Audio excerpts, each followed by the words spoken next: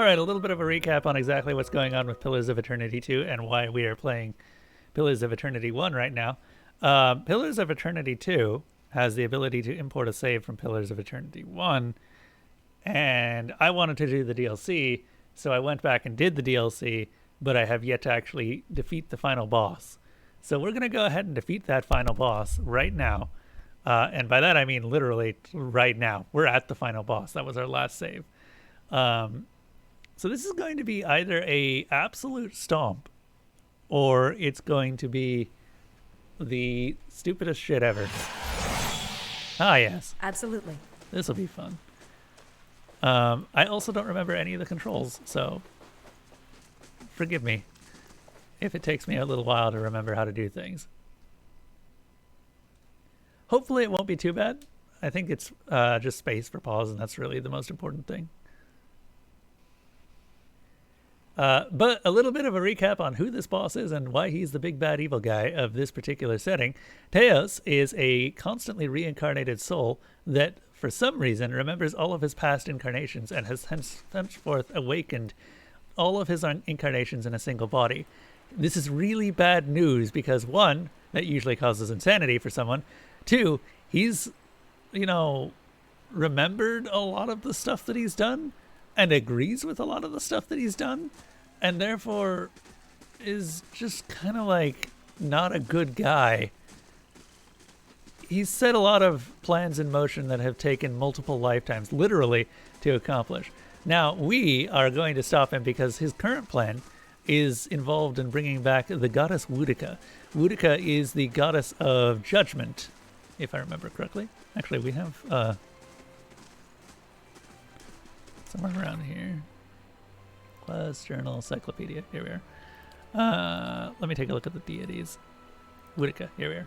Yes, she is the goddess of justice, law, oaths, promises, and rulership, vengeance, most notably, memory, and hierarchies. Depicted as an old noblewoman bearing a broken crown upon her head, said to have once ruled over the other gods, but has since been overthrown. Wudika is one of two gods that are no longer in the hierarchy, which is kind of interesting considering, who she is. But, yeah.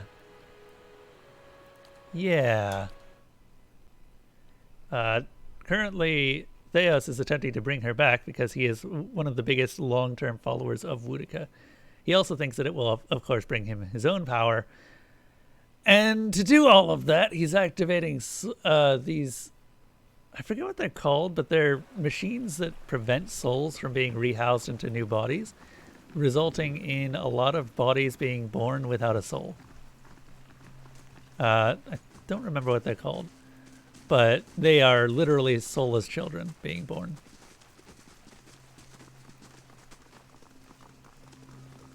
A lot of people thought that this was initially due to Aethys, one of the other gods that I was just about to talk about being...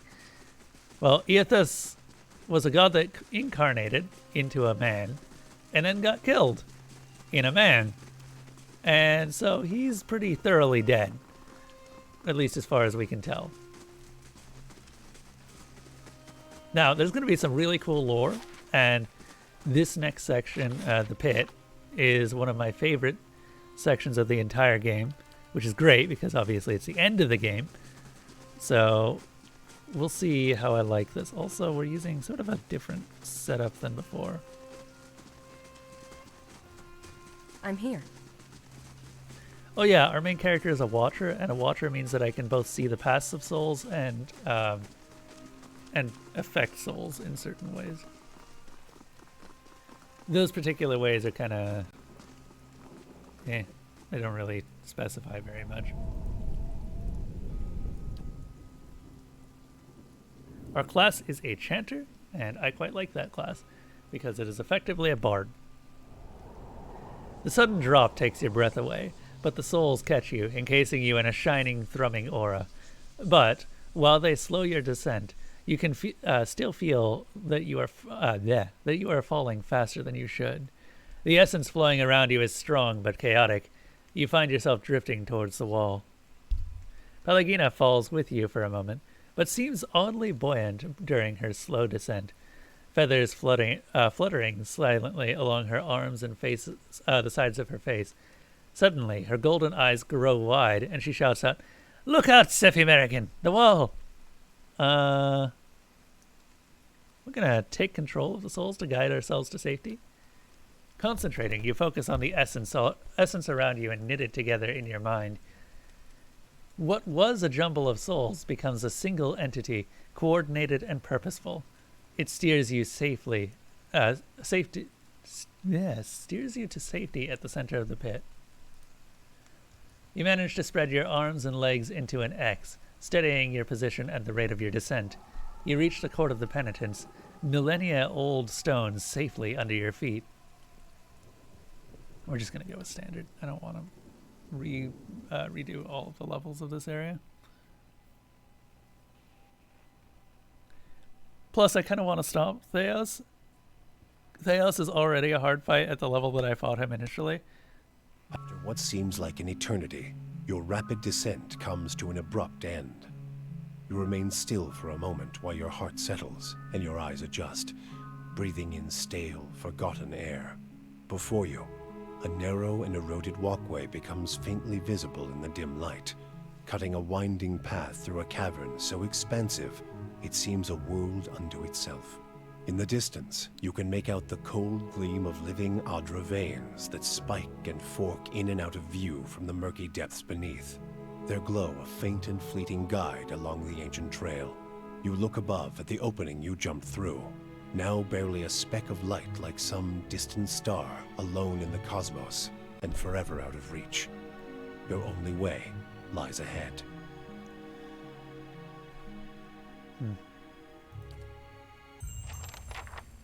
No going back now. Absolutely.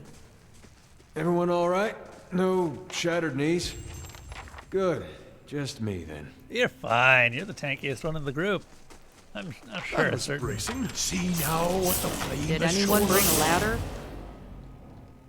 Slowly All now. right, then. Note taken. You could have told me about that before I stepped on them, but sure.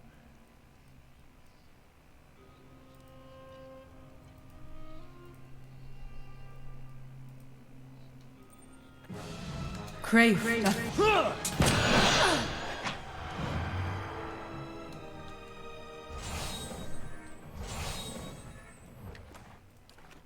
And what does the flame reveal? Crave. La feel. La feel. Honestly, at this level, most of the fights are going to be auto-played. As we are level, I think, 14? The game's intended endgame level is level 12.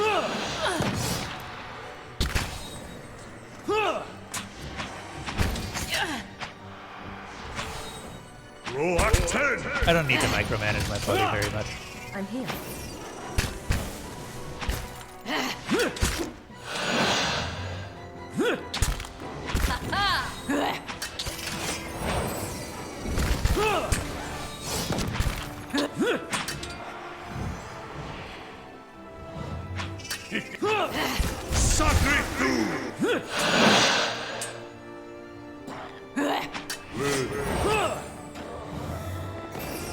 There is going to be a point where I do need to micromanage my party due to spells.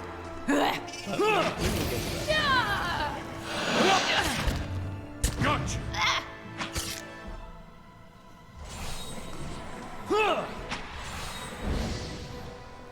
I'd be glad to.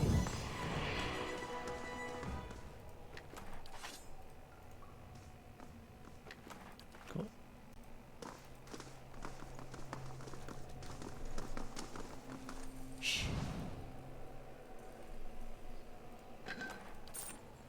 Money, money, money. Crave. La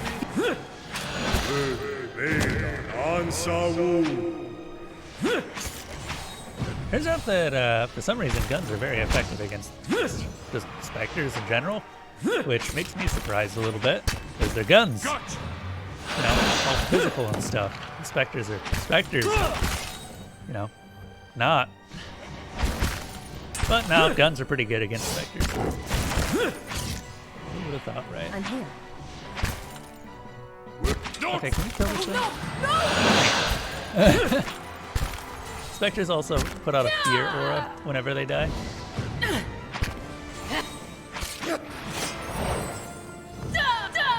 Ah! Oh god, I forgot about that stupid war cry. I specifically picked it because of that war cry. Hey. All right, then. Yes? Or I picked that voice because of that war cry. And the fire shows me something new. Well, there we are.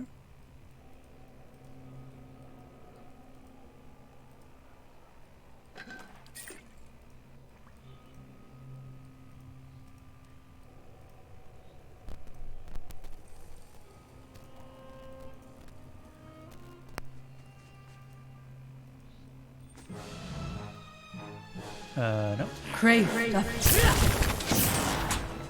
Okay, we may actually want to buff a little bit. These are spells that are free because they're just mastered. A couple of really good ones here I quite like. Shields of the Faithful, Devotion to the Faithful is really great. As well as Watchful Presence, which just heals you when you get too low. Breathe.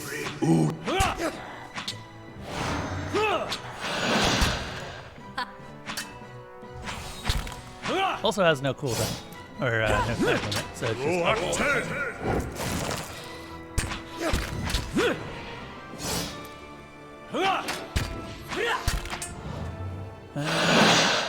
you guys want to be focusing on that animate? It's kind of in the back lines and all that. Pelagina, where are you? Oh, Pelagina doesn't have her pistol out. I should fix that.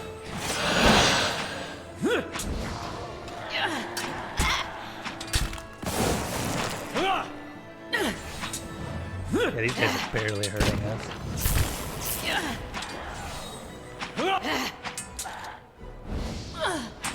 For the Republic! The Pelagina has a couple of really nice abilities, one of which is just a ability to buff all of her allies around her Not even slowing it. with a lot of attack speed. Good news. Here we are.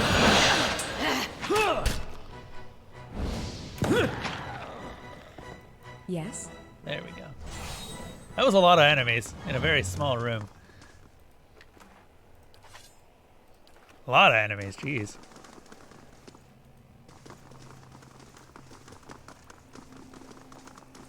A simple test. That's settled. For some reason, the priest is good at lockpicking. Don't ask me why I decided to do that to him. That was just how I ended up leveling him. Neurons is my favorite character, by the way. He's great. And by that, I mean absolutely awful. And what does the flame reveal?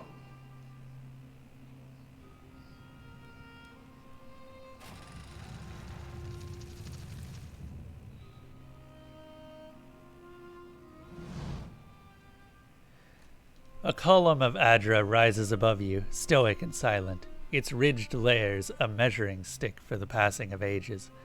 It feels to you as a thick block of ice, and you perceive buried deep in its core a dim, flickering flame, all but extinguished, yet preserved against the ravages of the elements.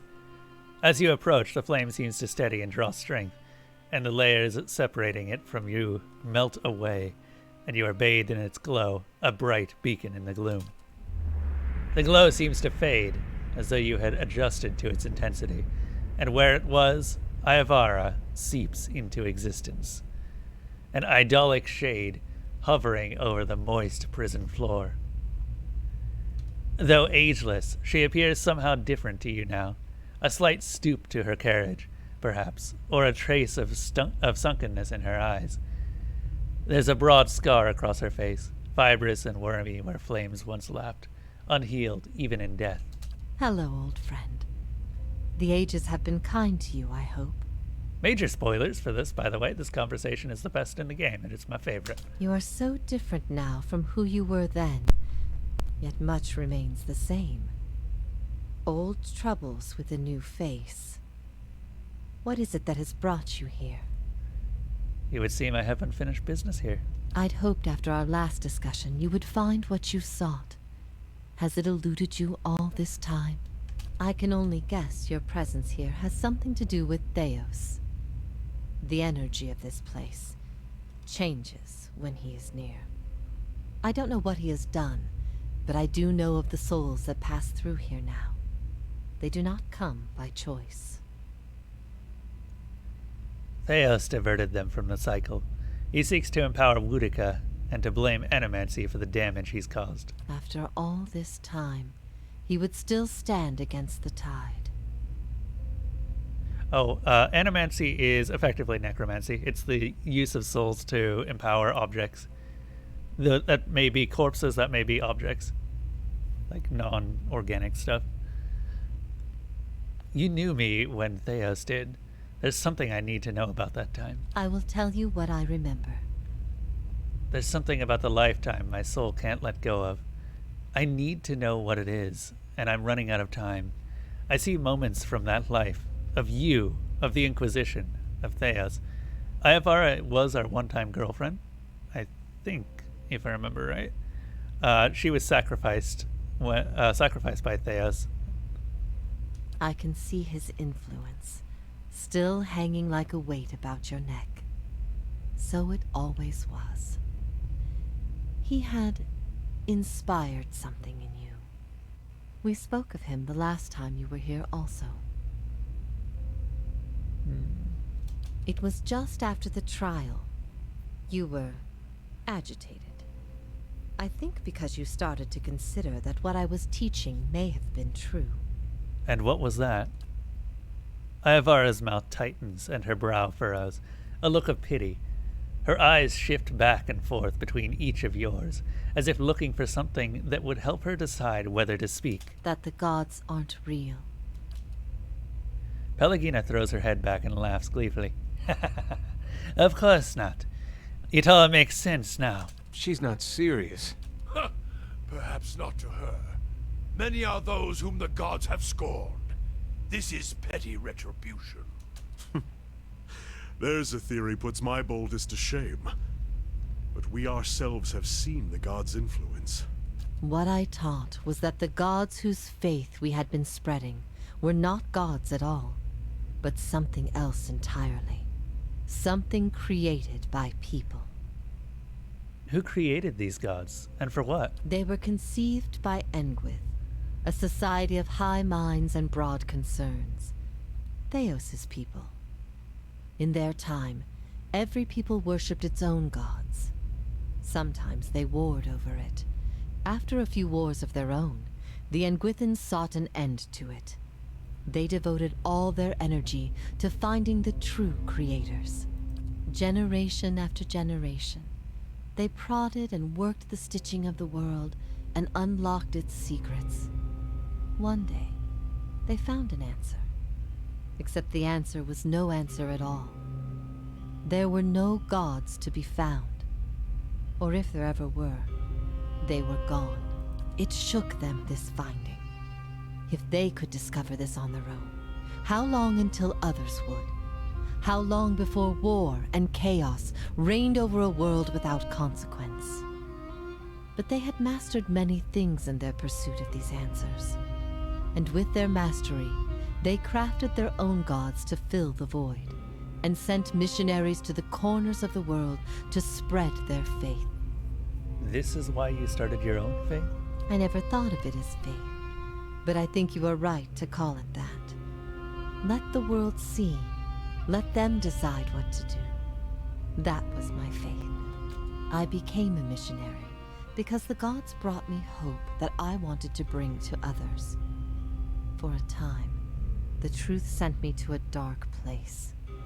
Then the day came when I realized nothing had changed, that I still had a purpose, and the purpose was the same and it was worth living for. I began questioning the other missionaries in public, exposing their parlor tricks. In time, their following became mine. And how did you discover this? The Engwythan missionaries all knew it, but they never told the rest of us. They meant it to be a secret that died with them. And in the end, they allowed their bloodlines to fade from memory. I had been assigned to join a few of them at a temple. I found the door to their chambers closed, but the room was stone and the door thin. Their voices carried. I heard enough. I investigated the things they spoke of, and everything was there, just as they said it'd be.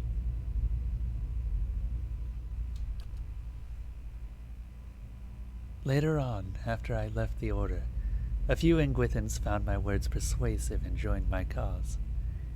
They revealed that what I did not already know. Is it true what you taught? You asked me this once before. Nothing I can say would be any proof, and it may be certainty your soul craves. Resolution. But if you are bound for the same place Theos directs these souls, you will see for yourself, as you once did. Everyone faces this truth at one time or another. Few confront it. Few have the stomach to ask what if. And in avoiding the question, they deny themselves an identity of their own.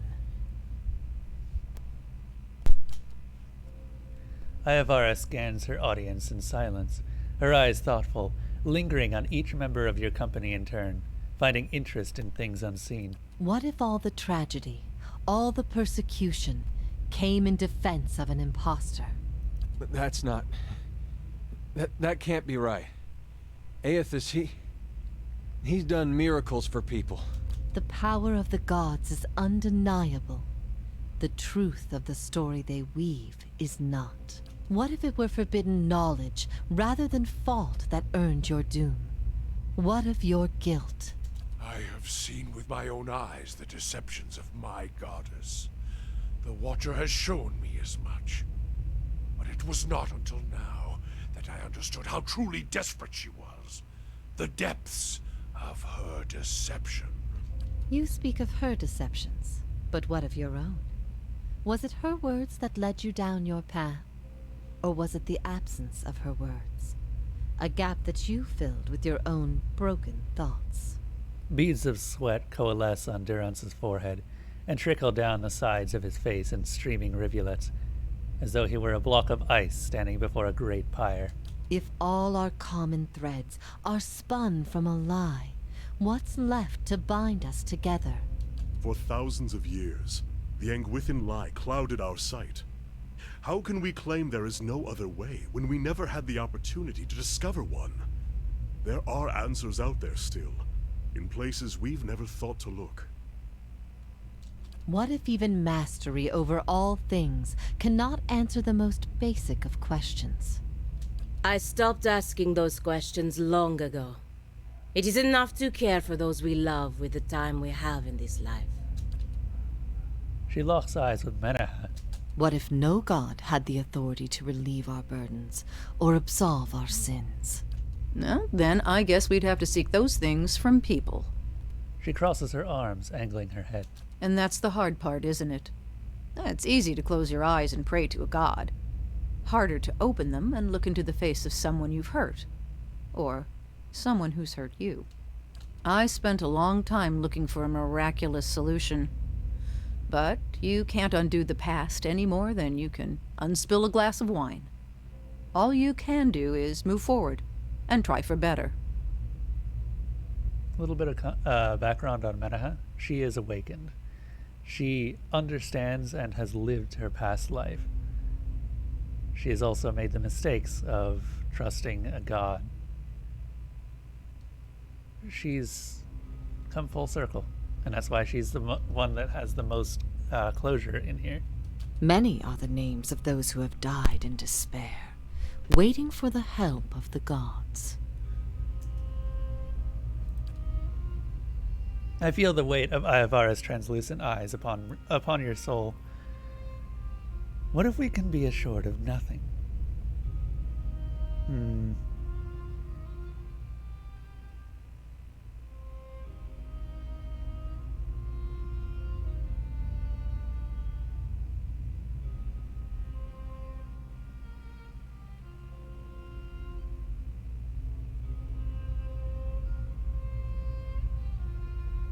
then we had best build our own strength so we can bear it. It's the trials, Watcher, that make us what we are. Have I not always said so? Yet strength is not given, but earned, and always in proportion to its cost. What will you sacrifice for yours, and who will pay the toll? I ask these things not to trouble you, but to show why they must be confronted. No answer is simple, but somewhere between them all lies a truth so beautiful, not even a god could conceive it. Do we not owe ourselves a chance to find our part in it?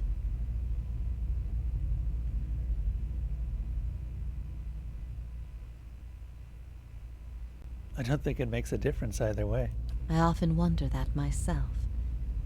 If things had gone differently, if the world had taken my faith instead of the Engwithan's faith, would it truly be what I had envisioned? I've been alone here with my thoughts for so long now. I've found peace with my failures, and with my punishment. I no longer curse fate for what might have been. But there is one thing that has clawed and scraped at my mind all these years. One thing that will not be put to rest until I know. Until I understand. For the first time, hints of doubt trace her serene visage. I need to know why you chose to remain with the Inquisition, even after you'd learned the truth. Do you remember? As she asks, the memory springs to your mind immediately, as though it had just happened.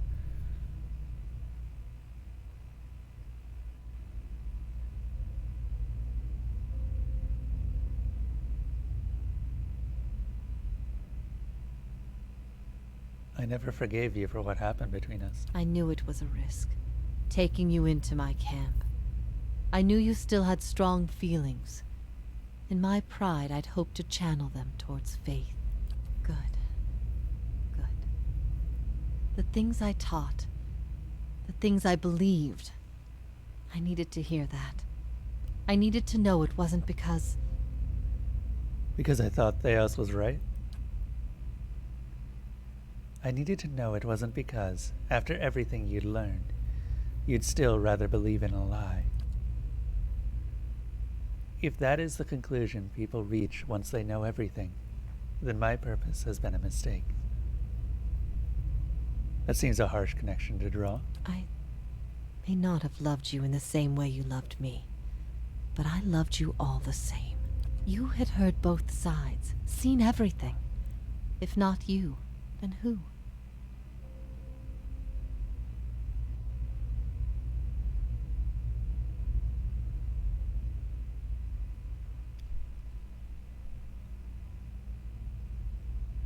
You're never going to be able to convince everyone of anything, true or not. There will always be dissent. I expected dissent, but I needed to know that true faith would prevail. Perhaps I've been wrong to place so much importance on one person's actions. It was all I could do to feel like there was an answer. Even knowing what you've told me, some part of me knows it doesn't truly answer what I wished to know. Nor will an eternity of silent contemplation. I will have only my guesses and suspicions, and that will have to do. And what of your understanding of our past? Are you at ease with the choice you made? I see the world differently now than I once did. I regret what I did to you, and I wish your forgiveness. You have always had my forgiveness, no matter your reason. There are circumstances behind that reason we all share. Knowing that, it is difficult to hold spite in one's heart. At first I thought this might be the source of your soul's anguish, but now I see I was mistaken. You are not divided on this matter. You have put it behind you. It is with Theos that your agony lies, in sun and shadow. Your questions are not for me, but for him. And it may be that only an answer from the mouth of Theos himself will satisfy your needs. Yet if there is anything I can tell you that would be of use, ask and you shall know. This place, Sun and Shadow, what is it? I could tell you what I believe, but again, it would be no proof. I have only what I have seen and what others have told me about it. There is only one man who can tell you now, who knows it to a certainty, and you shall face him soon enough. I will leave you to see it for yourself. Make your own judgments. Better for your soul that way, I think. How is it you speak Adiran? I speak no language now, but the wordless expressions of the spirit. It is through my connection to you that I am able to draw upon your words and form them as my own. Do you know what it is I need from Theos? I could not say for sure. But you have been to Sun and Shadow before, and it came at a crossroads in your life, when much of what you knew had been upended. I have to believe it will come to you there. Your concerns then were of loyalty and trust and the gods. Everything I told you seemed to send you further into doubt. His words mattered to you when you knew him then. After you and I spoke, you went immediately to seek him out. Perhaps you simply sought confirmation from the man you trusted. If something from that time still troubles you, it may be something he told you then, or refused to tell you. He keeps secrets better than any in this world. Why has Theos done all of this? He cares only for the secret he keeps locked away. He destroys anyone who might discover it, no matter their chances. That's why he's always favored Woedica. It isn't in her love of promises or justice. It's her disregard for the rules. Her willingness to do what is necessary. To Theos, she's not a deity, but an ally with which to conspire. When her power waxes, she does as she pleases with this realm, as well as hers. And she wants that secret guarded as much as he. If Theos succeeds, there will be a shift in the balance of power among the gods. Woedica was vanquished once, when the other gods decided she had gone too far, and her power diminished. With this infusion, there is no telling what she will do. The only certainty is that there will be chaos in their realm, as well as ours. Are you bound here until the end of time? In a matter of speaking. This is Breath Yamen, the court of the penitents. Souls are confined here until they repent. They must beg the forgiveness of a god, pledge their soul to them, and they will be lifted from this place to the world above. In truth, they receive leniency, but not true mercy. The spite of Woedica is eternal. They linger above, at the site of the old court, and are not permitted to leave the island, forever severed from the cycle. This prison was full once in the days of the Inquisition, but time weathers all things, even will. I'm the only tenant who remains. Yet, I feel their presence strongly now, as it was in the beginning. You have brought many of them here. They cry out for the judgment of Theos. You have struck some bargain with the gods, then. The other gods aid me because they want Theos destroyed. I owe them no debt. They aid you because they would bend you to their own purposes. Engwith built gods from ideals, and an ideal on its own is a grotesque and vicious thing. But these souls, these forgiven the gods have bequeathed you like chattel. They were loyal followers in life. They will be with you to the very end. Why don't you repent? You could be free of this place. Last time someone asked me that, I was bound to an iron wheel with a broken spine. There are many things I've come to doubt about the choices I made in life. But that trial was my one moment of certainty. Even without a chorus of gods to tell me I had been right. The gods need to be reminded that we have a spirit, and that spirit is proof against their power. They have the power to manipulate and confuse and ruin us, but not to change our will. I will remain here until the world crumbles and fades from existence, with joy in my heart, knowing I've shown them what they truly are. How can I get Theos to tell me what I need to know? You will not find a more resolute being on all of Eora. There is no offer you could make, nor spell you could cast, nor pain you could inflict that would make him reveal what he hides. But I see you have become a watcher in this life. Perhaps in defeat, when he can no longer defend himself, you might learn something from him. It's time for me to go then. Theos will not wait for you. If you do not catch up to him now, you may never find him again.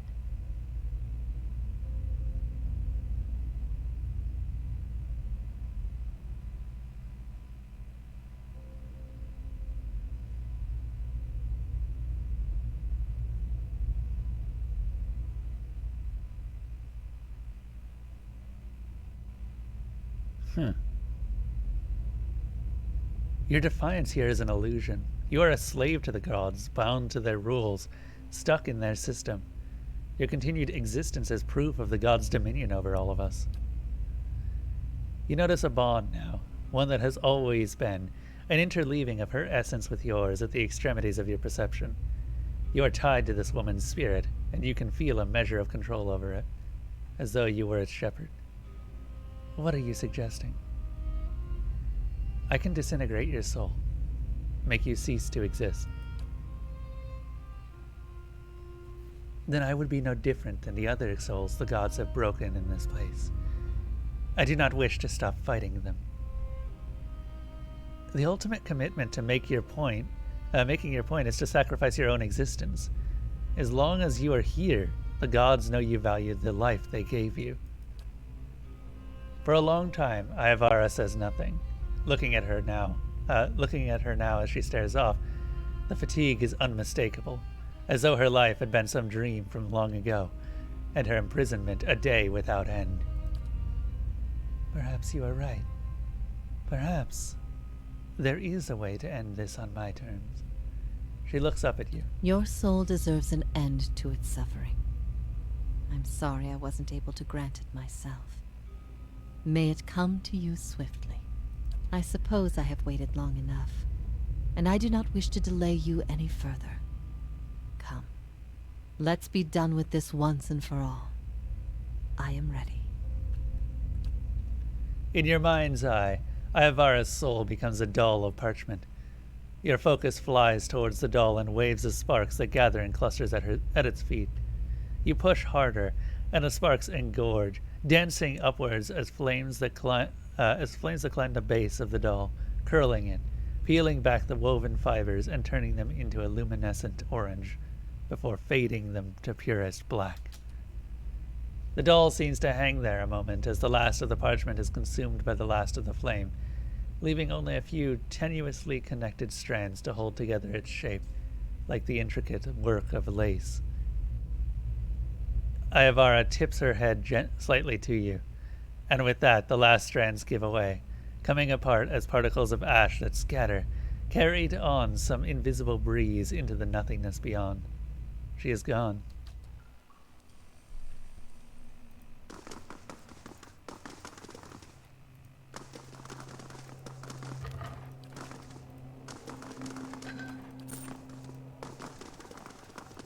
Oh, we got a free rest out of that, I just noticed.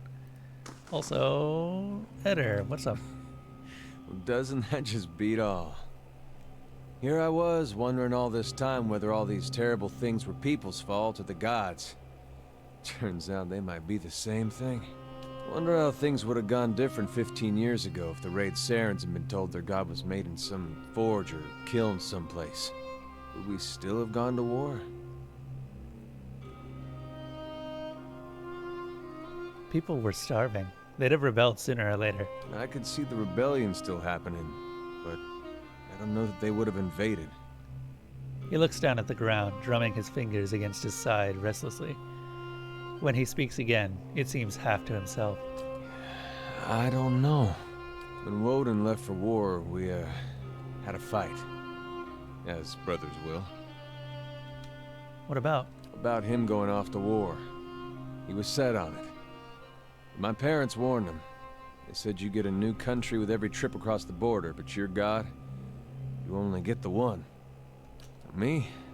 I didn't know who was right. All I knew was I didn't want him to go. It's the same for families as it is for gods. You only get the one. I said every vicious thing I could think of, trying to change his mind. He brushed it off. Just got me madder, of course, him being so calm. He said I should come with him, but he'd understand if I didn't want to. I told him he'd better be able to face his God one day and answer for what he'd done. He said he'd keep that in mind. And then, he was gone.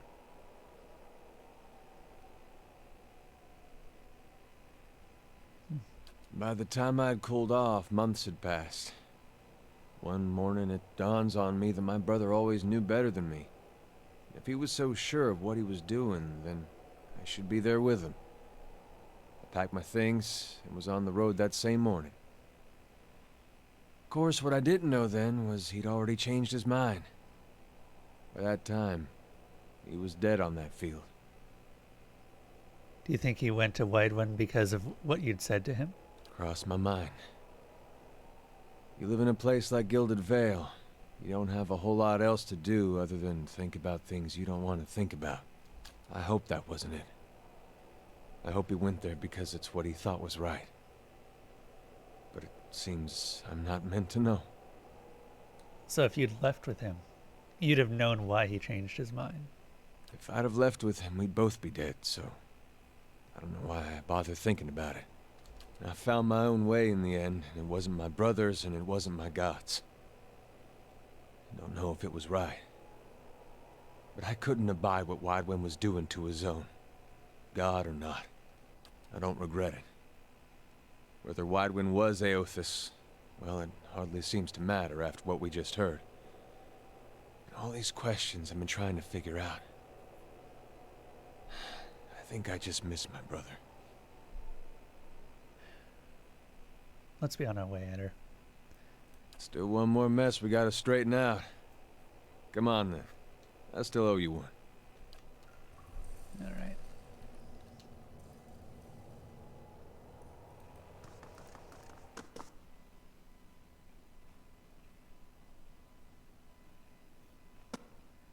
Pillars of Eternity 1 really is probably the best example of Obsidian's writing.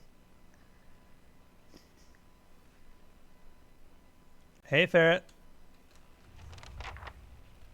You missed the biggest spoiler. Hello? Is everyone still there? Keeping an eye out. We're at the end of the game, just so you know. What the heck is that?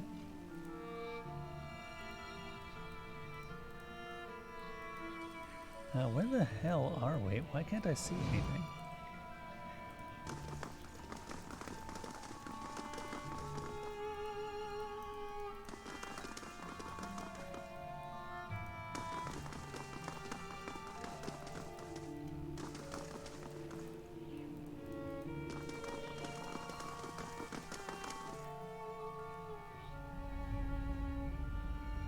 Didn't you not finish number 1?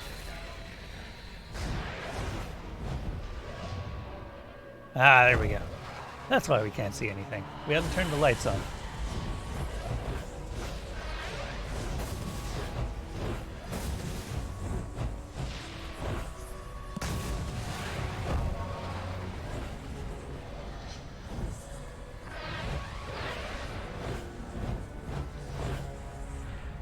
Look at that. A city to put all others to shame. And long lost. We light our own path now, Watcher. I don't suppose you could make a few bridges the same way, Can you do that again? I had something in my eye. Missed most of it. Ha!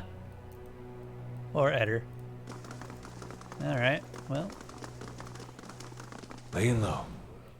Gonna stay low to the ground if we can. What did you not like about number 1? Because I can't have been the writer. feel like. Not even slowing it!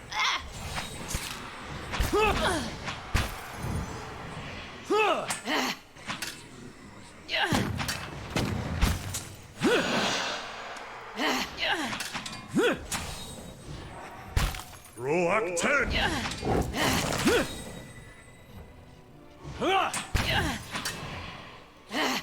Wasn't the turn-based combat in the sequel horribly imbalanced though?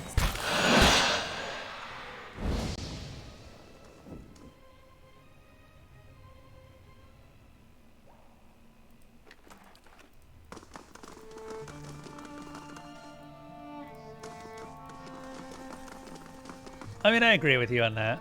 Where did... Following your lead. Come on. Yes? I was like, where the hell did Kana go? I think the turn-based with pause probably isn't the best combat, honestly, for CRPGs. Real time with pause. Turn-based with pause is much better. That's a dragon.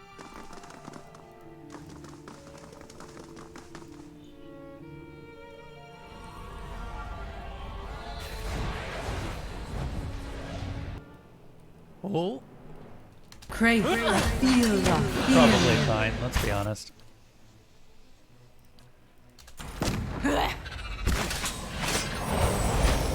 Oh, that's a dragon. Hey, Sephi American, can you maybe murder that thing a little bit faster? What does Sever the Soul do?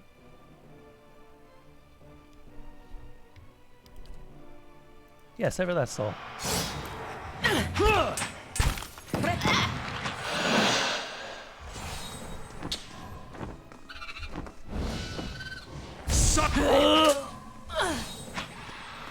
I mean, at this point, I'm also playing without upgrading anything. Oh, hey. Yeah, screw that dragon. Yeah, F it up. Shoot it real good.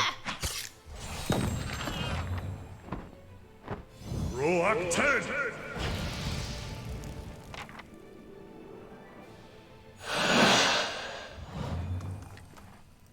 Certainly. We'll be starting Pillars of Eternity 2 next.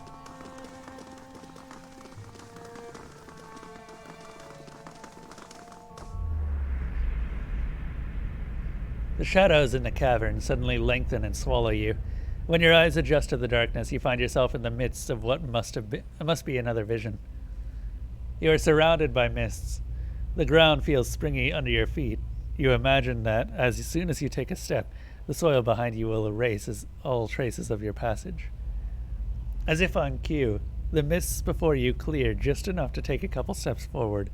You do, and the fog closes behind you. You continue for several minutes in this manner, one step at a time, never seeing more than the ground right in front of you. Eventually, rays of light cut through the haze, and you find yourself facing a canyon wall. Pelagina's head violently snaps to one side, her eyes tracking some unseen threat. She puts her hand on the side of her face, where two of her feathers have been cut short near the base. Tufts of down float in the air. Something whizzes past you. Just as you turn, you catch another weir of movement. Out of the mist flits a shape, small and round. You think you see another, and another. They tickle the corners of your vision. You turn back to the canyon wall. The sun shifts along its path, and what looks like a smooth rock face is the hollow of a cave.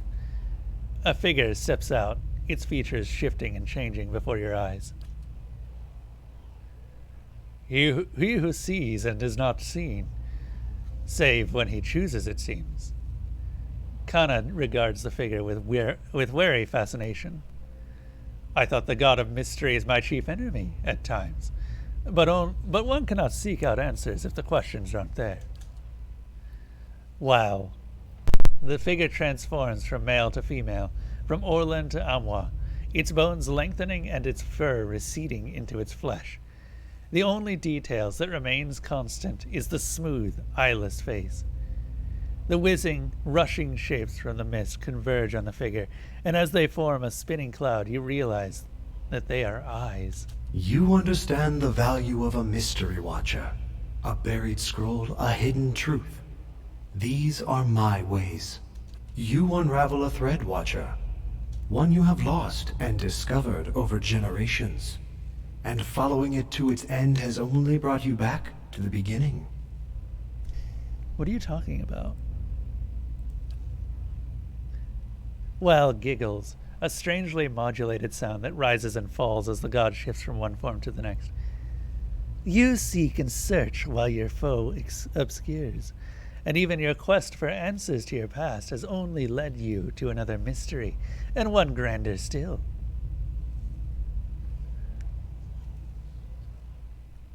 I'm here to stop Boudica from tipping the balance of power.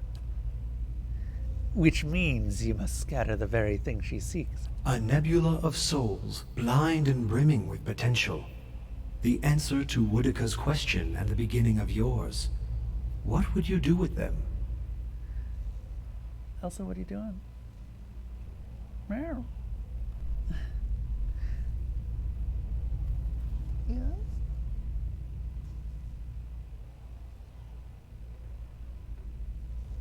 I think Elsa's just trying to get a little bit of a respite from the heat.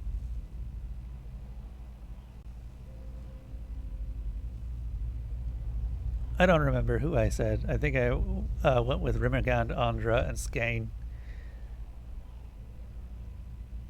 And yet fresh snowfall covers tracks, and waves wipe footprints from the sand, changing the terrain. This is the landscape of new journeys and uncharted discoveries. Even the gods require fresh mysteries. The clouds break and the torrent of rain washes Whale's features clean. His blank face molds itself again, taking on the shape of something you've never seen before. Do not consign the souls to the fate of some god's choosing. You have found them. Now scatter them across existence, their destination known to neither god nor immortal. Let them be lost again, new answers to new riddles. What end would that serve?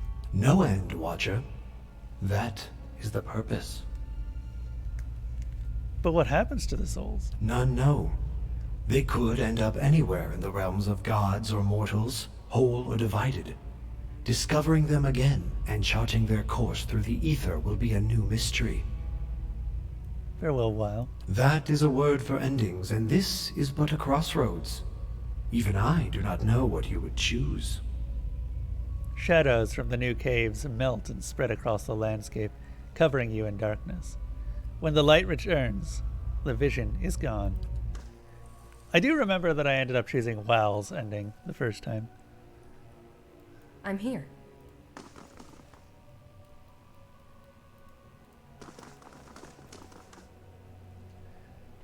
A lone segment of the bridge rises over the ruins of an ancient city. It looks stable enough, but the wide gap leaves little room for error. I think we're good. Or do we... Is there anything over here? Okay, yeah, let's go.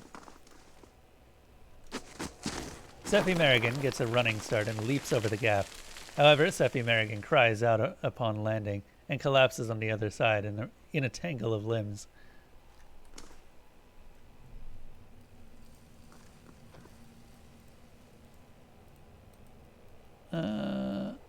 Okay, where are we?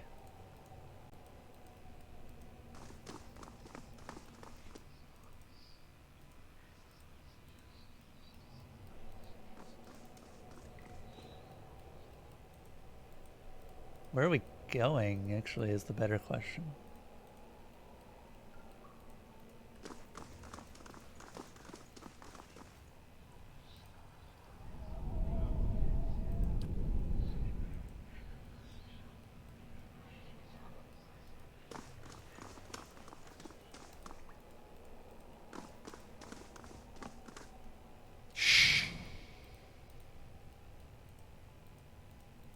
God damn it, I actually cannot see the ground.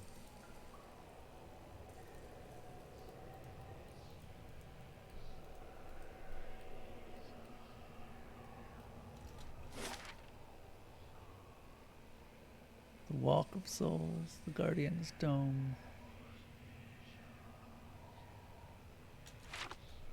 The Ferret, what are you up to today? Are you boiling as I am?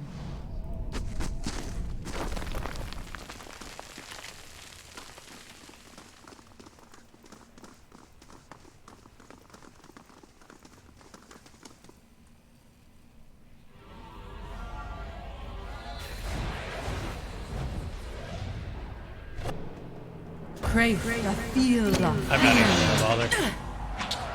There's no reason to actually control. Okay, that might be a reason. That might be a very good reason. Okay. Okay. Okay, that's a lot of ow. Wait, was Heart of Frenzy it, or?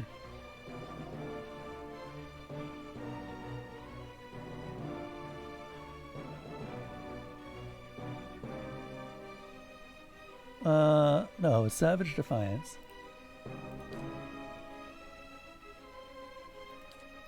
Following your lead.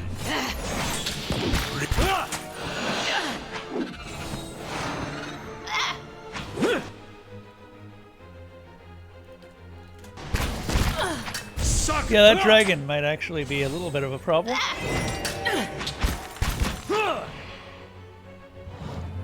Maybe.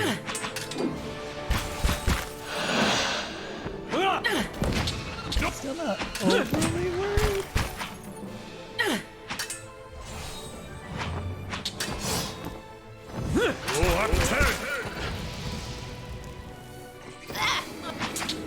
Oh. Okay, slightly more worried. Hey, Menaha, can you, maybe frenzy?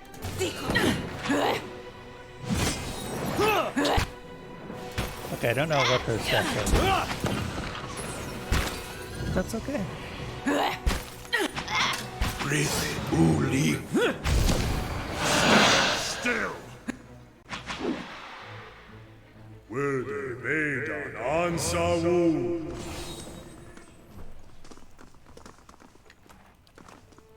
Cool. A little bit harder than I was expecting.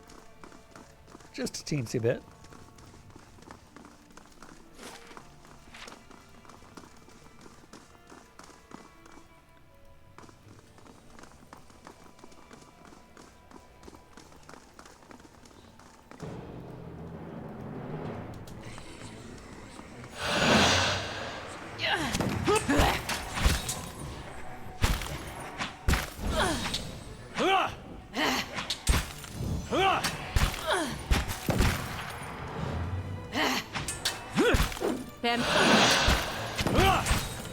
Roak 10! For Tatoa! Okay, that one's dead. Don't even... But maybe it is slowing. I have them!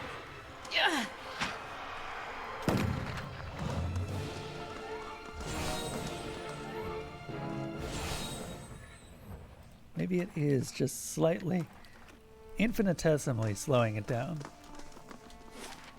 Okay. Where are we going from here, actually?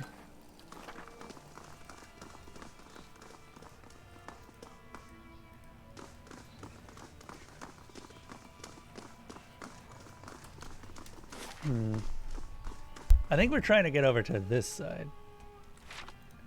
Unless... Oh my god, there's a freaking door here.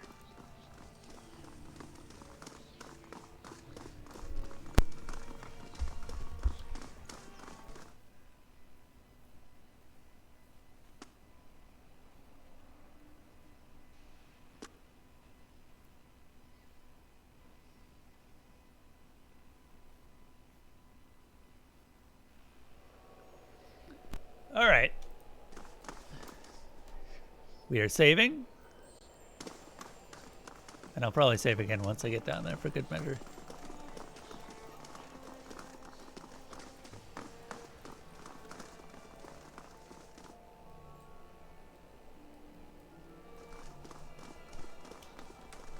But ready to take the oath. Spread the word of the gods. I wouldn't ask. If you do not, you will have greater powers than... Osionis.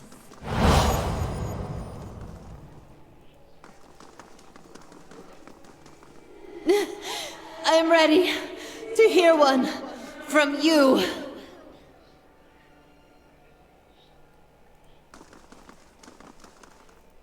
Alright, we were supposed to walk this one, but I double speeded it, so we didn't actually listen to everything.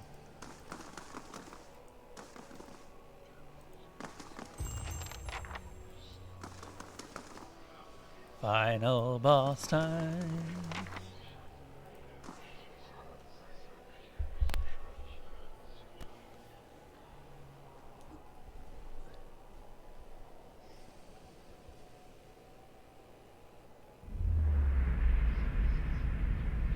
You've come to a circular room, grand and domed, its walls lined with Adra and trimmed with copper. At the far end, a great pillar of Adra pierces the floor from below like a ragged spike, its shimmering texture giving the illusion of boundless depth. Your thoughts are yours, and not yours, and they are all questions. At the base of the pillar stands Theos, a look of concern on his face as he notes your approach. You have something you want to ask him, one question above all others, spinning madly in your mind, but you don't dare ask it yet. You need some admission from him first, some hint of the veracity of your suspicion. You are far from your post, Inquisitor. What brings you here? Was Ayavara telling the truth?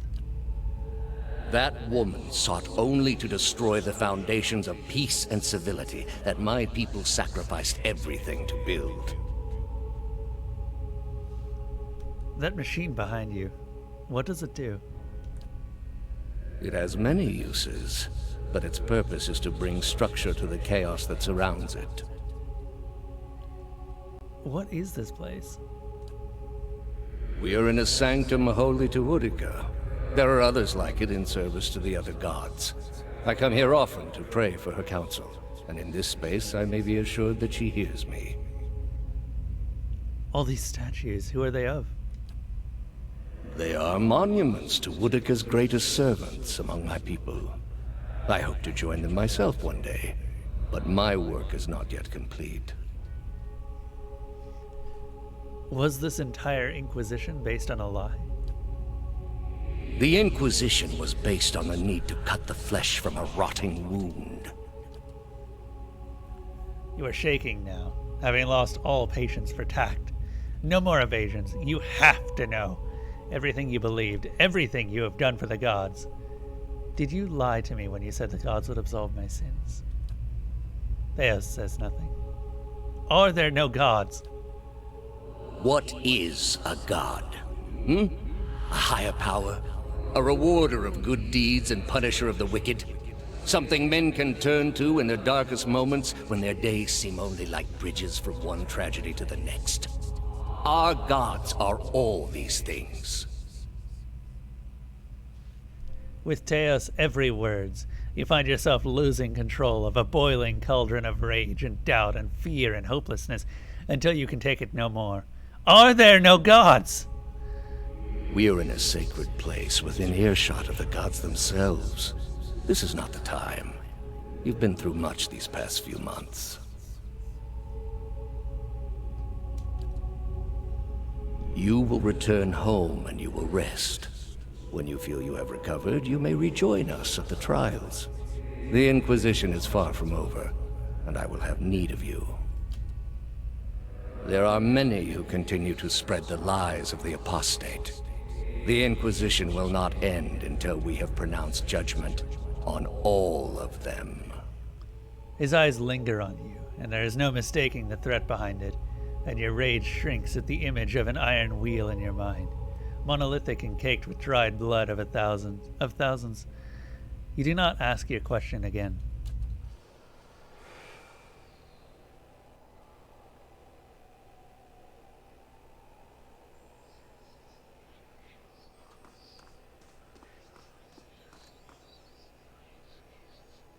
How did you find it? I didn't. It was Lady Webb. Another in a string of acts of petty defiance. For all her knowledge, she always preferred spite over reason. She loved you. Then she should have obeyed. I ask one thing of all my followers. She was incapable. A waste of rare talent and intellect. Her talent and intellect were too great for her to live as your servant. What of your cohorts, then? They have followed you to their deaths. Is it loyalty that brings them here? Or is it, as my agents suggest, that they have no direction of their own? You worshipped Aethys, did you not? Your spies are good. What gave me away? The cape? Yet when your god needed you the most, you chose your country. We were being invaded. Not by anyone who was acting like a god. Then I should think your hometown gave you a hero's welcome when you returned. They made cake. Hard to blame people for losing faith when it's the gods who are misbehaving. The gods argue over how best to prevent Kith society from destroying itself. These disruptions would not be necessary were mortal instinct not so diseased. You have devoted yourself to studying the work of my people. Why? I thought your people had much to teach us. That we too could create great machines, improve our ships, make an empire as vast and impressive as yours ever was, built upon your secrets. And did you ever consider that these were things you were never meant to understand? That their comprehension is beyond you? I know better. The Anguithans weren't an infallible race. They were never gods. Or you were never gods. All your petty experiments, your heinous crimes, your glorious achievements. You were just people, and your time came and went. Engwith is a lesson now, for those who remain. You are living in the time of my people, Amawa. You owe them more than you will ever comprehend, and so it shall ever be. Greater civilizations than yours have attempted to reclaim what we buried. The greater their successes, the worse their fates in the end. I have seen to it. Duran stares at Theos with a beast snarl. Theos watches him calmly. You built a weapon that delivered exactly as promised. I served my goddess as you did yours. Yet the other builders were slain. 11 of a dozen. Why not you? Were you somehow different? Redeemable in your god's sight? Whatever desire I had to be redeemed in her eyes was weakness, purged by the Watcher's sight. Or was it merely that your goddess wanted you dead as well, and your delusions of importance prevented you from seeing the obvious? A whore's beguiling charms, nothing more. But the spell's broke now, Theos. The trial's over. I know friend from foe, and I've come here now to see a foe repaid. You were able to destroy a god because another god wished it. Without her hand to guide you, you could not strike at a god any more than you could strike the sky. You are impotent, and not just from the pox. I understand your Duke's bells gave you a mission. Their orders do not absolve me of my greater responsibility to the safety and well-being of the Republics. You might want to skip over this one, Theos. Don't want to pick a fight you can't win. Yet you disobeyed. Something you already have a reputation for. They will know, of course. If it had been for a worthy cause, they might have forgiven you. But I don't see them pursuing Animancy after seeing what it's done here. They trusted you, and you disappointed, as you always have. And you will again be disowned. The parents scold, but the children are safe. Whether Animancy research continues in the Republics or not, they will survive. For now, that's enough. In any case, I wouldn't be so smug about my fate, Theos. I imagine Woodica responds to disappointment much more severely than even my dukes. Theos regards Menaha. And the lost gift-bearer. You have been many things in this life, all because you fear what you really are. I know what I am, and it's the searching that got me there. But it was the promise of redemption that led you down that course. Where would you be if you thought all was lost? What a pity. You must not think much of people if you feel like we're all so hopeless. Or perhaps I have merely witnessed the alternative. You are here because you are lost. The gods cannot reach everyone, I'm afraid. May you fare better in your next lives. He directs his gaze at you. I gather you have had your soul awakened. Why else would you shadow my footsteps like some stray mongrel? You think I have something to offer you, but our business was concluded long ago. What do you know of our business, Theos? You think your abilities only flow in one direction. That isn't how it works, I'm afraid. Not for me. For all that you saw of my soul in the sanitarium, I saw as much of yours. Our business will conclude when you have told me all I wish to know. I answered your questions once. That your soul is not fit to accept the answers is of little concern to me. I lied to no one. Not to you, not to anyone. The gods are real. They are everything we need them to be, and the world is better for it.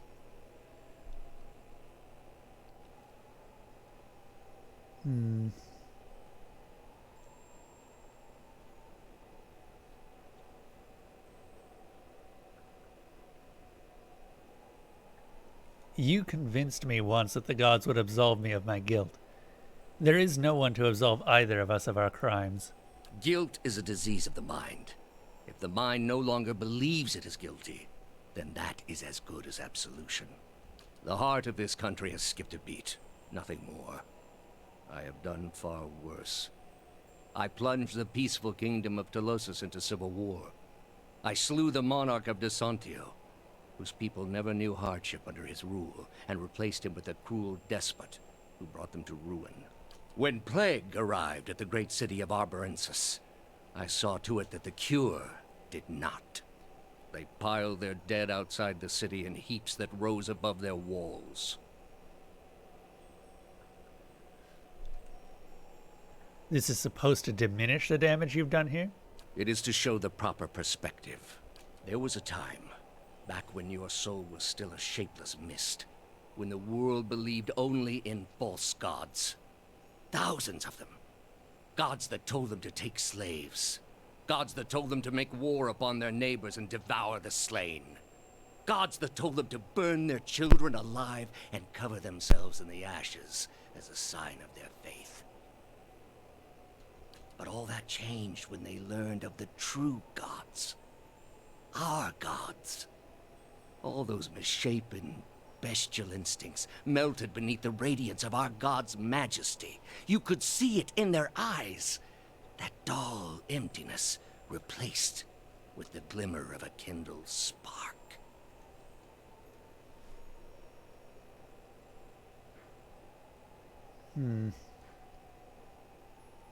You led them to overcome their nature. No person can overcome his instincts by himself. Only with the aid of a god, someone he will respect and listen to, even against his every impulse, does he stand a chance. Have you imagined this existence? The one the apostate would have created. We are not all so virtuous as she. Without our gods, the most wicked, the most tyrannical, they would take that power for themselves. But more than that, it would be a hollow existence. All mysteries forever unanswered. All purposes constructed from meaninglessness. No endings to bring closure. Only a wheel, turning without mercy, grinding our spirits to dust.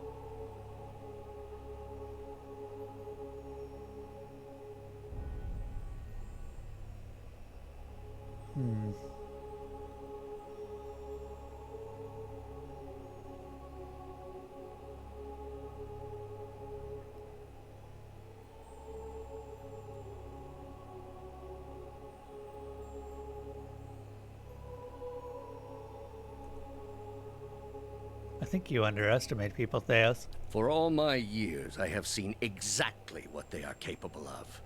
What the apostate asked was beyond any man. All I have seen, the millennia of experience. I will not be dissuaded from this course. This is the only way.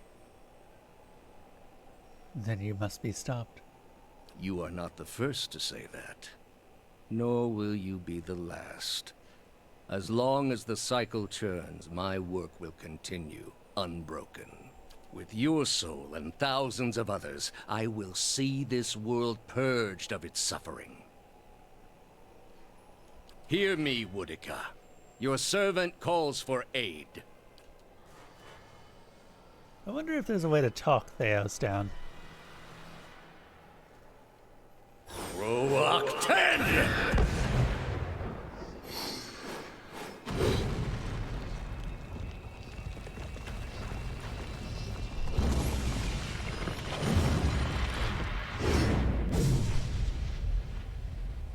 Great. Okay, this is the hardest fight in the game. But, first of all, okay, Menaha, I want you to go after that, right over there. Great. Heal.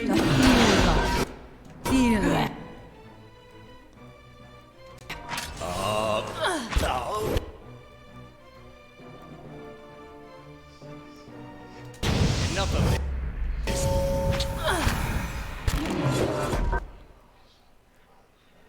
Okay. Okay. Symbol of Magrim, hand of wheel and woe.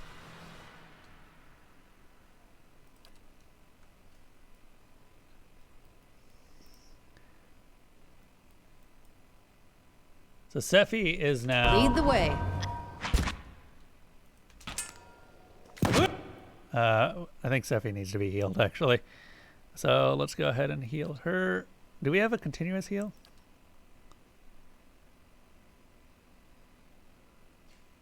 We have consecrated ground. This thing isn't doing the job.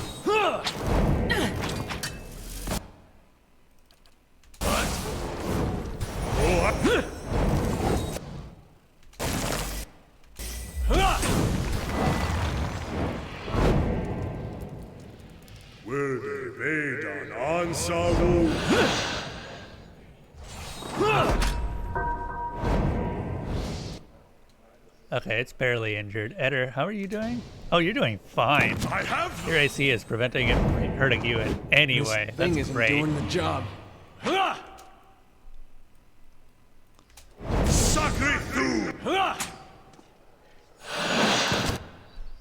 Okay, Sephi?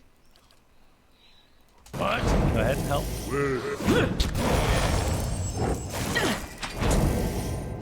Are those antlers? I think they are. Hold up. Does Sephi have... Some as a swamp spore. That'll do.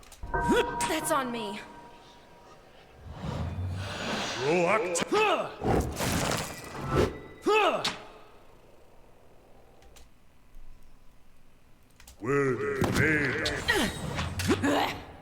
Come on, guys. Worth it. Okay. Okay. Where is it? I need anti-confusion. Litany against afflictions. Paralyzed, petrified, stunned, terrified, weakened. Treachery. Charm, domination. Fantastic. That'll do it.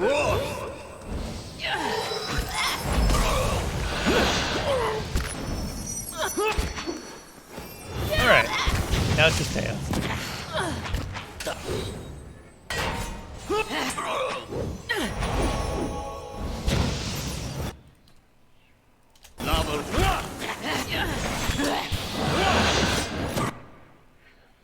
Whoa.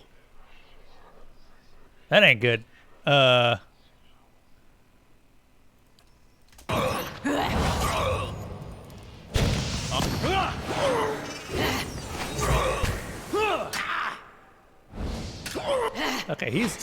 Okay, he was badly injured and now he's definitely not. That's definitely not good. Oh no.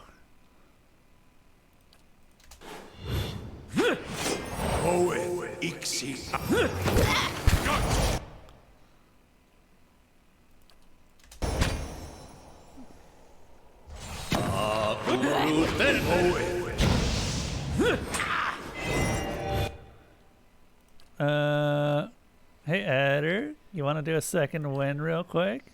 Yeah, you do. Do we have a resurrect? We should have a resurrect. Yeah, we do.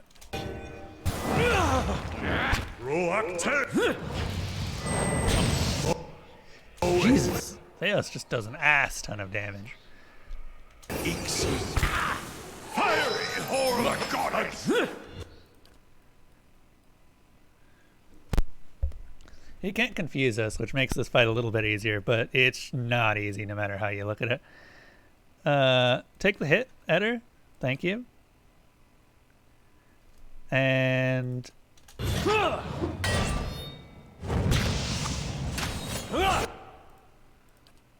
Oh god, I cannot control anyone else. Why can't I control anyone else? I think they all got confused, unfortunately. Asian doesn't wake up. Attend to the priest! Yep, I think they all got confused. I'm ready. I was sort of hoping that Theos might wait a little bit on that particular spell. This is fine now. We might still be able to get someone up. We'll see. I don't actually know how many things we have. I also forgot about Barring's desk store. Everyone has at least one of them. Targets a single pallet.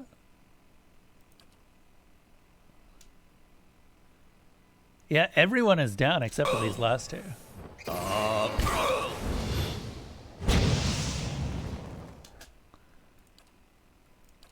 Palagina, do you have any way to resurrect anyone? I don't think you do.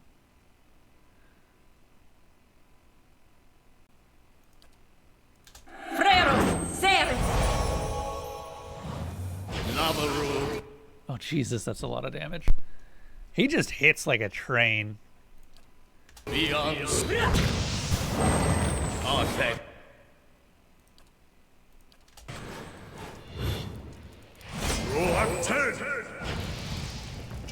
Damn it, Kana.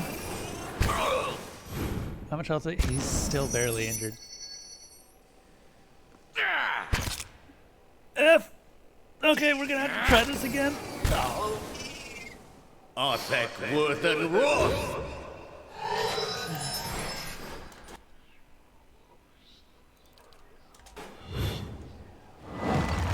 Rith Ulikna.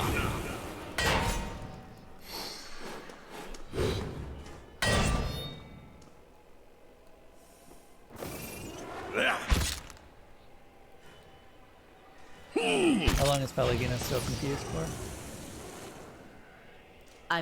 She's good now. Okay, can we in any way get someone up off the ground? Because I don't think we can.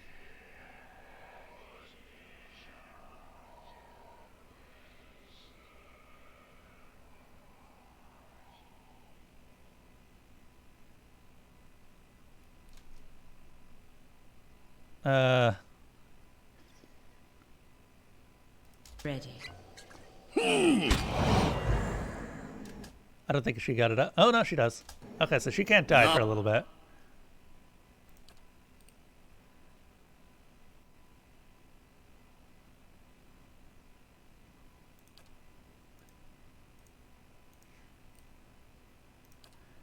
And then we're going to swap her. Oh. Beyond sea.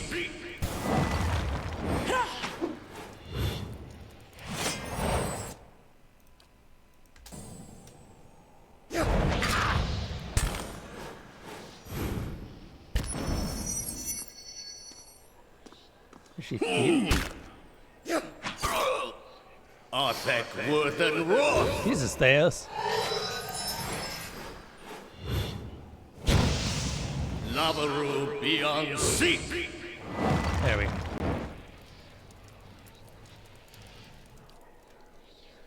Theos is a hell of a weird fight. Because he's actually tougher than the giants he summons. You wouldn't think that he would be, considering that he just goes into shell mode immediately, but nah. We very nearly killed him. I think I just need to focus a little bit more and just pile on spells and stuff. Roak 10!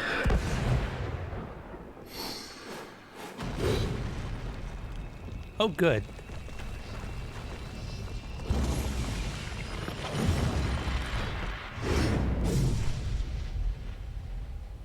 All right.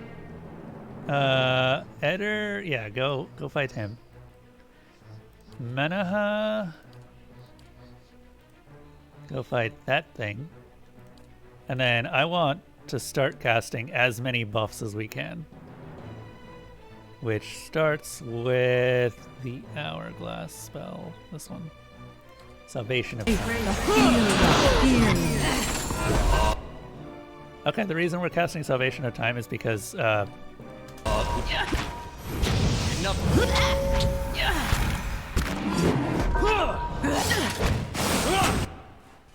Jesus, he very nearly killed her.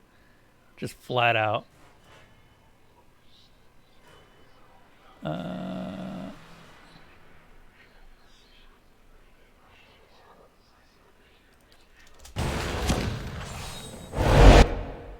Oh, and then she just died. Okay, great. What is doing that? Well, we have enough damage to kill them pretty quickly. Resurrection on her, please. Get her up. Thank you. And then let's get one.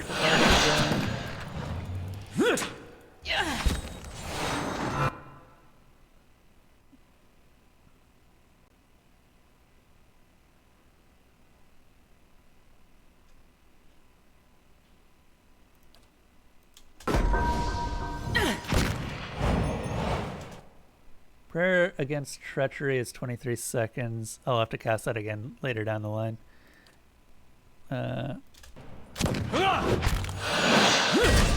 This isn't work.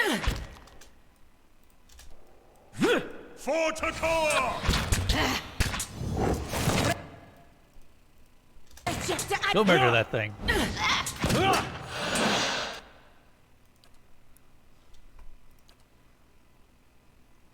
Uh-huh.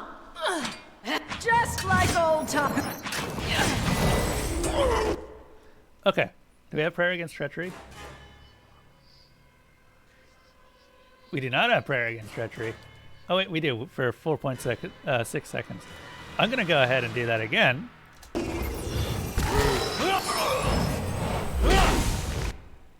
Lava roll beyond. Close enough.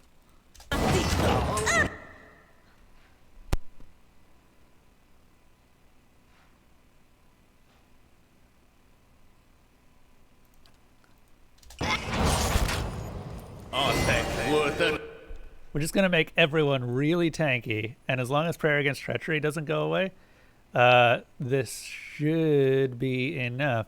Cleansing Flame would be a really good thing to put on him.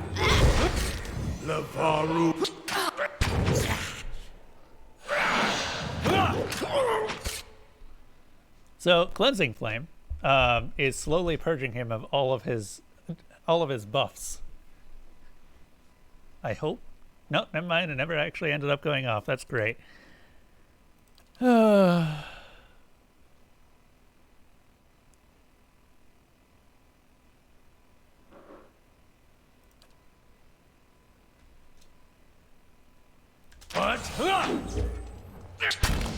I have them. Ooh. Okay. Okay, this is fine. Feels unfaithful.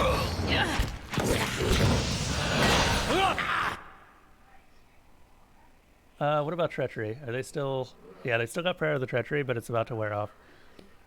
And I don't have any way to re-up the time on it.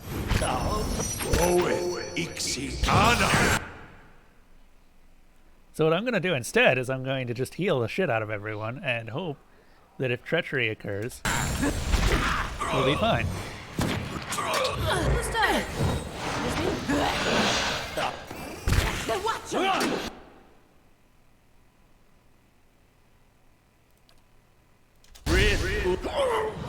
Oh, Sephi's actually just flat out dead.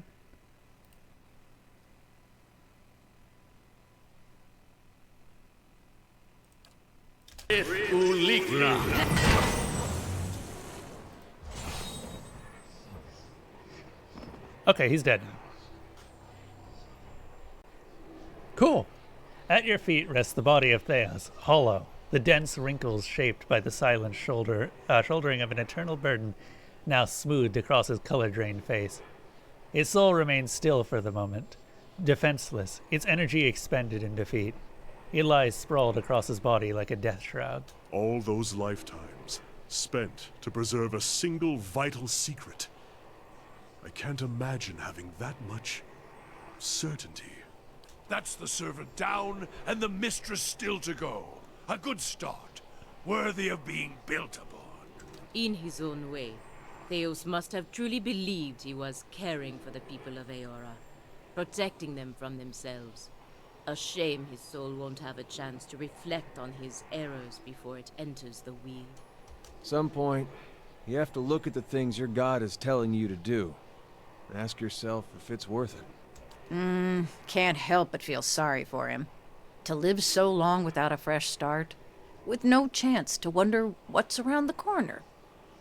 Explore Thea's soul. With a deep breath, you plunge into Thea's soul, and where in Brackenbury it had been a maze of narrow corridors and dead ends, now it is expansive and borderless, its walls crumbling into heaps like the ruins of Engwith as you pass through them. You travel for what seems like ages, rushing into a known destination, a memory you glimpsed once before. At last you see it, no more than a pinprick of light at the end of a long tunnel, expanding slowly at first, then quickly as you near. You come out in the room you are standing in now, but it is new and pristine and filled with people, thousands of them, all turned towards the great Adra pillar and the machine that encases it. Theos stands at the machine, and you are one with him now. You look out at the crowd, at faces of shriveled old men and cherub-cheeked little girls, at mothers bouncing infants to quiet them, and fathers clasping their children's restless hands and watching you with somber acceptance.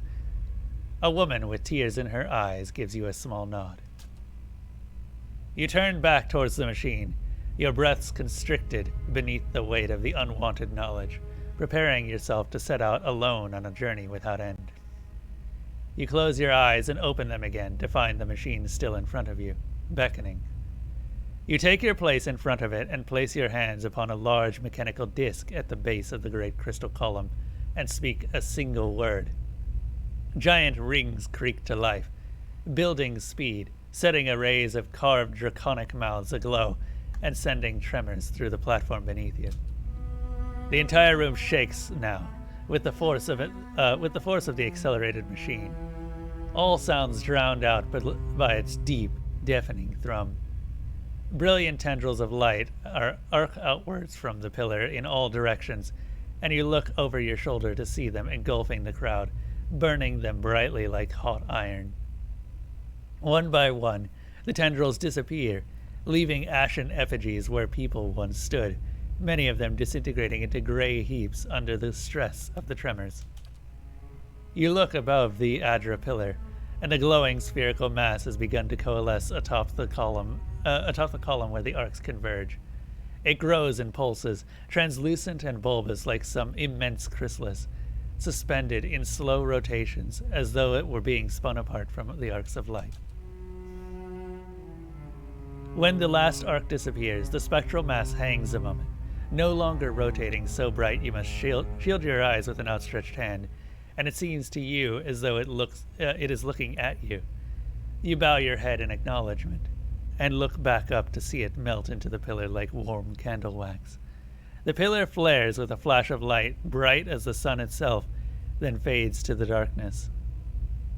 The machine slows down to an abrupt halt, and when the last echo of its grinding cogs has passed, the chamber is still, and you are alone. From all sides, reality begins to bleed in through the memory, and you find yourself in your own skin once more, looking down on Theos' lifeless body. You sense a listlessness to Theos' soul, an overwhelming fatigue that hinders its immediate escape and makes it vulnerable to manipulation. You feel as though your victory has given you some kind of hold over it, and you are able to do with it as you please.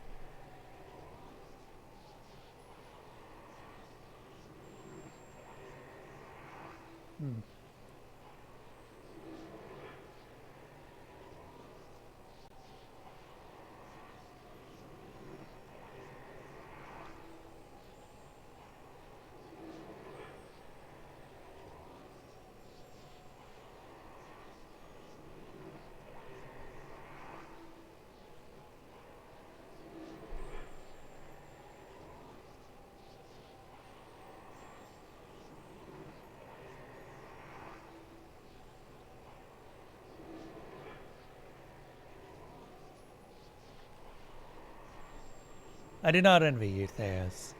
I, of all people, realize the sway memories can hold. It is time you were granted peace. An end to doubt and certainty alike. It is an ending, even if there is little justice in it.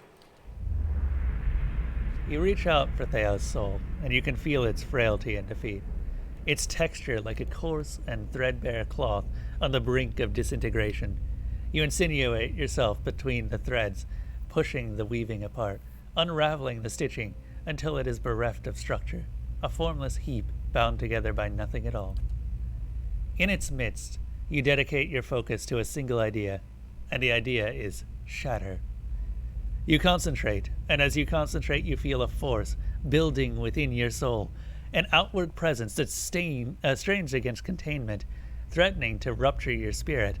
When you can contain it no more, you transfer it into Theo's soul all at once and release it there.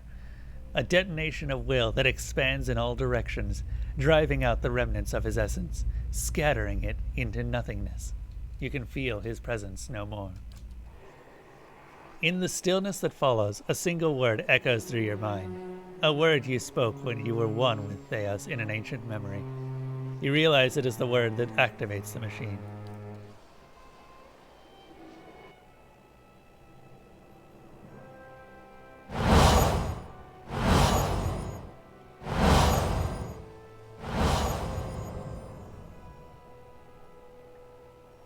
And so ends Theos, the last of the Inquithans.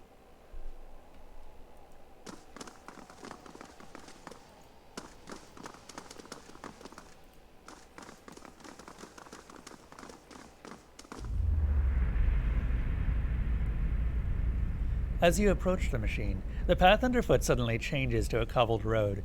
If you hadn't experienced visions like this already in Ter Evron, you'd be tempted to believe that the machine had sucked you into it and had deposited you in the middle of nowhere. The sun blazes overhead, and the rolling meadows and thick forests on either side of the road could be anywhere in Deerwood.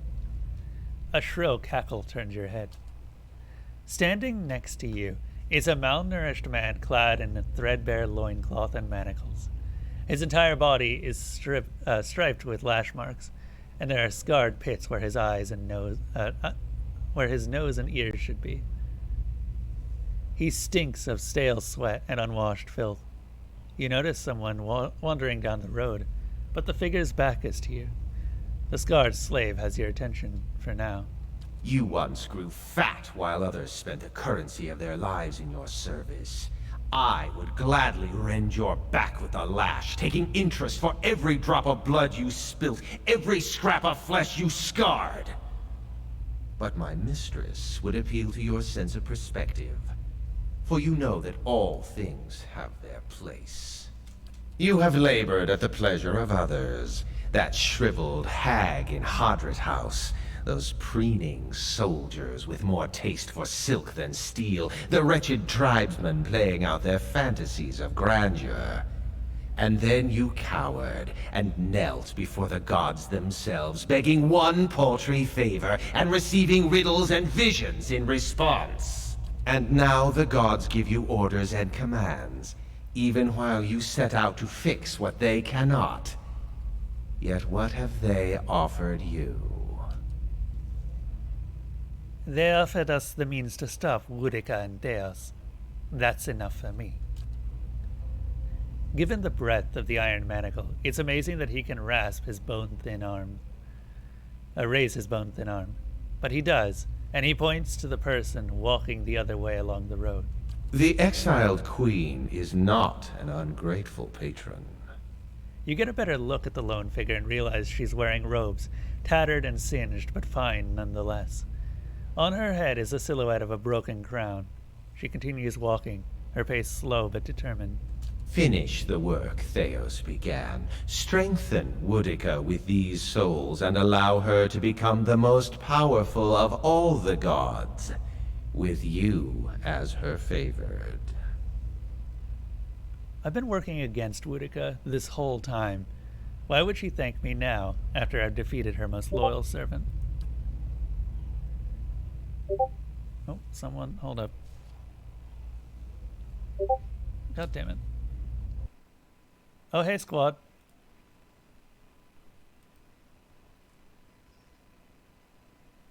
I always forget. I always forget to do this. Streamer mode. Thank you. Turn it on. It's been a long time since I've seen you in here, squad. How are you doing?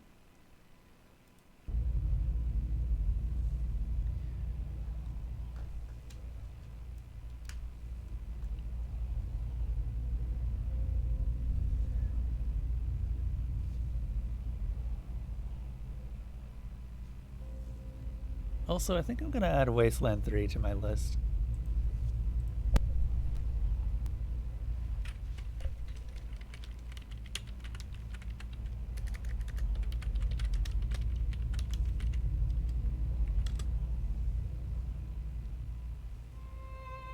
Whoops.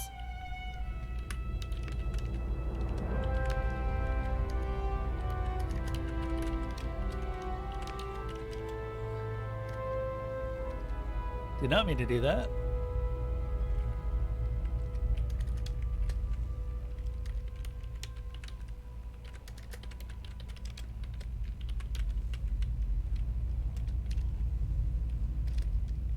Gotta put quotes around it, otherwise it thinks it's Wasteland with 3 logs. There you go.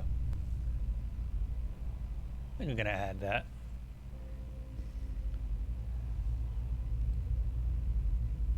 It's been a while since I've gotten it. Figure it's more than time enough to play it.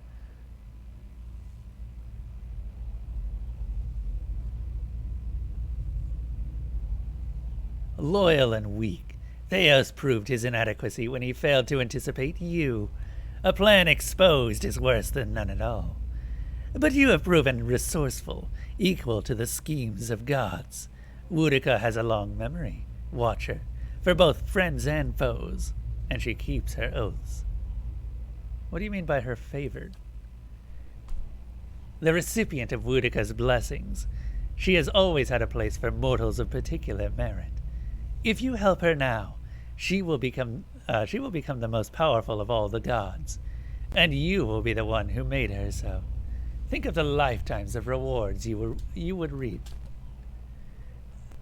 The only reward I wish is the joy of pulling bloody shards of her broken crown from my staff when I finish with her trial. Skane turns his flinty eyes on Durrance. So says your companion who's been abandoned by his own god. Do you really trust him to make alliances for you? Helping Boudica would mean that secrets of the gods stay hidden. He rubs his hands together, his black eyes gleaming. Safely hidden, yes, from the violent overlords who would cease to fear punishment in their next life. From the heavy-handed masters who would answer to no one. The world needs some schemes. Or are the souls of Kith so pure that you would snap the tenuous thread that binds society? Have caution, Sephi Merrigan. All schemers desire an ignorant multitude. Kana's shoulders are set in a straight line, his expression grim. What they fear most is that we should know enough not to be content in our places. Skane takes a bundle at his feet and hefts the burden onto his back. I've explained the alternative, Watcher. Continue as a pawn of the gods or a partner of one. At the other end of the road, the figure stops. She turns her head just enough to look over her shoulder. Her face is mostly hidden, but one merciless eye peers at you from a cheek of rippled, scorched flesh. I won't help you. You say that now, but when you're standing in front of the machine, considering the lifetimes and the powers that await you, we'll see what you do. He continues down the road, and when the sun suddenly drops below the horizon, it plunges you into momentary darkness. You come to your senses in front of the machine. All these evils we've seen, going all the way to the Saints' War. That was all Boudica. Imagine if she was stronger on top of it all. Yeah, let's go with no.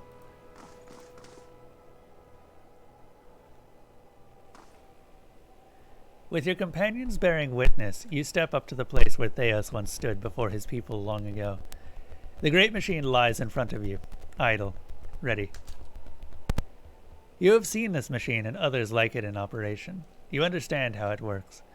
It is a device for directing souls. As a watcher, it would be a simple matter to influence their direction. Though, as big as the machine is, it may be the last thing you ever do. There is a shrieking of stone grinding against stone as old cogs loosen and begin to turn. You have only moments before the souls will be sent into the Adravane. This will be your only chance at redirecting them. I'm going to disperse the souls to an unknown location. You close your eyes and expand your perception outward, taking in the immense totality of the tens of thousands of souls orbiting the chamber. Your grasp on the souls is tenuous. You find yourself fighting to keep them all within your influence, and you can feel them slipping away from you as the machine gains speed. A brief moment comes when it feels as though you hold all of them at once, and their force is so great it feels as though they will tear you apart. In that moment, you dedicate your entire being to bending their orbit, channeling their flow in a new direction. At your command, the ancient device became your instrument, spinning to life with deafening resonance and gathering up the swirling essence like thread on a great spindle. There, in the pale pulsing glow of the machine that set you on this path long ago, you summoned all your strength, focusing on your objective and blocking out all else. With a single concussive blast that rocked the chamber and sent you tumbling to the ground, you freed the souls from their stasis. Exhausted, your consciousness slipping away, your last sight was of the machine, dark and dormant. Then your eyes closed, and sleep welcomed you at long last. After coming to and searching for some time, you discovered the route Theos used to enter Sun in Shadow, and embarked on a long and arduous ascent back to the surface. You emerged in Ter Evron after days of tunneling through the rubble Theos had left behind, and when you stepped into the daylight, you were faced with a different Dyrwood than the one you had left. At your direction, the souls of the Hollowborn, long lost to the people of Dyrwood, were sent to a place or places unknown, for reasons as mysterious as the god who suggested it. No sooner had the mystery of their whereabouts been solved than it was renewed, a new riddle for someone yet to be revealed, or perhaps for no one at all. For the people of Dyrwood, the question would linger as it always had, for even the truth was beyond belief. One day, the Hollow Births had stopped with as little explanation as they had started. For all their joy at the legacy's end, Dyrwoodans would have to content themselves with their own theories as to the how and why of it all. But perhaps this was as well intended. The loss of the souls you had promised to Entropy would be no setback to Rimergand, nor to Andra, for the Beast of Winter trudges ever forward, and the will of the Lady of Lament is as unstoppable as the tide. In Dyrwood, the weather quickly chilled. Unseasonable frosts destroyed the year's harvests before giving way to the coldest winter in memory. Many who survived the famine would soon freeze to death in their own homes. The oceans proved no safer. A barrage of squalls pounded the harbors along the Dyrwoodan coast for months, sending many ships to be forever lost in the depths of Andra's domain, either mourned or forgotten, both to the lady's liking. Lord Radric's zeal had brought him back to life once, but it would not do so again. Radric's destruction at your hands spelled the end of his suffocating rule over Gilded Vale and the surrounding area. In his absence, the village prospered, becoming a popular destination for new settlers anxious to leave Defiance Bay after the riots. Without a nearby ruler, it also grew more wild, with many settlers moving on as soon as they'd arrived, turned off by lawlessness that was excessive even by Dyrwoodan standards. Nevertheless, despite the challenges of living there, Gilded Vale had survived, and would continue to survive for the foreseeable future. Following the assassinations of Duke Avar Wulfgren and Lady Webb, Defiance Bay was thrown into political upheaval.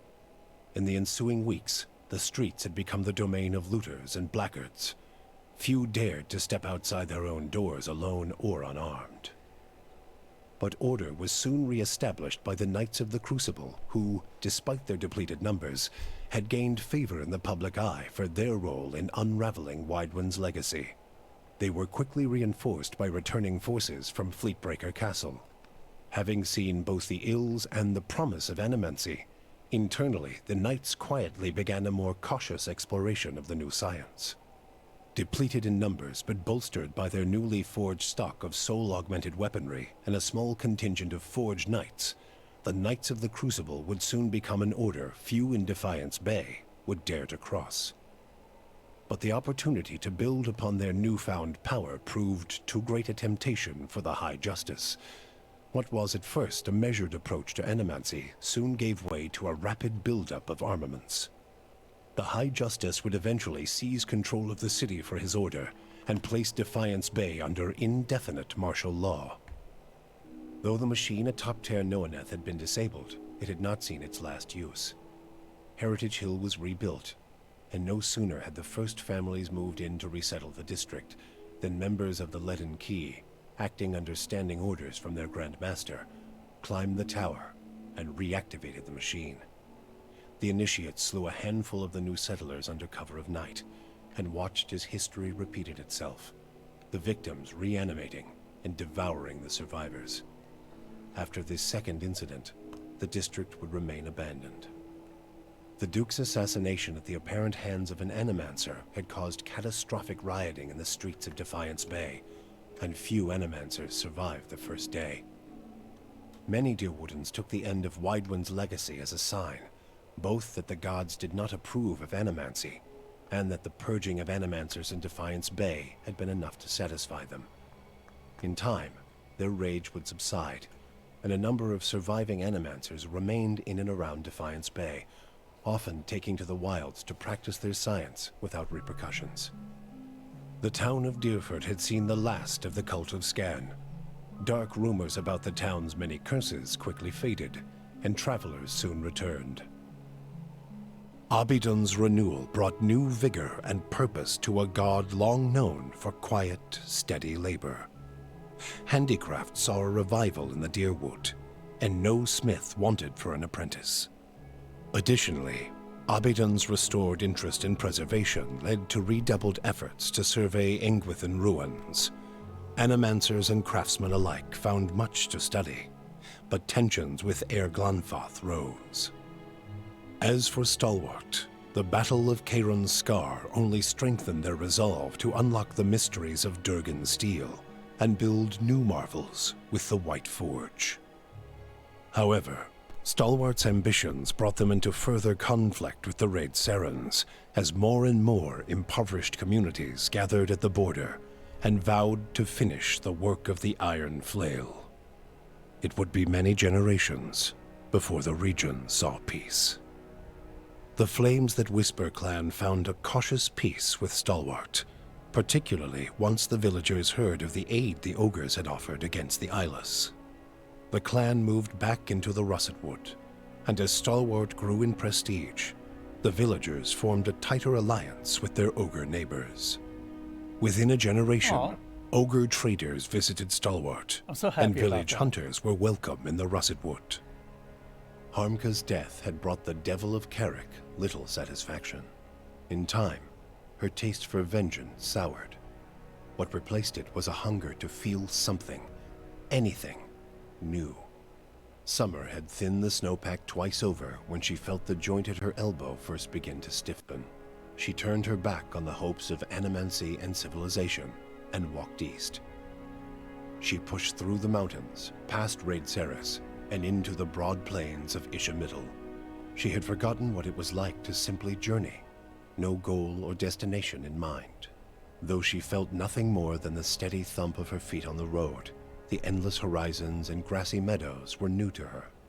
She measured her time in the gradual rusting of her body and was satisfied. Her movements slowed, but so did the world around her. Waist-high grasses undulated and tacked in the wind, as gradual as the tides. Sparrows and blackjays made steady pilgrimages across the sky, each flap of their wings a solemn salute. She could hardly move when she found something she had never seen before, the ocean. With the last of her strength, she pulled herself beneath the water, content at last to feel the movement of currents and the constant caress of the waves. Once Maneha had made peace with her memory, she decided the time had come to face her more recent past. For the first time in decades, she returned home to Rawatai, and she found that it had changed as much as she had. New districts had sprung up along the coast, while others withered into crumbling husks, and the streets had changed their course as surely as rivers. Her parents wept with joy at her return.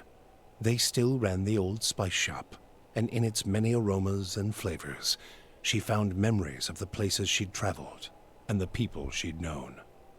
She told her story, bottle by bottle, and began to build a life on the soil she knew best.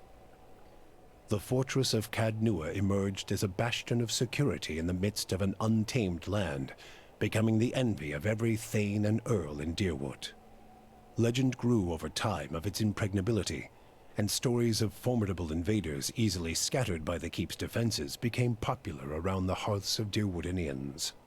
Likewise, it also became a beacon to travelers, merchants, and visiting dignitaries alike. Reputed as the finest fortress in all Deerwood, people would journey from near and distant lands alike to experience its fabled hospitality and grandeur. The Audra dragon known as the Master Below, her soul now housed in the body of the huntress Fallen Roet, passed out of Deerwood in relative anonymity, her final destination unknown, even to herself. She was last seen in the port town of Rhodes End, boarding a ship, an Audra talisman glowing about her neck. Palagina had gone against the Duke's Bell's orders by inventing a new trade arrangement with the Anamenfath to accommodate the recovering Deerwooden market. With the Deerwood's people still weakened by Weidman's legacy, the Valian Republics easily pushed their would-be competitors out of the market. For her outrageous insubordination and audacity, Palagina was banished from the Republics. She traveled north in the Eastern Reach, avoiding Valian ports and entering the ranks of the kind wayfarers. Despite her bravery and dedication to those in her care, her strange appearance made her feel like an outsider wherever she went. Adair chose not to return home to Gilded Vale. Still most comfortable far from cities, he settled in Deerford, which, like many towns in the Deerwood, was beginning the slow process of rebuilding. Believing now that it was the obligation of Kith to be the leaders their gods had not, Adair was soon named mayor of the town, and under his guidance, Deerford soon began to prosper. He expelled the last of the Scanites from the area and drew new settlers with the offer of land, a trick he had learned from someone he otherwise preferred to forget. With each passing day, Deerford would come to more closely resemble the Gilded Vale of Adair's childhood, the one worthy of its name. When the dust settled in sun and shadow, Aloth looked upon the remains of Theos Ixarchanon, his former master. He saw where the Grand Master had gone wrong and what would be required to undo the harm Theos had wrought. With a flick of his wrist, he burned Theos's robe, headdress, and every other symbol of the man's power. Never again, he vowed, should Kith live in fear and blind obedience to an authority they did not understand. Armed with the knowledge and courage he had gained on his journeys with the Watcher, he set out on the long and lonely task of dismantling the Leaden Key. With the Watcher's goals accomplished and his own vows fulfilled, Kanorua sailed back toward Rawatai, thinking on the lessons his travels had provided him. By the time he landed at Tekoa, he understood what his path must be. Standing before the Lore College, Kanorua explained that the tablet he sought had been destroyed, and so a true interpretation of the Tonvi Oratoa could no longer exist. The people of Rawatai would have to create their own. He described the many strange things he had seen in his travels, and announced his intent to pursue the accumulation of knowledge abroad, seeking answers to new questions. True to his word, Kana soon set sail on yet another expedition, and in Tekoa, his passionate accounts inspired many to follow in his footsteps. With Theos defeated and the souls released from Sun and Shadow, healthy children were born once again in the Dyrwood. The grieving mother sought a place where she might do penance for the birthing bell. She returned to Dyrford, where, to the astonishment of the villagers, she delivered the first healthy child in over a decade. She remained there, and with each new birth, she saw a measure of hope restored to the Dyrwood, and a measure of grace for her own troubled past. Durrance used Magrin's strength only until Theos had been cast from the world, and then swore off her influence entirely. Regret came to weigh heavily on his mind, and a man who had never previously lacked for words or opinions came to embrace silence and contemplation. He continued to wander, penniless and destitute, searching now not for the reason for his goddess's silence, but for a mechanism for revenge. The charred robes he continued to wear as a reminder that he had been burned by his goddess, and not just by the flames of the Godhammer. Sagani experienced the 4 months of her journey back to Masuk in vivid colors. She strove to memorize every moment of her final trip through the Dyrwood, Erglonfoth, the Valian Republics, and beyond, preparing to tell her village of what she had seen on her long journey. All of Masuk shared in her triumph, and she felt her pride and elation magnified by the joy of her village. Never again did she doubt the value of her sacrifices. After decades as a long hunter, Sagani finally became one of Masuk's most respected elders. She guided her community with wise counsel, and a generation after she finally passed, another huntress journeyed into the world to find her soul.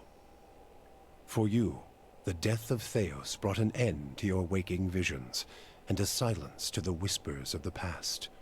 In their absence, you were able to sleep. The questions of a distant lifetime ceased to trouble your soul.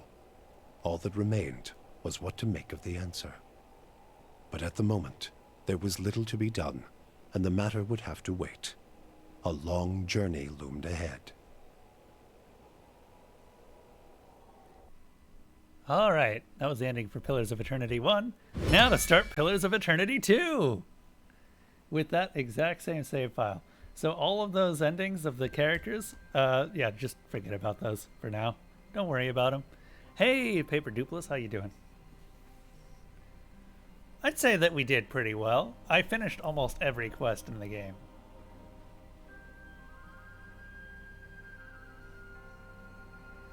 Except for 2 quests that I couldn't do.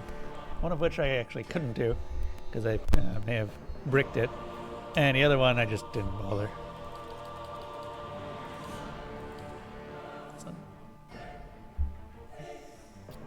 Finally playing Outer Wilds, nice. How far in are you at this point? You've just reached the part where you're finally probably stumped. Have you explored all the planets at this point?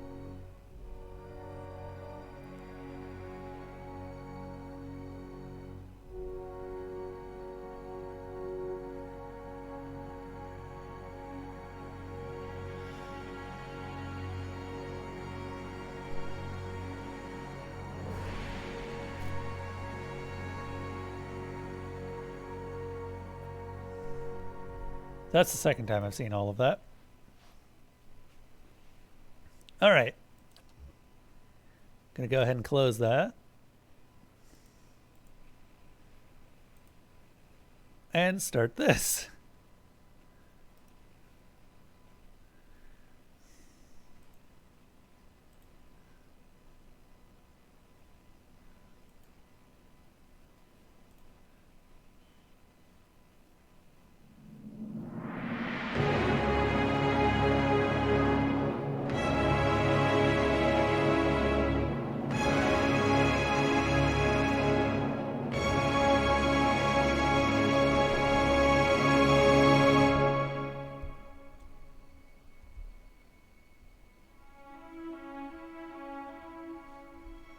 If you've gotten to the vessel, then you should be able to punch the coordinates in. No, the thing that you're missing, I think, now is the whatever the battery is that powers the vessel's jumps. Also, looking forward to Avowed. Looking so forward to Avowed. Alright. I'm gonna try turn-based, and we'll see how I like it.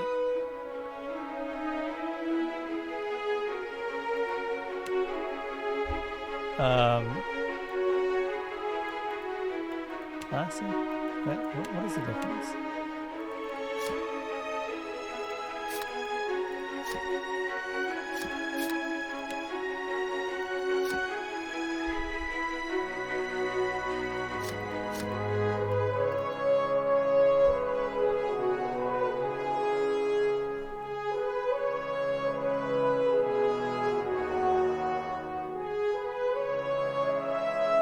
Yeah, if you can figure out how to get to the inside the Ash Twin project, then you're good. Do you require a hint? Because there is a very notable hint.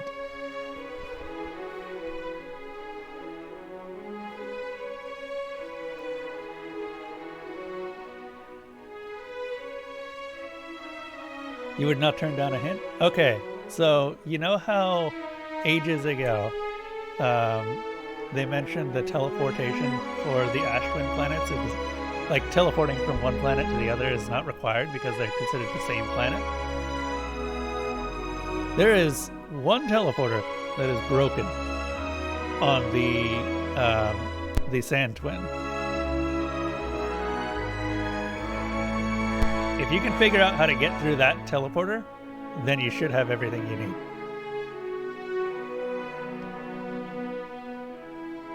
I will tell you right now that it does take a little bit of finagling, but you will eventually figure it out. And that should give you all the information you need to finish the game. It's actually not about how to repair it because it technically functions. It's just that it only functions at a very specific point in time. But yeah, that's the hint I'm giving you.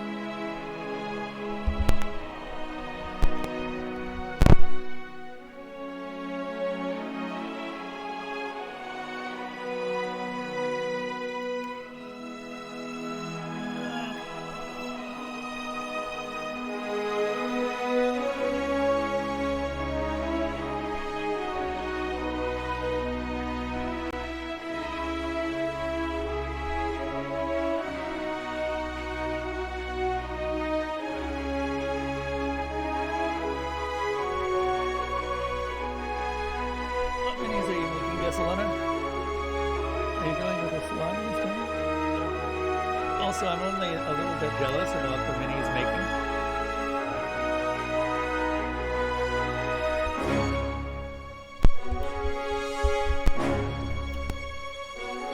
Oh yeah.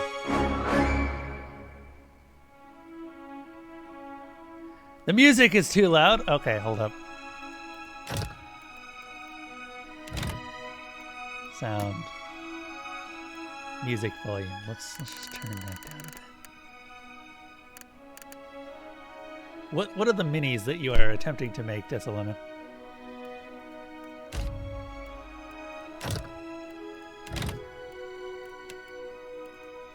I think I'm gonna go with classic, honestly. I don't want to do Trial of Iron or Expert mode. Those are both fine.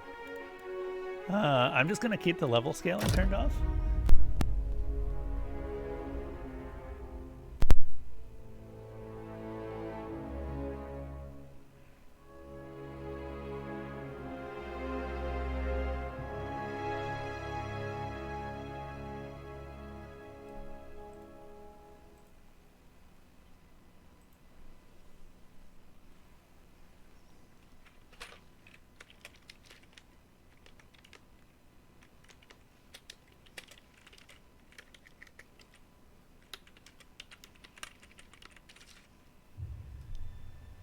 Eora, a world where mortals live, die, and are reborn through the turning of the wheel. The cycle of reincarnation watched over by the gods, and made possible through pillars of a mystical substance known as Audra. 5 years ago, you traveled from your home to the Dyrwood. A nation that had waged war against the incarnated god of light, Aethys, resulting in his destruction.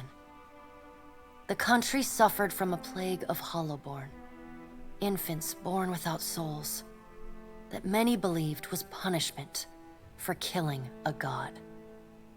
In an ancient, secluded ruin, you witnessed a secret ritual that inadvertently transformed you into a Watcher. One who can see and speak with souls.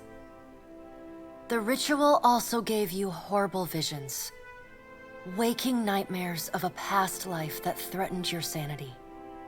To put them to rest, you pursued the man who had led the ritual, a seemingly immortal agent of the gods, known as Theos Ix Arcanon.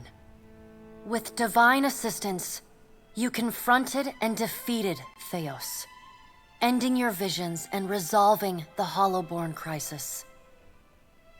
In so doing, you also learned the great secret that Theos had protected. That the ancient empire of Anguith had transformed themselves into gods. Your visions finally put to rest, you retired to the castle of Cadnua, built atop a massive statue of pure Audra, where you ruled in relative peace and prosperity.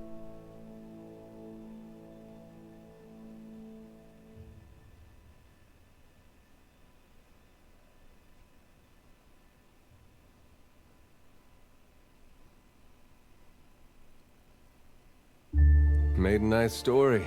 You fixing up that old keep? Lifting the curse? Must have told it 100 times. But something got to gnawing at me. Thinking the spirits there weren't really at rest. That maybe the gods weren't finished with us.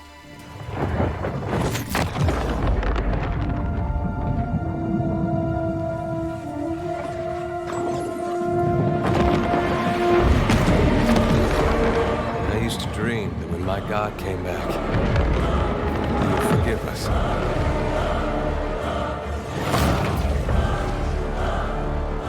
Last the trouble with dreams. Sooner or later, we all have to wake up.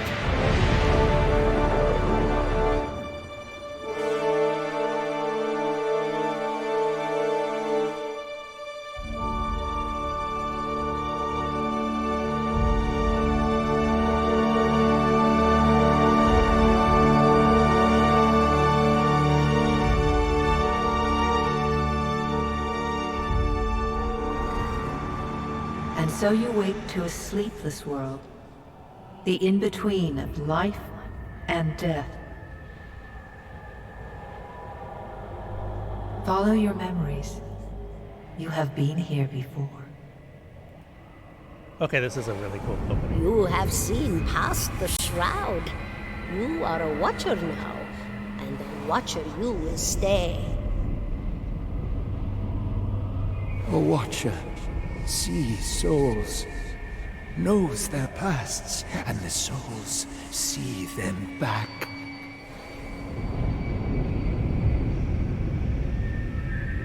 A dubious honor, inheriting a fortress both broken and cursed.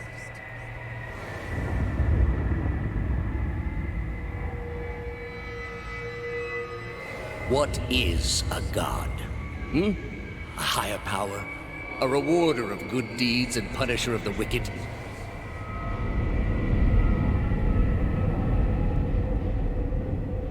The gods aren't real, but something else entirely.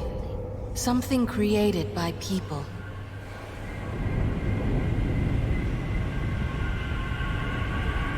And did you ever consider that these were things you were never meant to understand? That their comprehension is beyond you?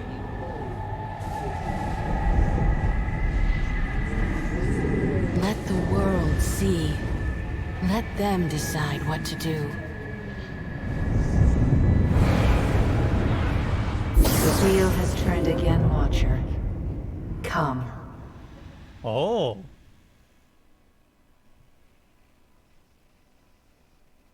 Okay, I'm already enjoying this opening. This is really cool.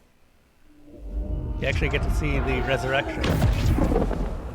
An aged dwarf shares this strange floating platform with you. His face is creased by so many wrinkles that his features lie buried amid shadowy pockets of skin. Still, the dwarf's well-practiced habits have left telltale tracks of a welcoming rictus across his visage. You can see his smile coming before it blooms, reshaping the dwarf's face from a hanging sack of flesh into something resembling an oddly carved, merry gourd, replete with unhealthy bumps and discolored splotches.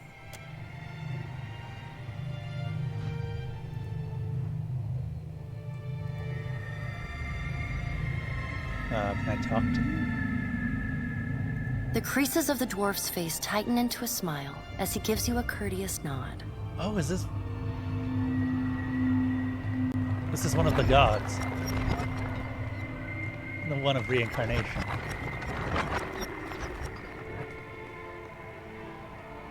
I just noticed we're walking on tombstones. Sit. Please. She is also that same Sit. god. Please.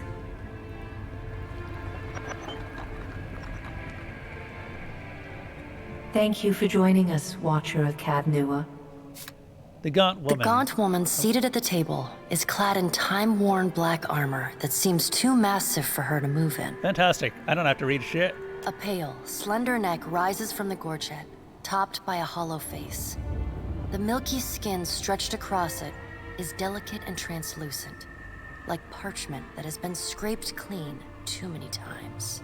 She is preoccupied with the arrangement of cards on the table between you. With each movement, her armor squeaks and groans as though bearing an incredible weight. She places a final card, gives a nod of satisfaction, and raises her eyes to meet yours. Your brush with the divine has drained you of your powers, fractured your memories. Look upon these cards. They represent the courses of your life. You alone know best how they flowed. Arrange them to fit what you remember. Examine the cards to choose your legacy. I'm going to import that Pillars of Eternity 1 save. Thank you very much. I did not spend like 150 plus hours working on that save not to use it.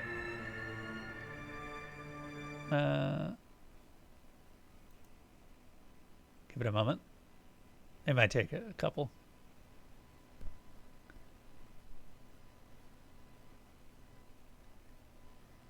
Everything is bad.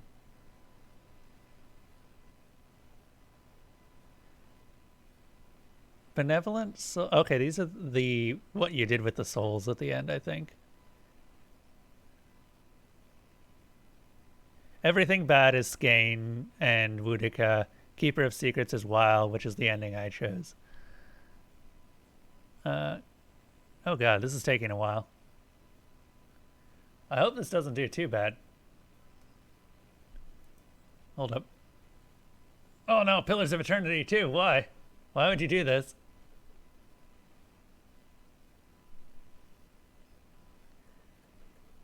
Gonna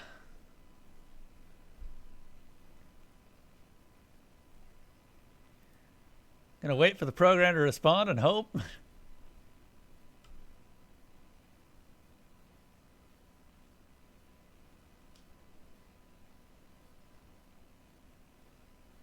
Your bees are hot, but not too hot, and you'll be checking on them this evening when it's cooler. It's a lot better than yesterday. It's not as humid as yesterday, so I'm not sweating as much, which is great. And it actually feels sort of cool while I've got the window open.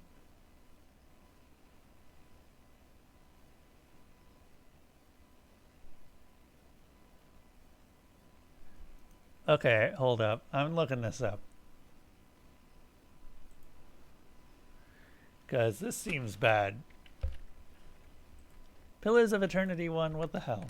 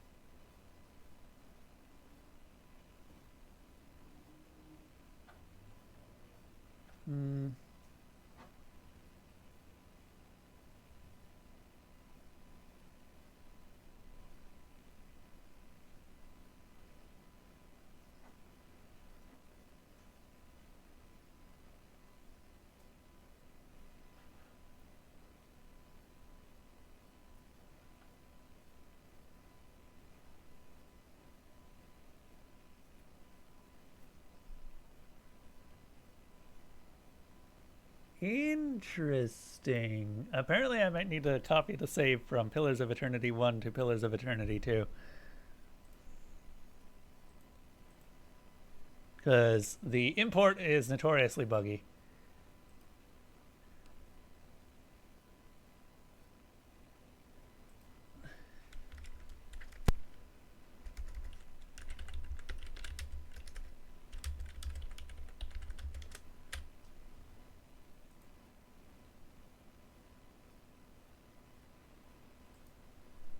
One moment, just double checking, making sure that this is an actual solution.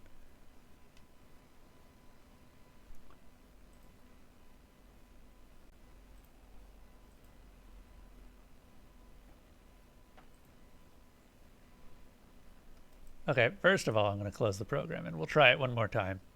And we'll see exactly what happens.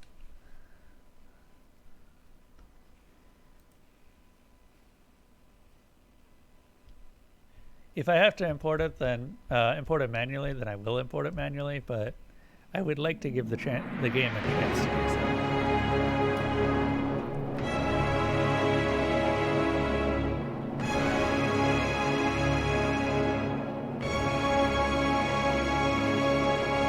Mostly because I want to see what the intro is.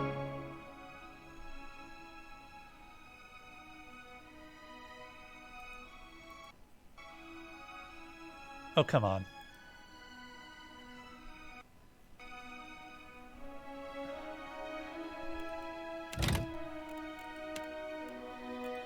I'm gonna choose real time with pause and see if that has anything to do with it. Probably won't, but you never know.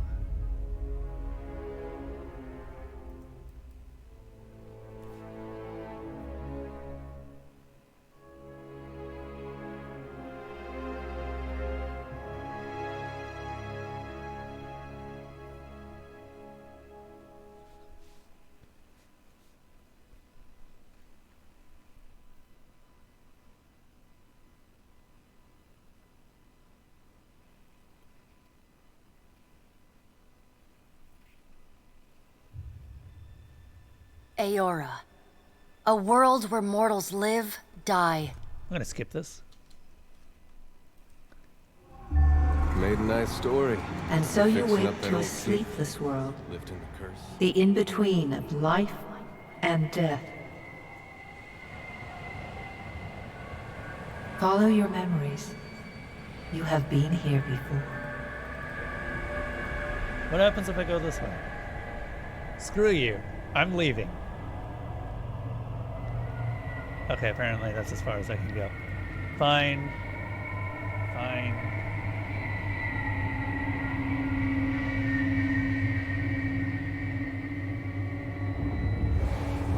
You have seen past the shroud. You are a watcher now, and a watcher you will stay. A watcher sees souls, knows their pasts, and the souls see them back.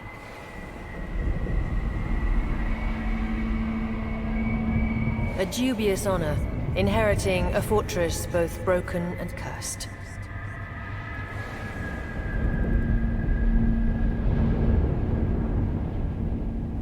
What is a god? A higher power? A rewarder of good deeds and punisher of the wicked?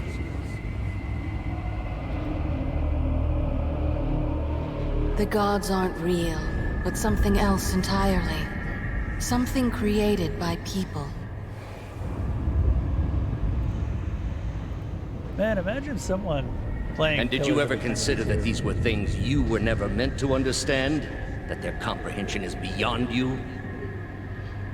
And just hearing all of this and getting spoiled for the entire end of the game.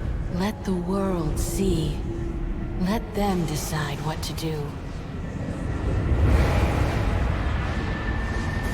The wheel has turned again, Watcher. Come.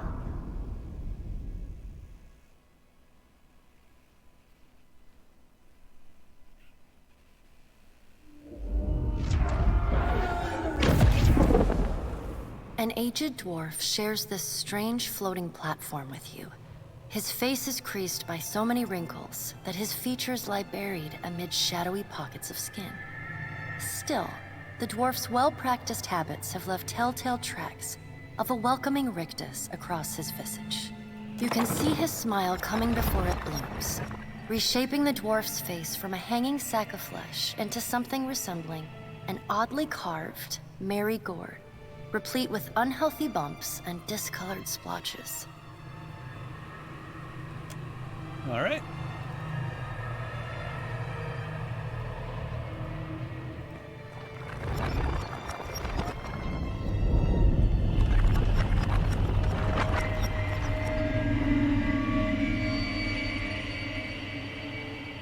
Sit, please. Thank you for joining us, Watcher of Caed Nua. A pale, slender. Yes. Your brush. Import. Aha! Does everything appear to be in order? Yes. Good. Welcome to the Beyond. I am Berath. One half, anyway. She points a finger in the direction of the dwarf who led you here. Though the movement is slight, her gauntlet squeaks like a rusty hinge. The dwarf's rictus returns as he nods in the woman's direction. The gods offered you boons in exchange for resolving the Hollowborn crisis. What did you do with the souls?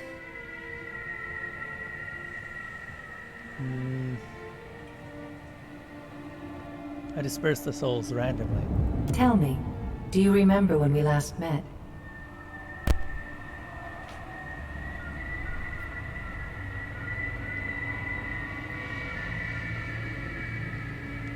I spoke with the other gods in the Hall of Stars and pledged myself to them. You did.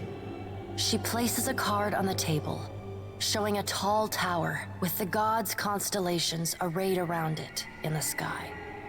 She places a card in the middle of the arrangement, a bell tower with no bell.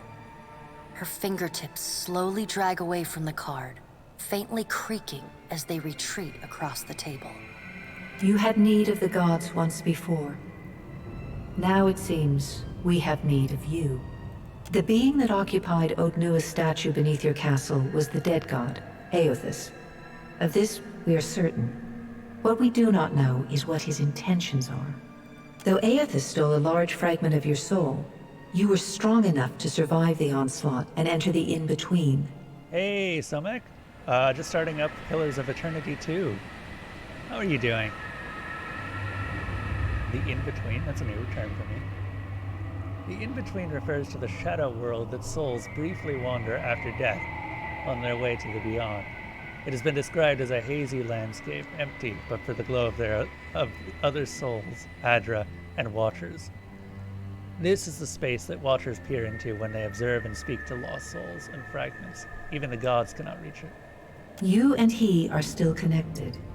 He has chosen a body made of living Adra, perfused with the power of thousands of souls, including yours. It should be little difficulty for an experienced Watcher to find him. Am I dead? No. But neither is your body truly alive. Your lungs draw breath, your heart pumps blood, but your flesh is as soulless as a Hollowborn. That is, until I return you. She delicately places a card upright on the table. The art depicts souls flowing out of a pillar of Adra. I've had enough of dealing with the gods. All of you. Why should I care about any of this? Did you care for the souls of the Deerwood who clung to you as they stumbled blindly through the in-between? You are a beacon to all of the lost, Watcher. Your soul gleams as brightly to them as Adra itself. For a moment, there is a glint in the blackness of her eyes. A flash of wondrous recollection. Okay, I love this voice acting. One of my major criticisms for the original Pillars of Eternity was that they did a half-assed job at voice acting everything. Not that the voice acting was bad, it was just that they only voice acted a line or two every now and then, and not even of the same consistent character. Those who have fallen in Eothas' wake are trapped inside him still. If you will not help them, who will? Of course, if that doesn't convince you, I can always return you to the wheel and find someone else to pursue him. It doesn't matter how much you threaten me. I'm not doing this. Unfortunate. It will prove much more difficult without someone of your unique talents and circumstances. She raises her gauntleted hand and gestures to the dwarf hovering at the periphery. Made of Frankenstein's monster? What did you do? How badly did you screw up oatmeal? The dwarf nods, the supernaturally wide smile returning to his face. He gestures for you to follow him. Okay, let's go. No sooner has Bareth spoken than you feel yourself dissolve. It is not an unpleasant sensation, something between falling asleep and drifting on a warm current. Your essence is pulled through the Audra, where it mingles with the stuff of thousands of other souls. Your thoughts, your memories, even your identity as the Watcher, fade like a dream. Eventually, your soul reforms and finds its way into a small, crawling thing of fur and claws. You know the world by sound and scent, as food and danger. The concerns of gods and nations are beyond you. It is a simple and satisfactory existence, though your mind can conceive of no other. Whether it is a long one will depend upon the Watcher Bareth chooses in your stead. Oh. Short game. Okay, everyone, this has been Pillars of Eternity 2. I'm not sure why it had me choose between turn-based and real-time with pause. I think we'll just go ahead and wrap it up here. Thank you, everyone.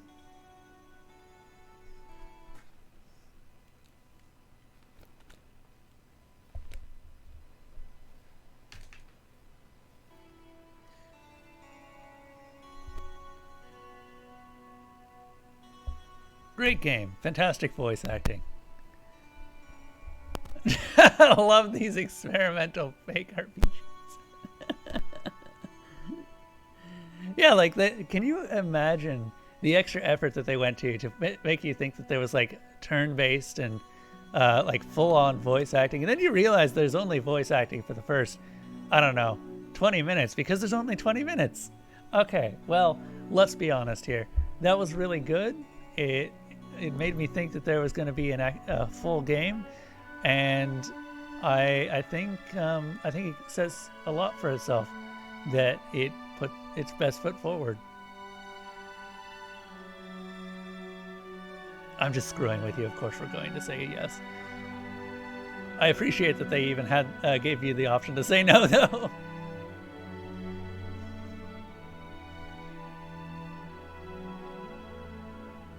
That's funny. Okay, we're just gonna run that through.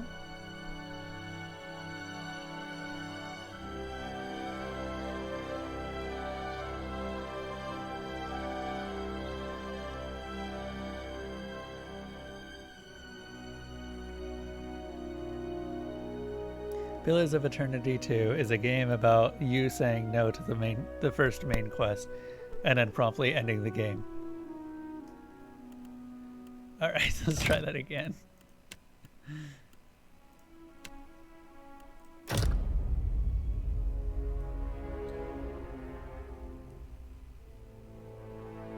So, Mac, have you heard of this game? Or tried these out? I quite like Pillars of Eternity 1. We just finished off the final boss of that and saw the ending of it again. And that was very good. It was very, very good. Just as good as I remember. Eora. A world where mortals live, die, and are reborn through the turning of the wheel. The cycle of reincarnation watched over by the gods, and made possible through pillars of a mystical substance the intro play. Known as Audra. Just for everyone who hasn't seen it yet. 5 years ago, you traveled from your home to the Dyrwood. A nation that had waged war against the incarnated god of light, Aethys, resulting in his destruction. The country suffered from a plague of Hollowborn. infants born without souls that many believed was punishment for killing a god. In an ancient, secluded ruin, you witnessed a secret ritual that inadvertently transformed you into a Watcher. One who can see and speak with souls. The ritual also gave you horrible visions, waking nightmares of a past life that threatened your sanity. To put them to rest, you pursued the man who had led the ritual, a seemingly immortal agent of the gods, known as Theos Ix Arcanon. With divine assistance, you confronted and defeated Theos, ending your visions and resolving the Hollowborn crisis. In so doing, you also learned the great secret that Theos had protected. That the ancient empire of Anguith had transformed themselves into gods. Your visions finally put to rest, you retired to the castle of Cadnua, built atop a massive statue of pure Audra, where you ruled in relative peace and prosperity.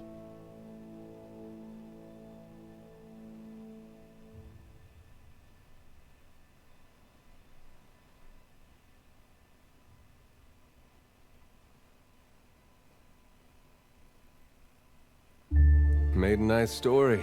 You fixing up that old keep? Lifting the curse? Must have told it 100 times. But something got to gnawing at me. Thinking the spirits there weren't really at rest. That maybe the gods weren't finished with us.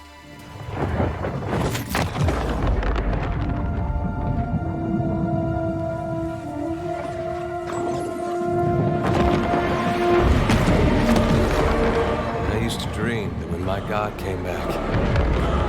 He would forgive us.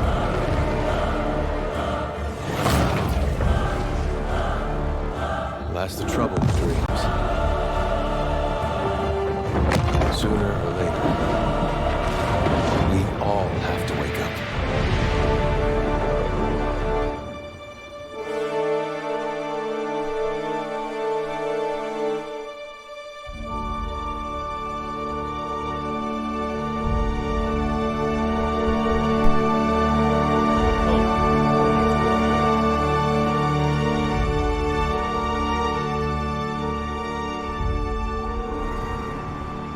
So you wake to a sleepless world. You microwaved it too. The in-between of life and death. Okay. Follow your memories. You have been here before. We have been here before. Approximately 2 times. You have seen past the shroud. You are a Watcher now, and a Watcher you will stay. Also, Somek, if you haven't seen this, sees souls, you tried to play Pillars of knows Eternity, their pasts, like and the souls see them back. Good game. Easily among my top. A dubious top honor, long inheriting RPGs. a fortress both broken and cursed. You know, I don't think that any game other than Pillars of Eternity 2 could have brought What the is CRPG a genre god? back as much as it did. A higher power, a rewarder of good deeds and punisher of the wicked. Like, it's a brilliant game. The gods aren't real, but something else entirely. Something created by people. Spoilers, by the way. And did you ever consider that these were things you were never meant to understand? That their comprehension is beyond you?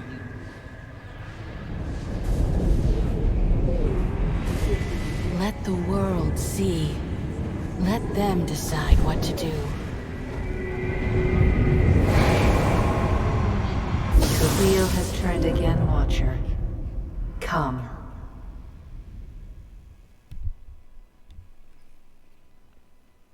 Yeah, overly microwaved oats is not a great thing.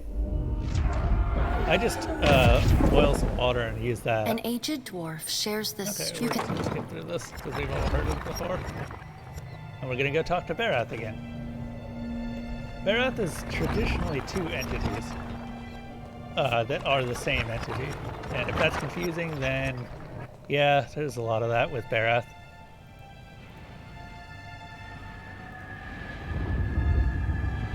Sit. Please. What about PoE 3? Thank you for joining us, Watcher of Cadnua. The gaunt woman seated at the table is clad in time-worn black armor that seems too massive for her to move in.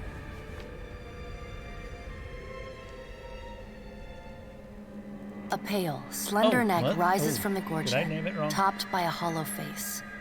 The milky skin stretched across it is delicate and translucent, like parchment that has been scraped clean too many times. Thank you for telling me. That was a mistake on my part. Corrected.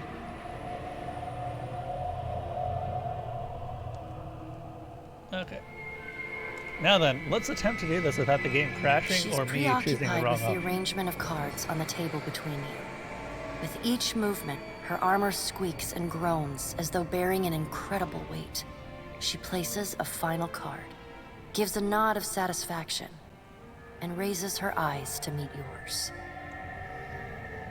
Your brush with the divine has drained you of your powers, fractured your memories.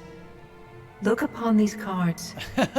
They represent the courses of your life. You alone know best how they flowed.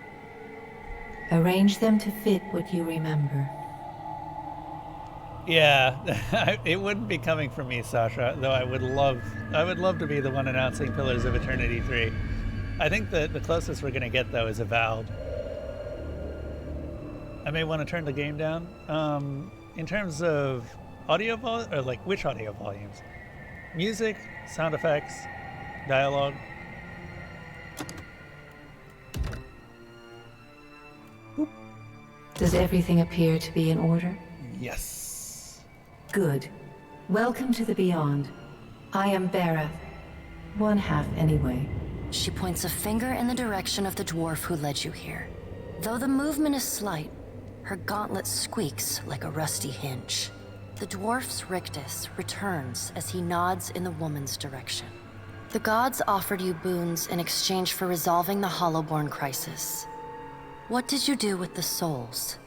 Well, I sure as fuck didn't give them to Rimmergan. I just Tell me, do you remember when we last met? Yes. I spoke with the gods in the Hall of Stars and pledged myself to them. You did. She places a card in the middle of the arrangement. A bell tower with no bell. Her fingertips slowly drag away from the card, faintly creaking as they retreat across the table. Okay, I'm gonna have to finish this conversation then and alter it. Oh God, I swear it is the hardest thing to keep a consistent volume on a microphone. Like, unreasonably hard. Unless Elsa has gone and changed my microphone inputs again, which that wily feline could probably do that. You had need of the gods once before. Now it seems we have need of you. The being that occupied Odnua's statue beneath your castle was the dead god, Eothas. Of this we are certain. What we do not know is what his intentions are. Though Eothas stole a large fragment of your soul, you were strong enough to survive the onslaught and enter the in-between. You and he are still connected. He has chosen a body made of living Audra, perfused with the power of thousands of souls, including yours. Yeah, you're right, Sasha. It should be little difficulty for an experienced watcher to find him. Yeah, usually I take a look at how high I go on the bars. Oh, wow, it is actually really low right now. Yeah, usually I take a look at how loud the voice is before I start. The problem is that there's a lot of times where, for some strange reason, the volumes on my inputs seem to change, and I'm not sure what causes them. It's either a Windows update, or a cat mess with a thing, or a cat mess with a thing, or, I don't know, something else. It's usually a cat mess with a thing.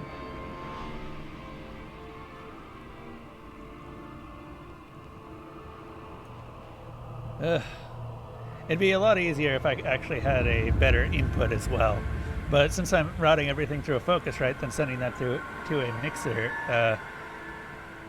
let's just say that I only have one volume control, and it's the Focusrite. And the Focusrite is the only thing that's not supposed to change, but I find myself changing it a lot anyway. Okay, am I dead? No. But neither is your body truly alive.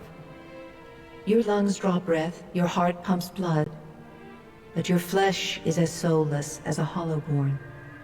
That is, until I return you. Mm-hmm. She delicately places a card upright on the table. The art depicts souls flowing out of a pillar of Audra. Then let's get on with it. Good. Before you return to Aora as my herald, you must remember who you were, the last whisper of life in death. For a moment, the sockets of her eyes darken, leaving the pits of a death's head gazing out at you. When you can picture your own face, the Beyond will lead you back to your own kind, to the world of mortals. F. Are we doing character creation? I'm importing a character, thank you.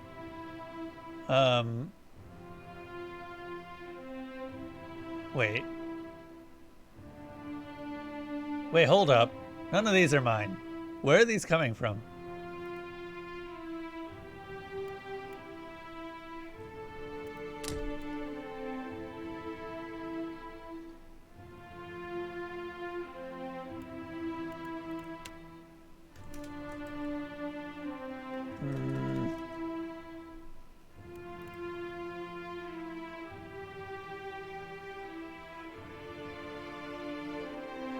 She's a pre-made character. Okay.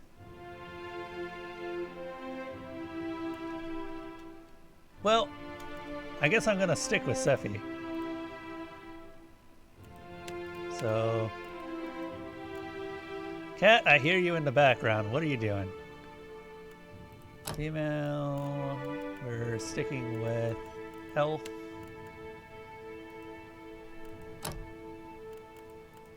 Specifically pale elf. I believe I was single class because I was a chanter.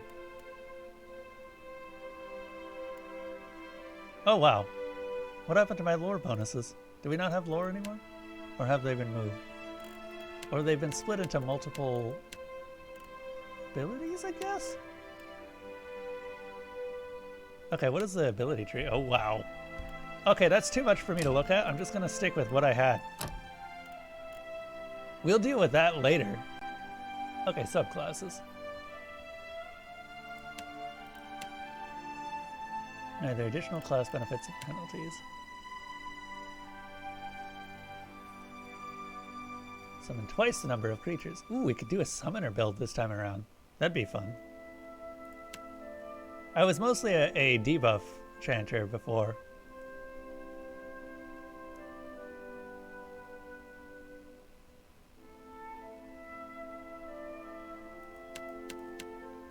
A Belor?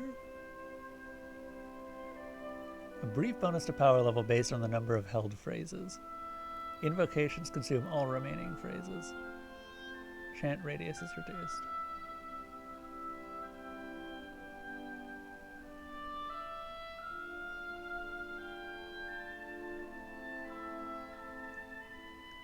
Huh.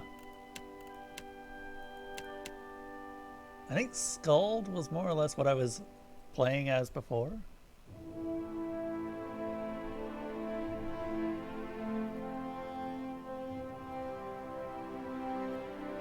Huh. You know what? Sure.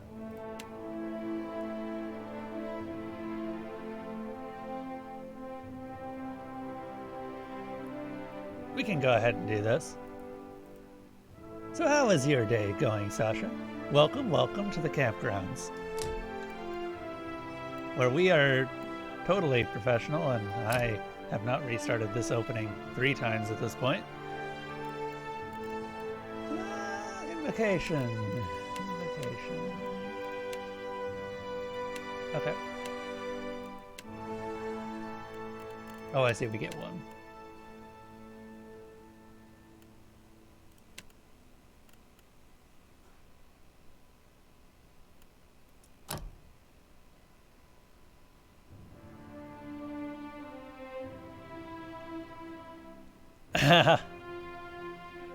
Oh, I assume you live somewhere much farther away than me at this point.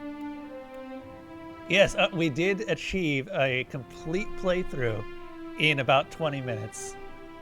Paper Dupless can totally can attest to this. He is my witness. Best speedrun time ever.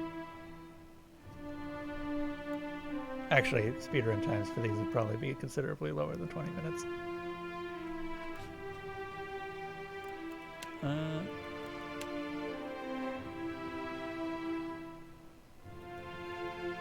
So we've got Constitution as recommended. Okay. I assume it takes more above a certain point. Nope, I can. Okay, cool. I will push that up to 16. Increases damage to all amounts, dexterity. Keep dexterity fairly high. I want hostile effect duration. Oh, sorry. Area of effect is really good for Chanters.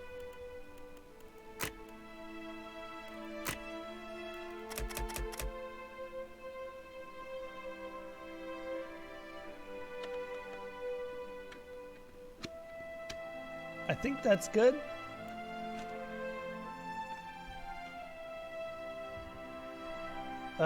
So here's the deal with Resolve. Resolve is, unless it's changed, it's also the stat that's used for, what do you call it, most speech checks.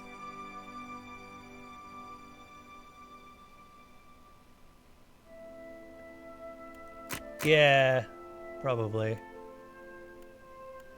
I'm wondering if I should dump some more stats into Resolve or something.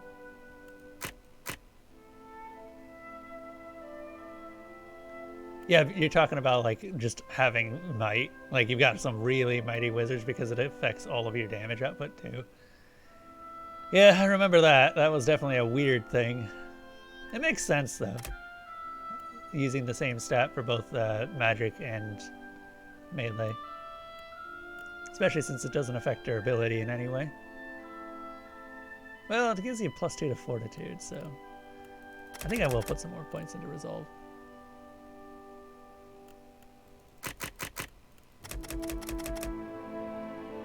I don't want to absolutely destroy any of my current abilities, like put them down to 5 or anything, because I know how bad that goes in this game. You end up getting confused by literally anything. Okay. That'll do. Oh, okay. Where are we from? I'm literally just remaking my character from the first game, by the way, in case anyone was wondering. We are from The White That Wins, because I could not import that character, strangely. I played the original.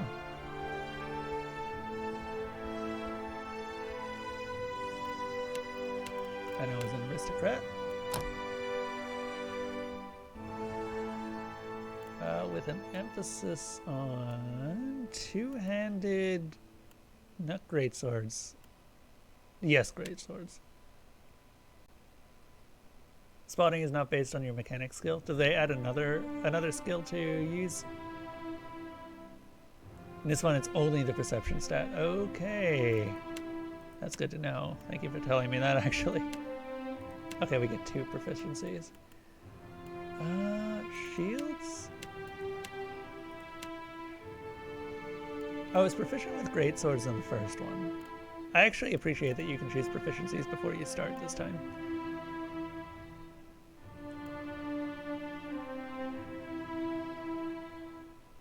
I'm gonna get a crossbow, I think.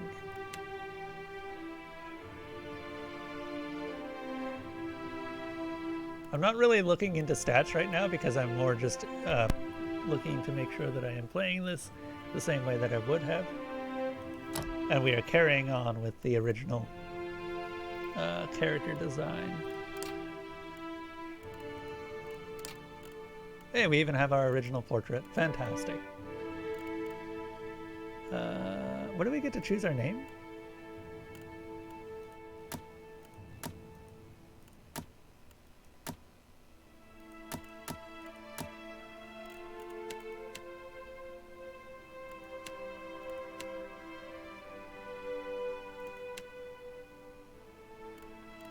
Also, do we have duh as a voice option?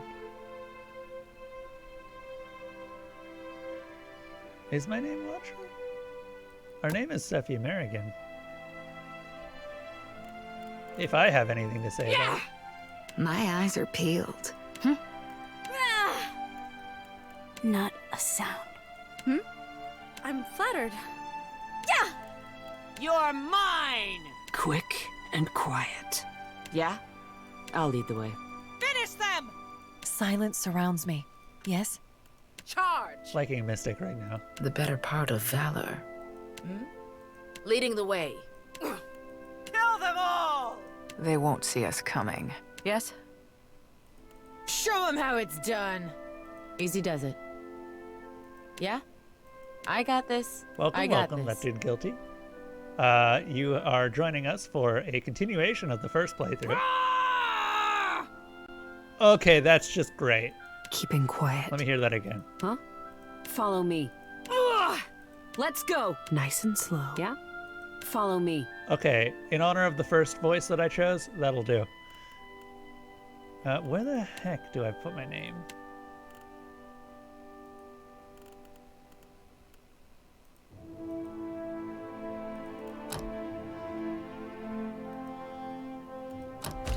Ah, there we go.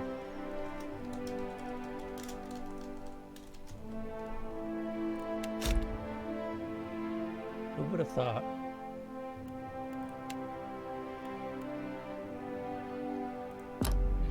I don't even know if that build's good. I'm just... Go forth now, Watcher, as seeing my how it's herald. going. Know that I do not give you this title lightly. When the time comes, you will have the power to reveal the souls that cling to you, to open the gateway from the in-between to the waking world. Find Aethys. Learn his plans. When I have cause to talk to you, I will summon you. I kind of wish that they'd kept the whole Aethys thing just as a mystery. I felt like it was a lot stronger as the red herring of the first game. With a quick gesture of her hand, you feel a sharp pain in what would be your chest. The pain continues, intruding deeper into your soul. Looking down, you see a small lump of darkness roiling within you. The darkness lingers there, but the pain abates and fades entirely within the span of a few seconds. A chime. Do not fear, Herald. It will not harm you unless you choose to cross me. I trust it will not come to that. Her gauntleted hand gestures to the dwarf, hovering nearby. The dwarf nods, contorts his face with his odd smile, and gestures to a new door. Woo! Alright, second playthrough, here we come.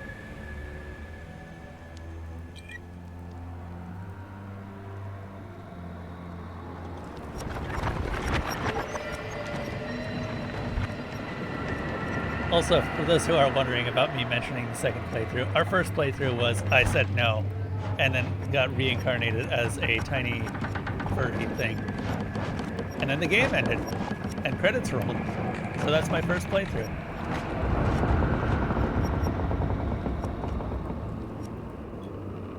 So this is technically my second playthrough.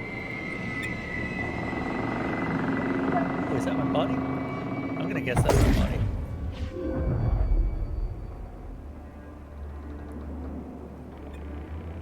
Oh, right, I should also change the volume settings. Right? 20 minutes. Personal best. The return to your body feels like waking after a fitful drunken sleep. The rocking of the ship sends pain jolting through your limbs. Crashing waves hammer inside your skull. Adair watches over your body with a glazed look, taking long, even tokes from his pipe.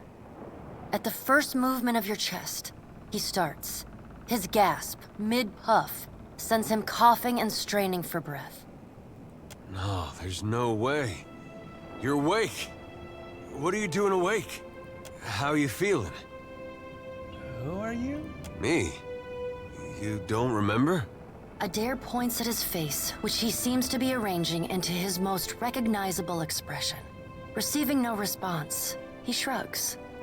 I'm the captain of this boat, and I was real big back in Deerwood.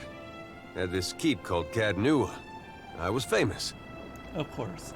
And I was what you'd call a watcher. I'd go around talking to dead folks and creeping out just about everyone who saw. He holds up his hands with fingers curled to mimic claws. You're just some farmer. Likes to follow me around. Take most of the beating for me when we get attacked. Don't worry, it'll all come back. Very funny. Ah, see? You remember. Anyway, you didn't answer my question. How you feeling? Eddar's the best. I'm in a lot of pain. That might have been me. I've been slapping you a little harder each day, trying to wake you. I never dreamed it'd work. Adair stares with disbelief at what would likely be his slapping hand, examining both sides. He shrugs. Well, you owe me. I hate to cast a pall over your recovery, but I'm afraid I have some bad news for you. Oh wait, that's the steward from Cadnua. I didn't know that she could be removed from Cadnua. That's interesting. The voice echoes from inside the bust. The remains of the steward of Cadnua. Cadnua has been destroyed. Aethus possessed the statue of Maros Nua and rose from the ground, consuming the souls of all nearby. It is only by the exceptional strength of your soul that you survived. And even then, just barely. The further Aethus withdrew, the weaker you became. We chartered this ship and followed him to the Deadfire Archipelago. I know not how, but it seems he has retained a piece of your soul, and proximity to it has brought you back. I'm aware. How could you know all that? You've been faking on us. He pokes at your shoulder with one finger. Misfortunes brewing topside. Magrans fires the captain stirs. An older man with ale-sour breath rubs his bloodshot eyes and stares at you. Hengrim, the smell of drink on your breath could wake the very dead. Now what's this about? Pirates. They're demanding parley with you, Captain. Okay. I know this is asking a lot, but you better arm yourself and get on deck. Should be some gear in there. He indicates a nearby wardrobe. Oh. Right, I got so used to reading all the gray text that now I don't have to read all the gray text. It's so weird. All right, now make some use of it. All right.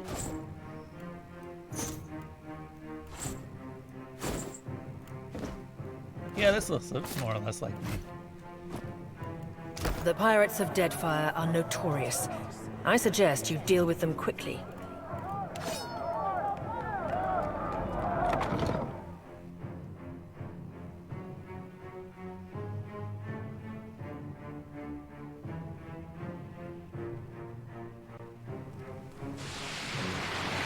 Well, what have we here?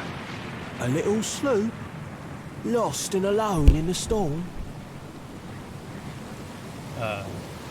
Oh, you're not going to narrate him? Okay. A surly, brutish-looking captain stands stiff back before his crew. He scowls as he assesses you, his hair whipping about his ears in the wind. I'll be taking your ship now, if you don't mind. And especially if you do. Well, at least he asked. I am a gentleman of fortune.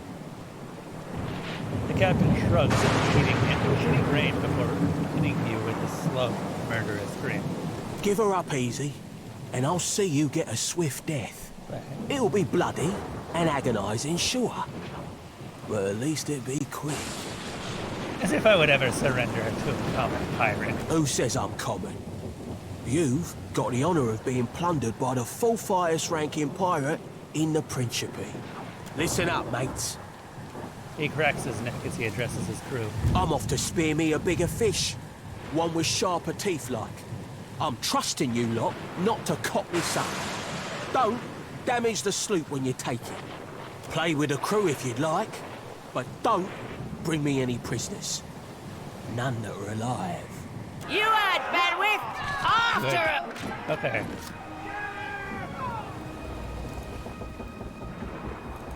Okay, this will be interesting. I've never seen the turn-based combat.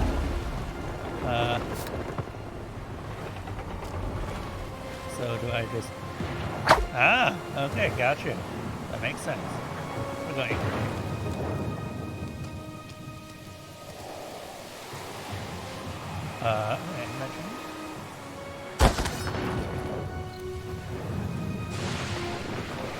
This was a poor idea.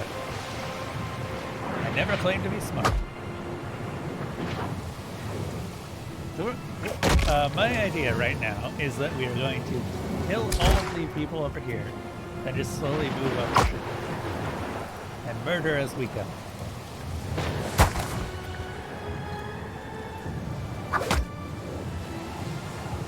Defend the ship! Okay. What abilities do we have again? You're a chanter. Oh no, someone's dead. It's an awkward place to die.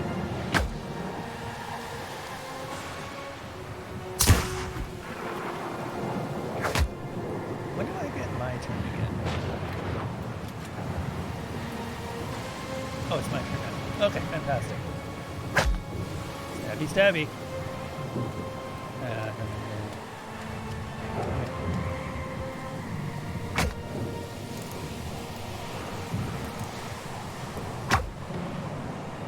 This is admittedly very weird, having played turn-based with pause for a very long time.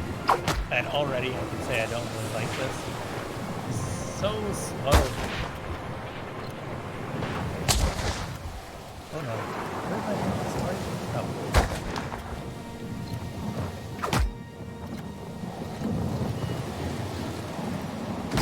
Stabby, stabby. I might. Okay, does anyone know if I can switch it back and forth between the two?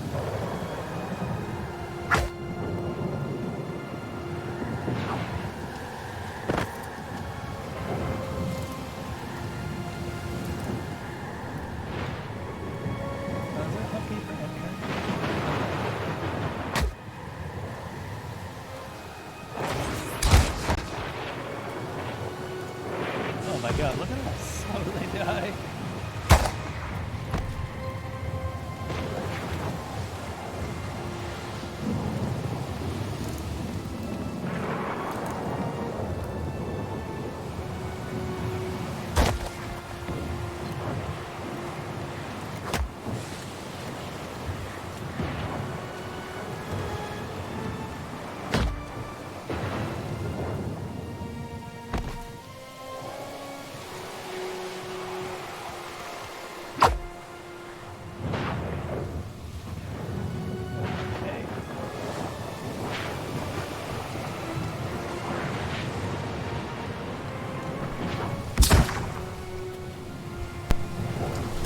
Right, I have a crossbow. What am I doing?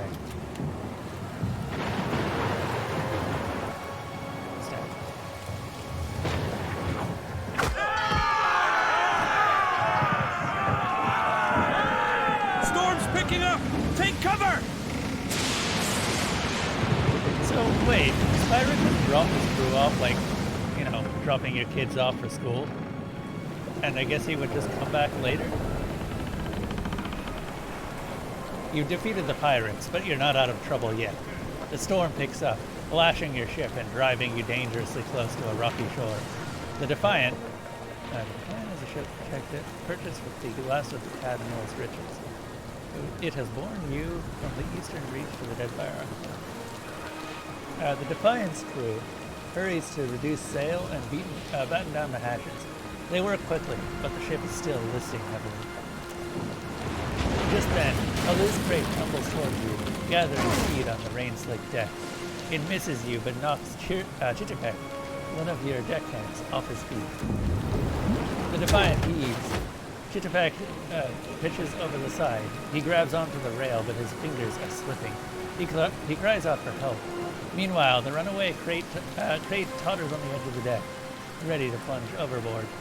You recognize the symbol on the front and realize it's likely contains the salvage from Cadmuel, your keep. We're going to rescue Chichipek. Because we are good people. You grab Chitterpeck's arm just as his grip fails. For a tense moment, he hangs suspended over the roiling sea. Then, with a mighty tug, you pull him back onto the deck. You hear a heavy splash. The crate from Cadnua is gone. Chitterpeck, meanwhile, nods in gratitude and hurries to his station. Meanwhile, the storm has nearly driven you ashore. A flash of lightning reveals a treacherous coastline, and Aethys strides into the distance. The lookout barely has time to shout a warning before the Defiant runs around. The impact rolls you from the deck, and into a froth of waves, bodies, and splintering debris. You struggle towards the beach just ahead, even as the surf tugs you towards the open sea. You kick and paddle with all your might until at last you feel the sand beneath your fingers. Pulling yourself ashore, you collapse.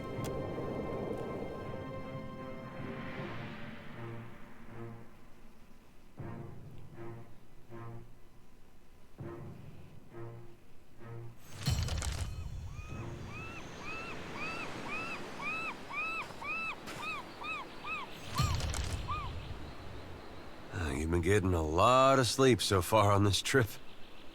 I'd have woke you, but you look so peaceful with your face in the sand. Eder runs his fingers through his hair and removes a strand of seaweed he finds lodged there. He examines it closely and then tosses it onto the sand. If you're worried about the ship, you can stop worrying. It's wrecked right over there. He points out the Defiant, despite it being difficult to miss from your vantage point. So far, it's just you and me and the chair lady over there. Eder nods towards something further up the beach. It's a relief to see you awake, my lady. I worried you were in for another long sleep. Your steward appears to be lodged between some rocks. Despite this, her tone is warmly cheerful. What happened? Ran aground, looks like. Statue headed inland. Guess he had business here. Or he needed directions. I do sense a few survivors close by. The rest, you could give them guidance, but they are beyond any other help. That is, assuming this experience has not diminished your abilities as a watcher. If you can see the souls of our dead and speak to them, it would be a great comfort. The view's better than I would have thought. We better go see if they're all right. Alright, let's get going. Wait, can we patch up the ship? I'm afraid I won't be much assistance in that regard. And not to doubt Master Adair's capacity, but even he would need supplies. That's true. Steak, especially. Patching the hull is only the start. You're going to need help getting the Defiant out to sea again. And a crew, for that matter. Let's see about the other survivors. And somehow we gotta get the ship repaired. I don't want to be paddling out of here on a salvage raft. For now, I'd say your best bet is to find some sign of civilization. If nothing else, we may be able to hire on a shipwright. My lady, if it is not too taxing, could you explain how it came to pass that you were returned to us?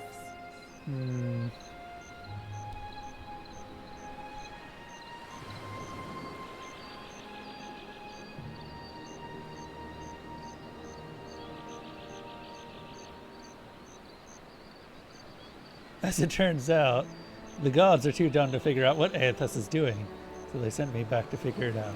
Could be they're just not dumb enough to get in Aethys' way up here. A perilous endeavor indeed.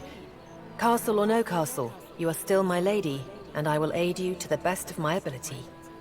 Well, I suppose we better get a move on. Eder, no, let's go. Oh, Eder's definitely still going to be a fighter. He did a fantastic job the first game, and he's going to keep doing a fantastic job the second game. Well, my name isn't Steffi Merriman.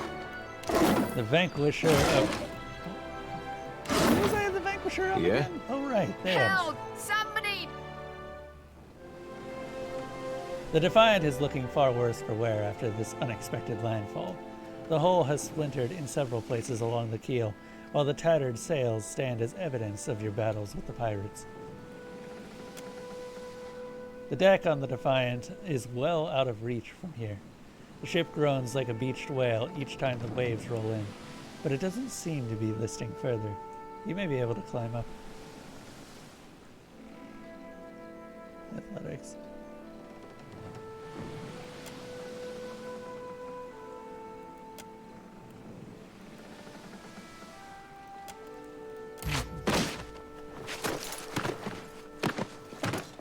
You climb nimbly up the side of the ship and reach the top without so much as breaking a sweat. Eder is not so far behind you, pulling himself up and over the railing beside you. Blanca! Hello, you're alive. You're looking better, Casita. That, or I'm worse off than I thought. Valiant term for captain.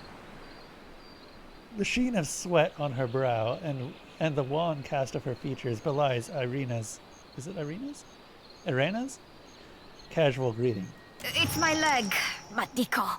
It hurts even worse than it looks.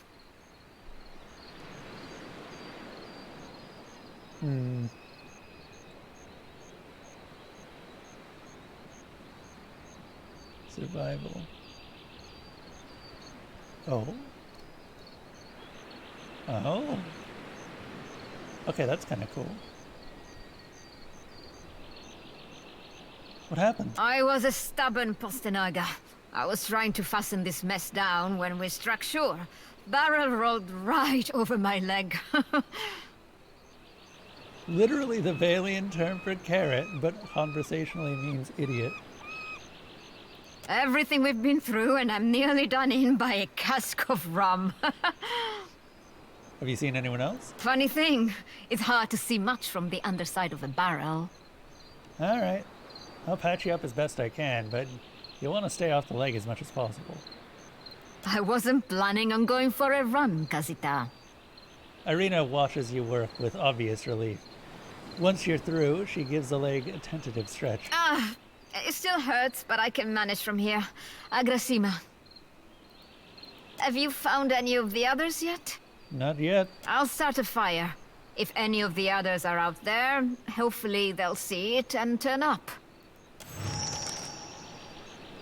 They have tyrannies, word libraries, and I like that. That was one of the best features from Tyranny. Okay, so we're up here. Doesn't look like there's anything to do up here. So we're just gonna go ahead and climb down and look around. Dang it. Loot the dead.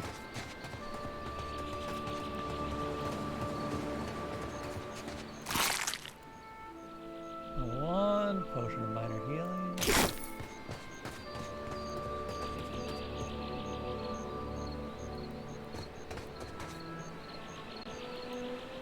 Hope the rest of those sodden bastards made it.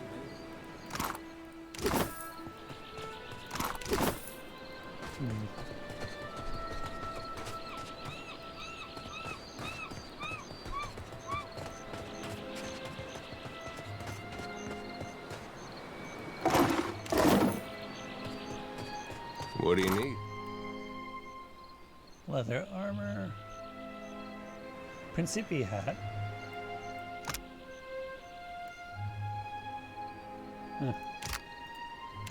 Still same old generic hat. Of course. Will do. Spire sponge.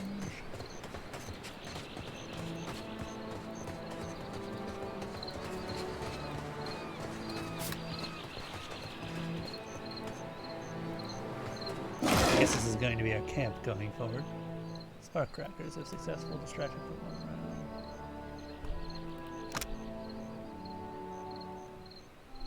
-5 just oh, that was a flank.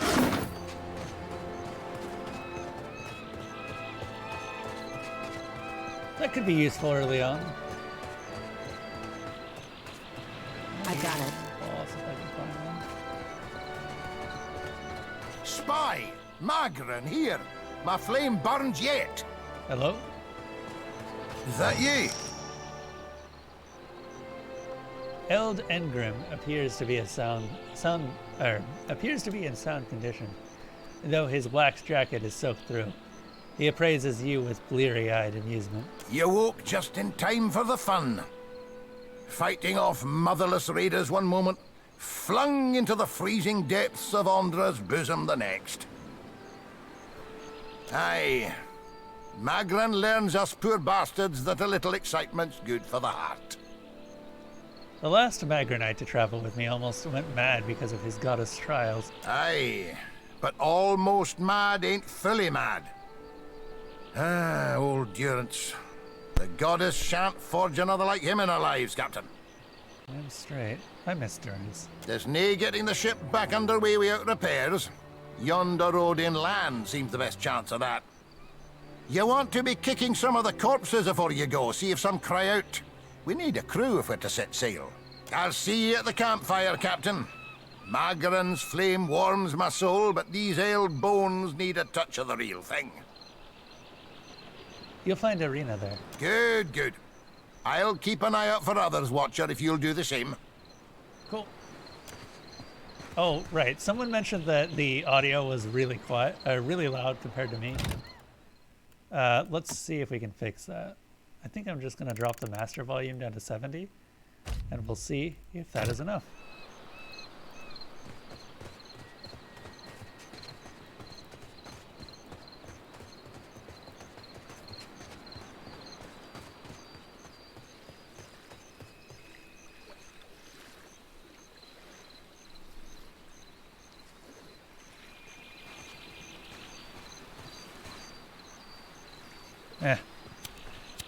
Still don't know why my volume Mind the is boars, constant. Watcher. I can't hold them back. Suey? Suey? He's a pig. What do you need? Piggy.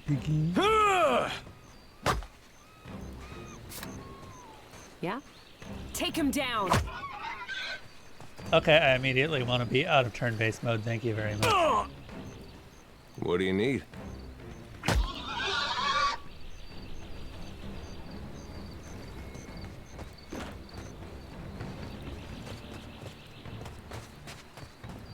Yeah? It is good to see you well, Watcher. I believe the boars were hoping for easy meat. Chitterpeck greets you with a relieved nod and checks the pistol at his hip. The bosun, Beadle, is in that cave over there. Ran in after a boar. Stubborn old dwarf. What happened? After we made landfall, you mean? I woke and Beadle was close by, swearing fit to bring Ondra's wrath upon us a second time. We began to search for supplies. I came over this way in hopes of gathering some of that blood moss over there. I thought it might be of use. I imagine the boars had the same idea. So why are you out here? I was able to calm one of the boars with a spell. For a time, at least. By the time I was through, I had lost sight of Beadle. I remained here, hoping he would return quickly. He has not. I'll look for Beadle. I will make for the campfire. I must get this pistol cleaned if it's going to be of any use. Be careful in there, Captain. All right.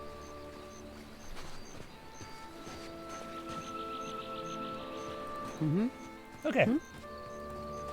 Does anyone know if there are going to be other characters from the first game in this, other than Eder? Isn't there supposed to be a light?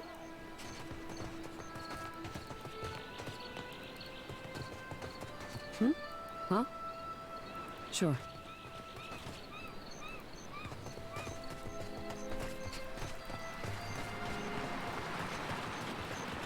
Let's go take a look in the sea cave. Probably find some horrible skeletons or something. Or something worse.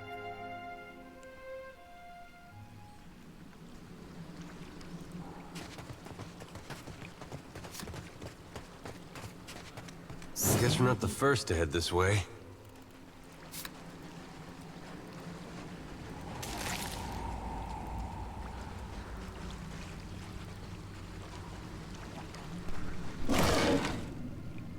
Torch, medical supplies, baby pearl.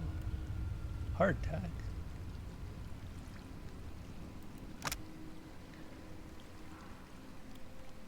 Huh.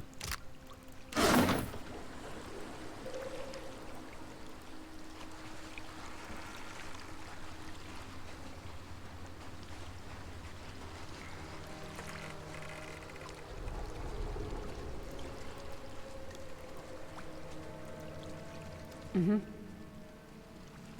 Oh wow, they've got an actual stealth system. Yeah?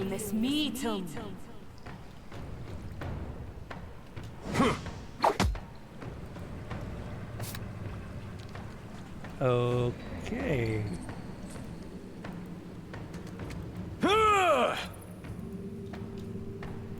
Yeah?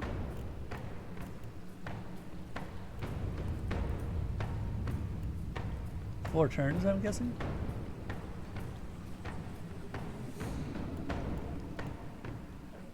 Hard to say.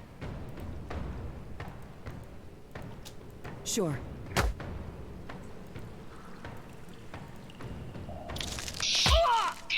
Oh, there's another one. Where is it? Hey. Hey.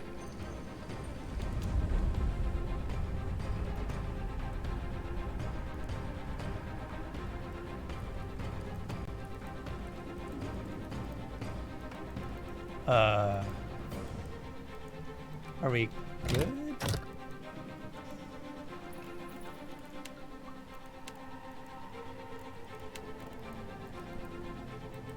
I think the game may have bugged. Oh, no, it's paused. Hmm? Right. Hold up.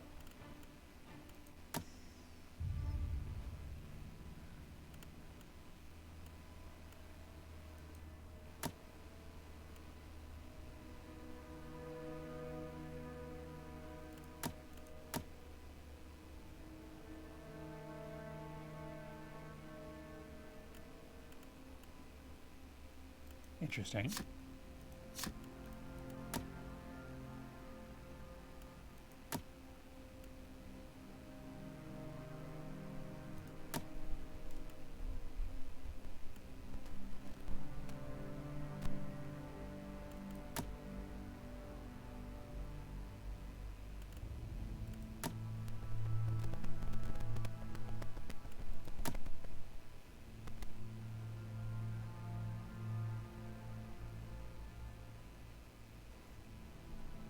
No. I want to level my companions.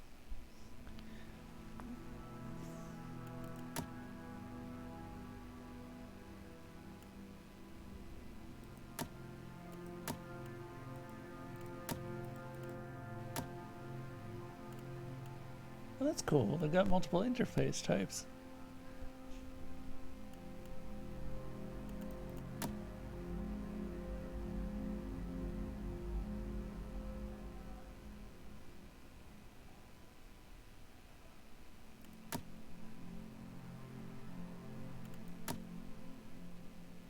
All right, well, that's good.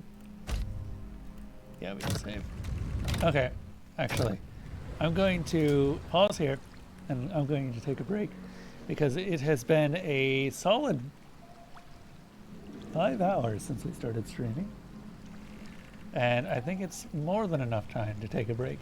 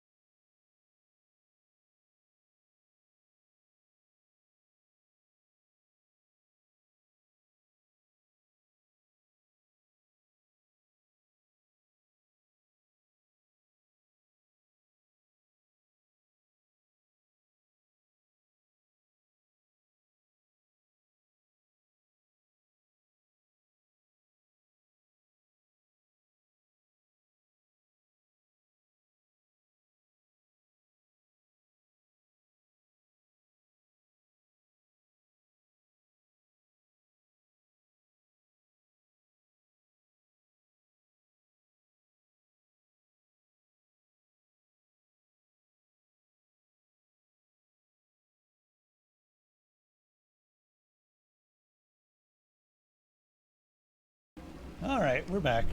I think I'm probably going to go for another hour or so and then call it quits for today. Just feeling kind of worn out from all the heat. Enemies ahead. On it. Push myself Not too happening. bad. Oh, fine. What is that? A skeleton? Ow. Yeah? Okay. Leave it to me. Maybe I'll get used to the turn-based combat. What do you We'll need? see. Sure. Is it a shield? Can Eder use a shield? Does Eder have a shield? He does have a shield. Is this a better shield? It is identical. F. What is this? Grants Gon's Pledge. I don't know what Gon's Pledge is, but it grants it.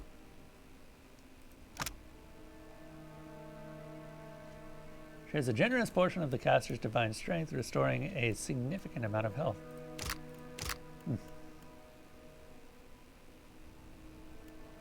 Well, this'll impress some ladies. Damn Indeed. pirates!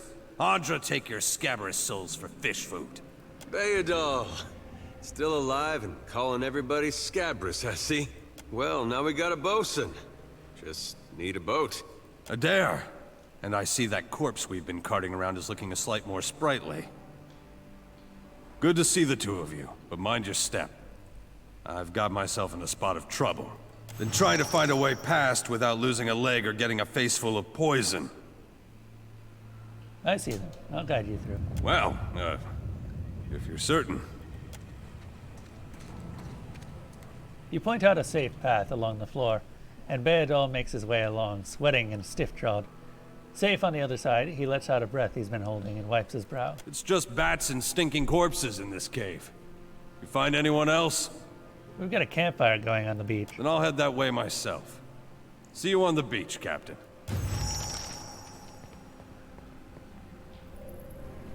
Keeping an eye out.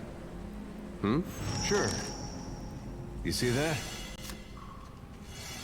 Traps indeed. Well, that could have gone better. A quick rest would help if you don't mind. You're fine. Don't think I can pull that off. Alright. Keeping an eye out. Yeah? We did just level. So is mechanics still the thing that we use to disarm traps? Traps unlocked can be a problem for even the toughest adventure.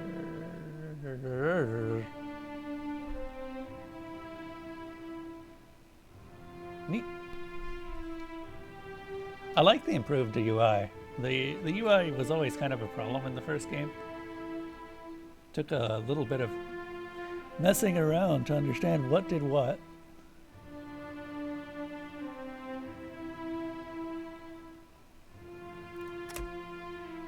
Okay, so Arcana replaced lore is what happened.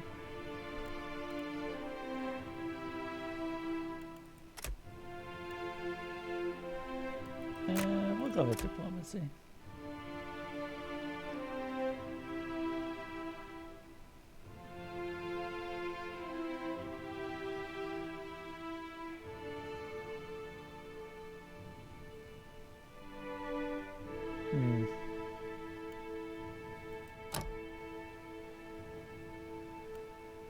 All right.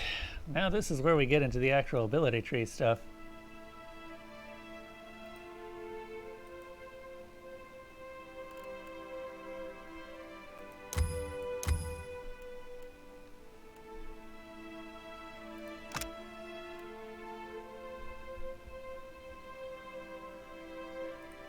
I think I like that.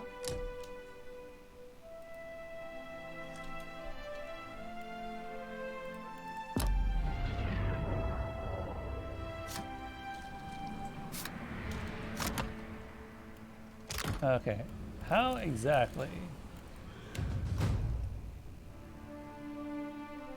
First of all, survival.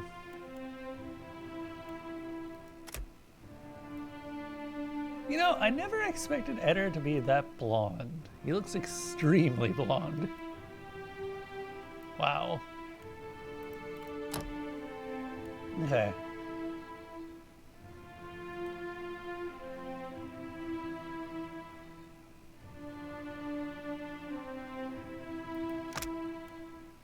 Uses once per encounter. Character becomes fleet and nimble, increasing stride and gains a defensive stance against disengagement attacks. Is Eder a monk?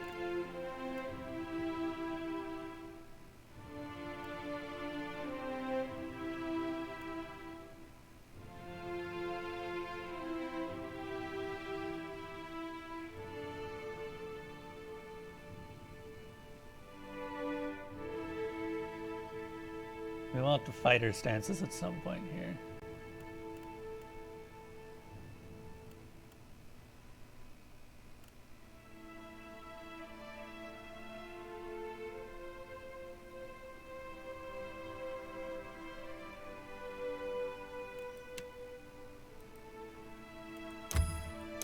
You know, I was just about to ask what his weapon proficiencies were. I guess we get to choose.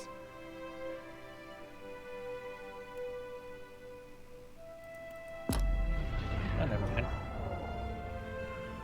Alright, moving on. Stay behind me.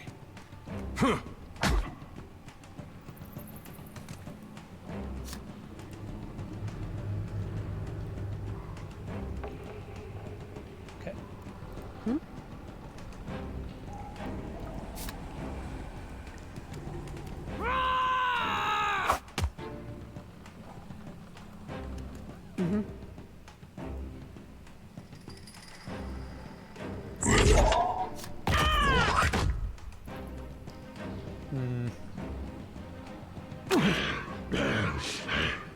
Hey.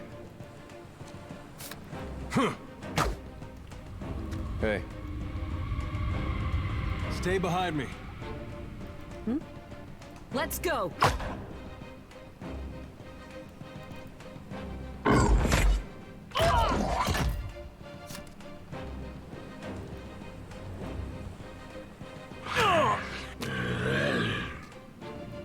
Hey. Better than that. Here we go.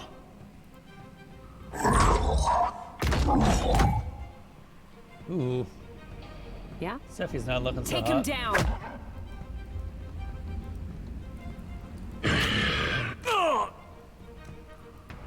Hey. After this combat, I'd like to take a look at the... May I be a candle I want to see if there's a hotkey. in the night.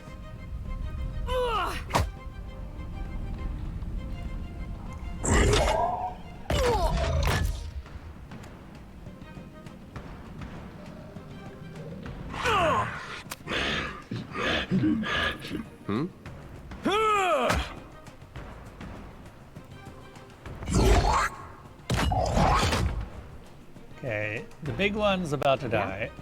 Let's go. Right. Oh, they actually do take forever to die because of their slow to die. Oh, Gom's pledge.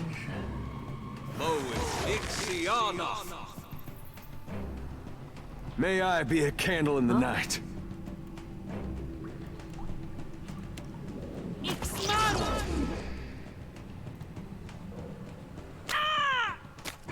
Yeah, look at that no damage you're doing. What do you need?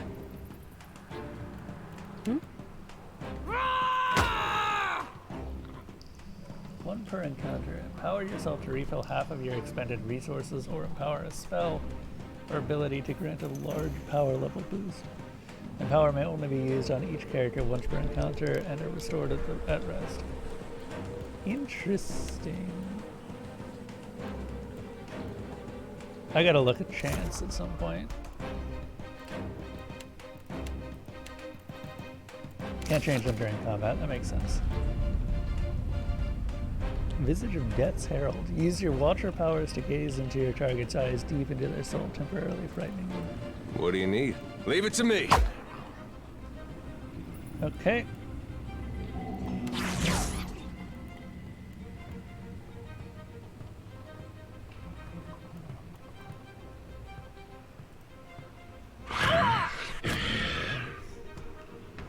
Hey.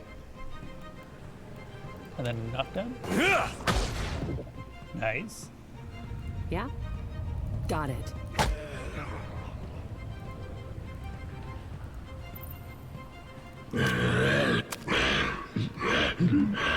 Yeah?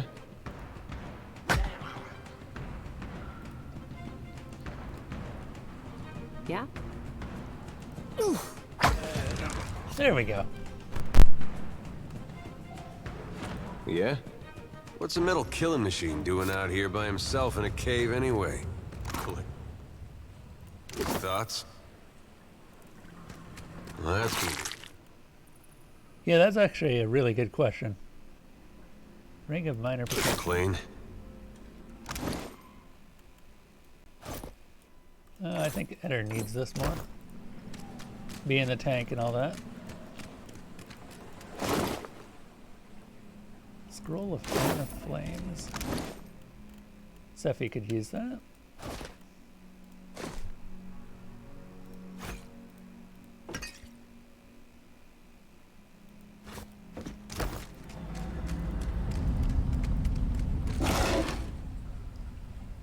Repair supplies. Will do.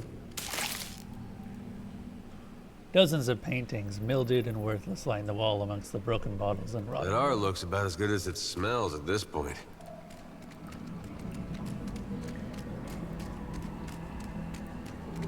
Nice and slow. Found something. On it. All right. We are not disarming those traps. We'll come back. Oh, balls.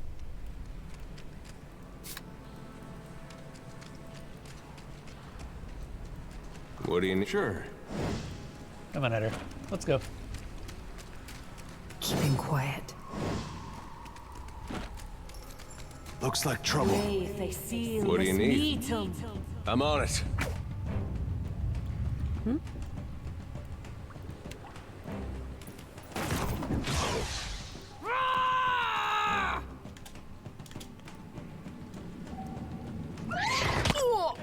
Oh no, is that poison? That's probably poison, right? Yeah? Sure.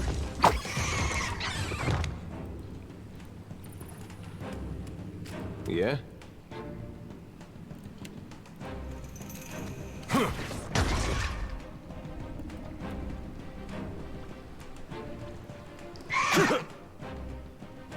Hmm? That must hurt. Wow. That's a giblet. Huh? Well, more correctly, that's a lot of giblets.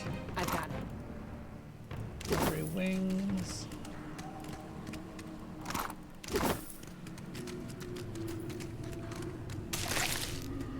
Cave coral.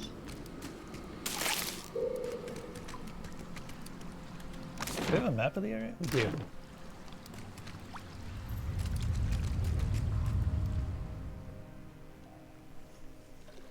The waters here glow an eerie blue, and the cave glistens with reflected light. You can just make out an opening in the cavern wall to the northwest where the water flows onwards. The tunnel seems to extend a short distance before turning sharply, but you cannot see where it leads.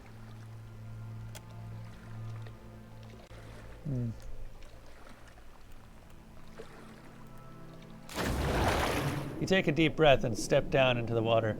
The water is cool, but not uncomfortably so, and you swim forward in the tunnel. The tunnel bends sharply, and you follow the cavern wall, seeking out places to come up for air, and finding none. The water stings your eyes, and the featureless stone around you muddies your senses of direction. You are forced to turn back, climbing out into the outcroppings and gasping for air. Hey, there we go. Eder sets out at a good pace, cutting through the water with a confident stroke. Nearly to the far side of the tunnel, Eder finds a space to come up for air. With a place to rest along the way, the swim should be manageable.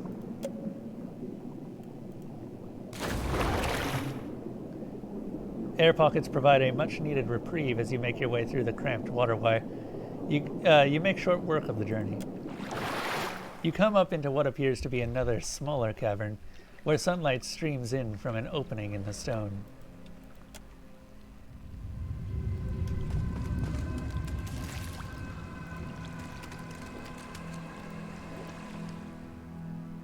Oh. This is the other side. Okay. Abandoned hideout.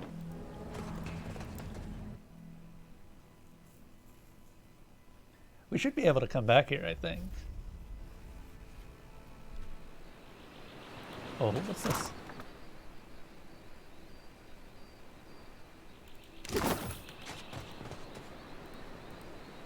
Another boat.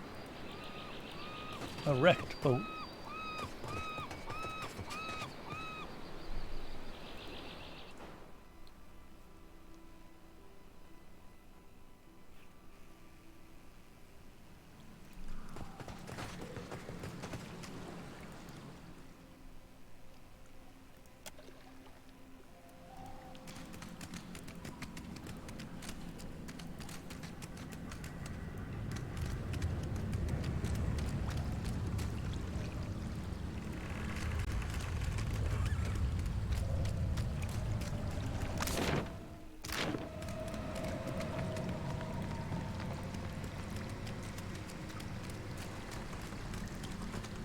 Alright, I think we've covered everything here.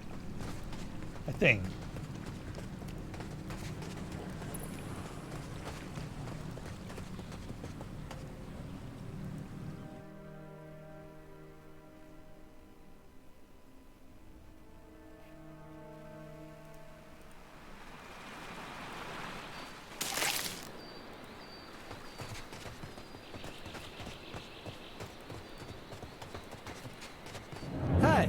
Fancy seeing you here.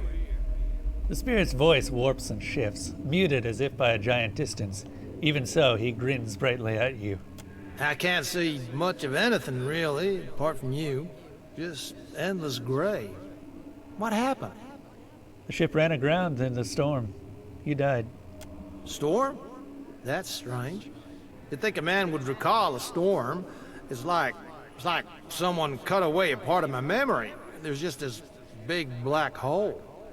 It's weird. I thought death would be different. Big light and so on. But I don't see anything at all. Just you. Barath charged me with the guiding of souls to the afterlife. So I suppose you're my responsibility now. Oh.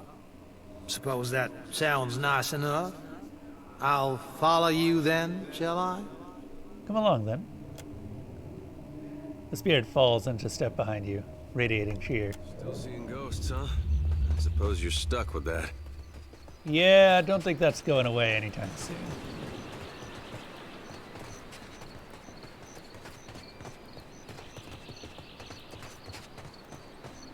Can I still talk to ghosts? Some of them are just not very helpful. There's nothing for miles.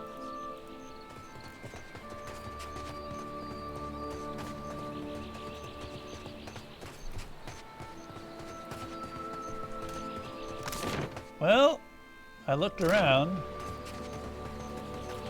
Hold up, what about this waterfall? Oh, that's the sea cave. Okay. Oh well, look at that. You've actually got wading animations.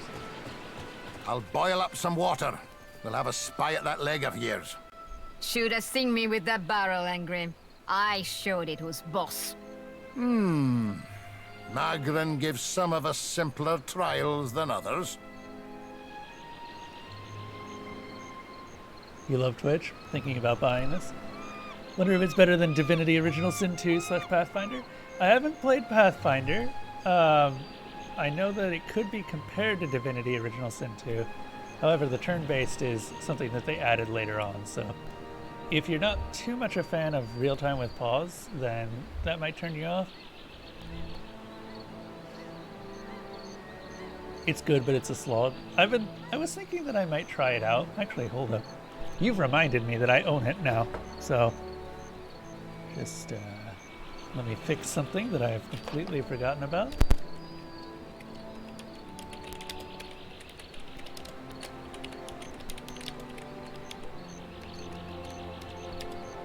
I have no idea if this will work on my bot.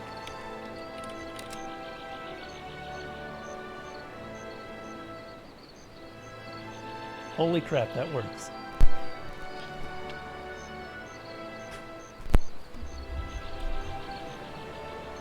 Well, now it's out of my hands. I've given the reins to everyone else. Yeah, I got it. Good news, Captain. I found some supplies must have washed ashore. Even better. I've located some spirits. Rum! The mundane kind, I mean. Nothing that requires your talents, Watcher. Ah, rum. Is this just a pirate's life for me? Divinity Original Sin Edition. Have you seen any other survivors? Not a one. We've come away from this one limping, Captain. But we live to see the next battle through.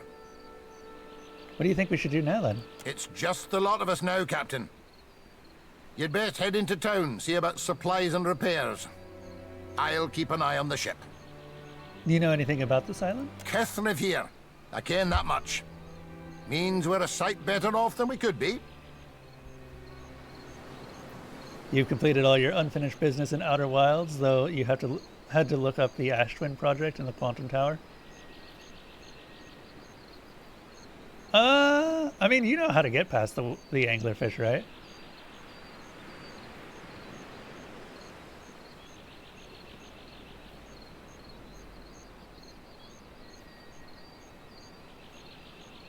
Yeah. I feel like in Divinity Original Sin, it rewards more imaginative uses of fire. One of the things that we discovered was a very easy way to kill people was if there was any lava or death fog on the map, you could instant kill literally anyone because you would dump the lava or death fog. That included death fog barrels. We made heavy use of death fog barrels by the end of it. Because turns out that doesn't matter how much armor, health, or magic armor you have, if you're stuck in death fog, you're dead. And we can teleport both the death fog and people around at will.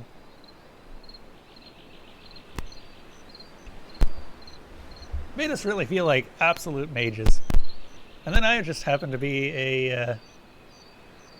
yeah, but I feel like that's kind of the fun of it, honestly.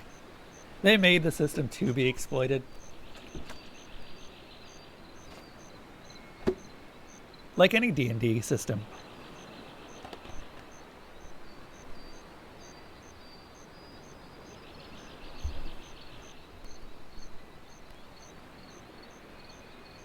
I feel like Divinity Original Sin 2 had enough going that the CC emphasis didn't stop it being interesting.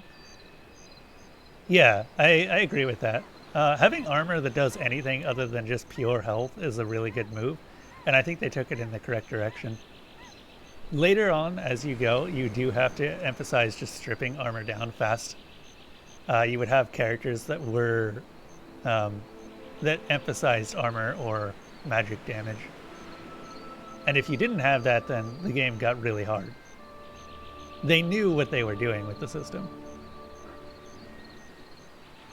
I do believe a couple of ice cubes just popped out.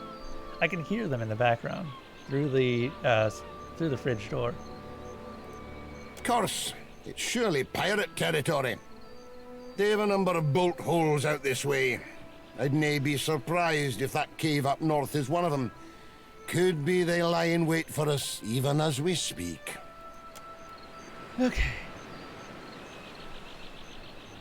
I also felt like a lot of the spells were interesting enough that you could combine them in amusing ways. My favorite being Epidemic of Fire. They warned me strange things would come following you, Watcher. You know we're following strange things, right? What a mess. We'll be needing help getting the Defiant off the ground. Do you know anything about this place? We got turned around in that storm. Hard to be sure just where we are. And what do we do now? Not much chance of us moving the ship on our own, but we're in charted waters. There's bound to be a town nearby. All right. And Irina? Ooh, hey. Let me talk to you. Oh, God. The Yodel said you had to bail him out of trouble. Diverus? Was he crying? You can tell me. Oh, quiet. You were under a damned barrel.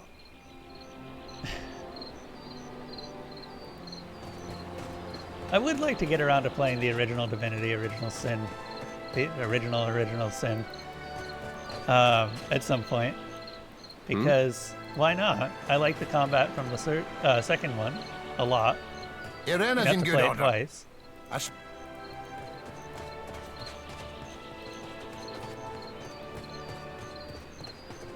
I do think that fire, it should take more to set things on fire. I agree with you there. It is far too easy to set the entire map on fire, regardless of what the ground is made out of.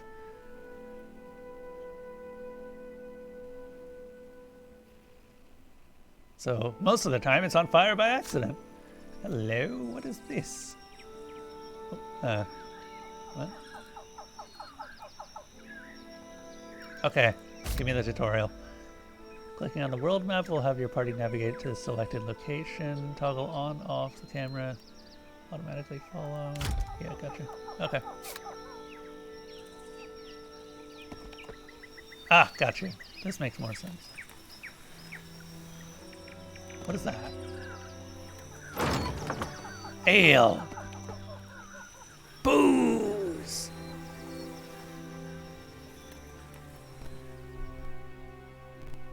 In the distance, you see a simple wagon.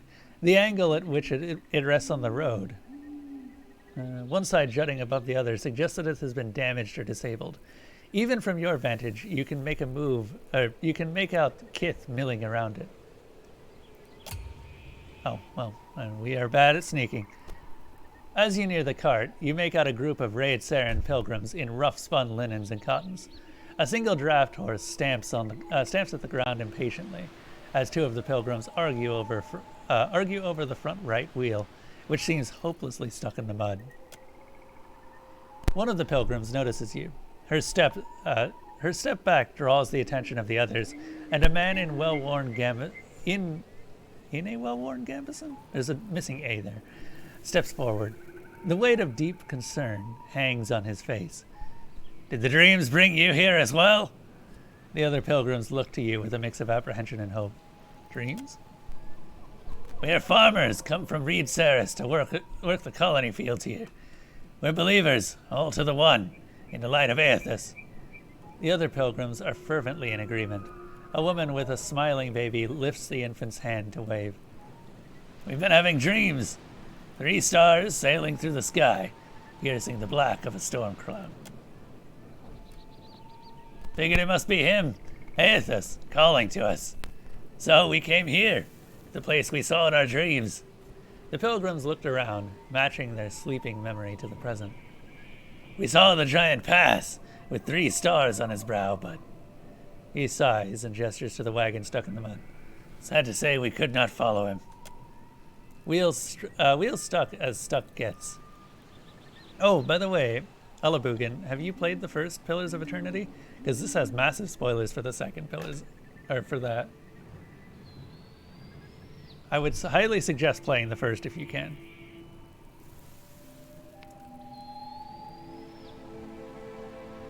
Wheels stuck as stuck gets.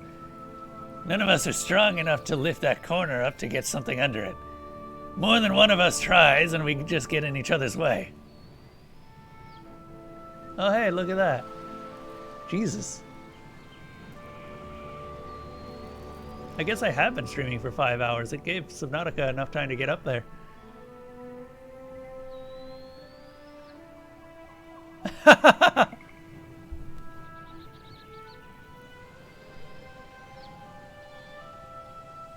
Now the question, Desalona, is that with all my newly found free time, will I finish it before you do? The other pilgrims nod and stretch, suddenly remembering their aching bodies. Let's take a look. A brief inspection reveals that the wagon is undamaged, but the wheel is stuck fast in the mud. We have some wood, the old man says as he gestures to the back of the wagon. If we can get the wheel up, we can slide that neath it. Inside the wagon, you see several planks of wood. A small box of valuables sits to the side. One of the younger Dawn Stars looks at you, eyes wide. Reckon you can lift it? I can't. Well, Eder might be able to. There we go.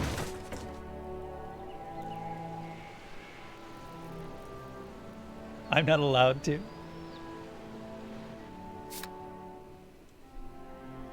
Eder squares himself in to the wagon corner, squats deep, and rests the wheel up from the mud with a grunt. A young Dawnstar stands in shock for a moment, reacting just in time to thrust a thick board beneath the wheel. It takes the better part of an hour to lay down a safe path for the wagon to roll free of the mud. The laboring Dawnstars glisten with sweat, but laugh happily as they sing songs for praise for Aethys. Jesus, this is why I'm not streaming much longer. My tongue is bleh. 2 hours have passed. Smiling, their leader presses a small pouch of coins into your hands. We appreciate the help. Without you, who knows how long we would have been stranded out here. They begin to prepare their wagons as you take your leave. You've gained an item. 15 times silver fenning. Edir Empire. Okay. The item is put into your stash. The old man calls out to you as you go. Take care of yourself and your soul, traveler. Whether you come for Aethys or not, we know in our hearts that he comes for us.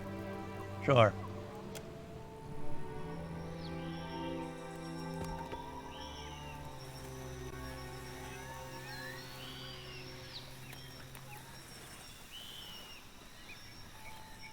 What is that over there? Ah, Port Mage.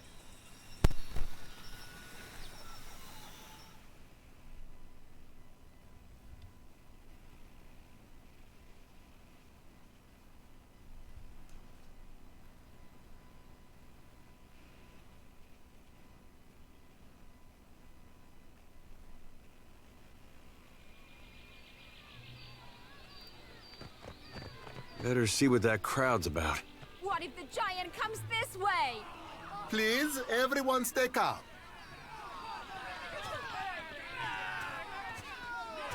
The man at the center of attention appears to be fielding inquiries from both the gaggle of townsfolk gathered around the platform and a rather severe-looking Amoa. Oh God, I can never say their name. I'm just gonna go with Amoa, woman standing beside him. Please, everyone remain calm. I assure you I will do everything in my power to get you the answers you need. Our friends among the Huana. A tribe civilization primarily comprised of island Amoa, which has thrived in the Deadfire Archipelago for thousands of years. Though largely decentralized, the Huana share common values steeped in mythology and a sense of guardianship over the isles they call home. Have offered you hospitality and safety from the storms. The Amoa woman folds her arms. Yes, I think we are all keenly aware of the debt of gratitude we owe to the... I have personally seen to the safety of your homes. Now you will do the same for our families. What about our families? What about the ships? How are we supposed to feed ourselves?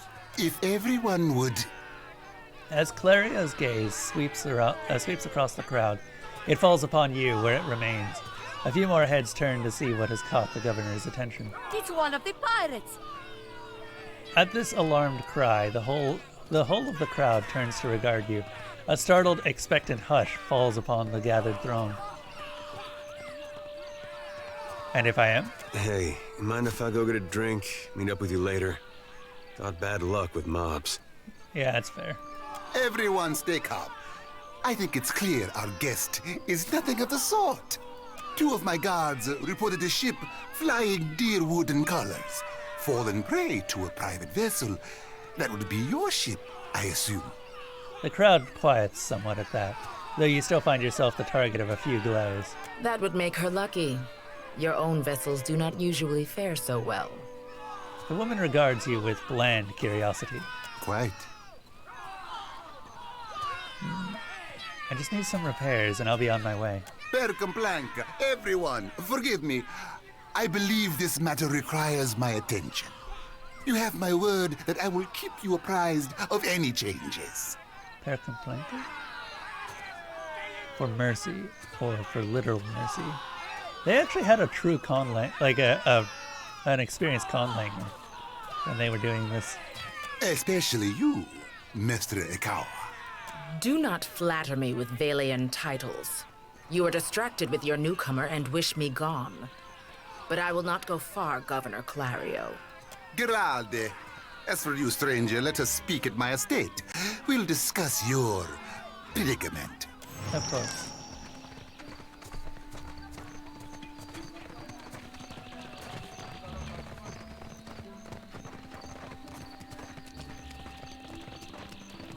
What marvelous carvings! This feels suspiciously like the this second one is act of many Witcher 2. centuries old.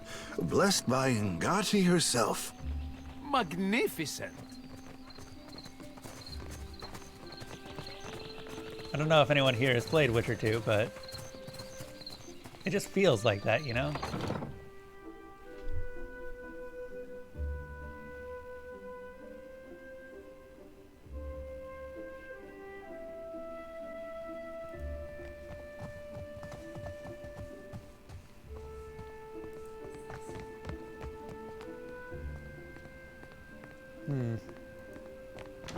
No, open that damn door.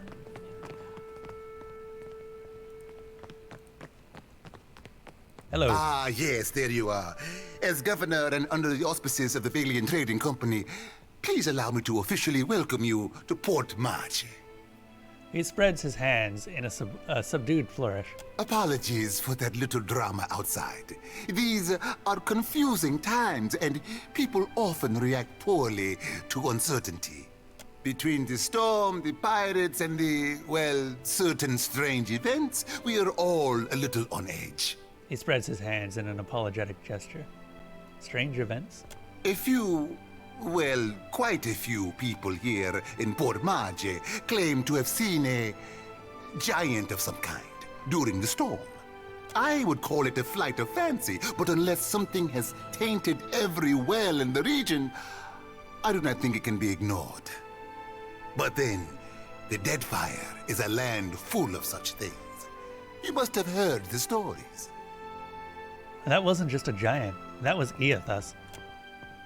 The governor mouths a voiceless ah of understanding and studies you for a moment. You'll find good company among the Dawn Stars here in town. They have all manner of theories concerning the behemoth. He rifles casually through a few papers. Now, to the matter of your ship. You're stranded, are you? It was a rough landing by all reports. Unfortunately, our own ships are in no condition to sail. We've had dealings with the pirates ourselves. They've taken their share of supply ships. The storm saw to those berthed in the harbor. All that said, I believe I may have a solution, provided you're willing to help me in turn. I'm the Lady of Cadnua. Couldn't I owe you a favor? Cadnua? A dear wooden castle, is it? An interesting proposal, to be sure, but I'm afraid the matter at hand is rather urgent. I have the guards on the lookout for pirate vessels looking to take advantage of whatever damage the storm caused. We've cannons enough to see them off, but I need every man ready to use them. There is a site of some considerable value elsewhere on the island. A value to the trading company, you understand. In point of fact, it's the very reason any of us are here. You're familiar with the Luminous Adra trade? I know that Luminous Adra is native to the Deadfire. It's also quite valuable. When refined, it sells for considerable sums. The trading company has invested a lot of time and money into locating sites suitable for mining and processing. How valuable exactly? Valuable enough to make sailing across the world seem like a sound investment. Ah! We And I hope you understand that these matters require some discretion. Have one such outpost on the other side of the island. A successful venture, up until very recently. We sought to improve the refinement process. To that end, we hired some of the brightest minds in the field of animancy and brought them out here to lend their expertise.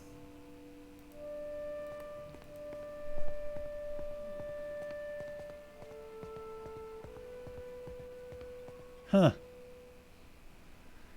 I wonder if it's checking your cache to see if you've actually got it installed or not. And then one evening, a storm Hey, Zatara. rolls in out of nowhere, and my scouts begin to report that a giant has marched its way across the island towards my dig site. What am I to make of that? We haven't heard from Mestre Odorisi since, nor any of his assistants, or the workers. I must know what has happened. If Odorisi, if his work is lost, then everything that we have worked for is at risk.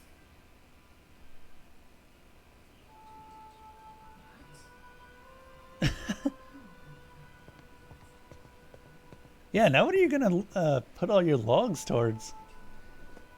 Pillars of Eternity 2 is right here, man. You actually missed the end of Pillars of Eternity 1 and the end of our first playthrough. This is our second playthrough.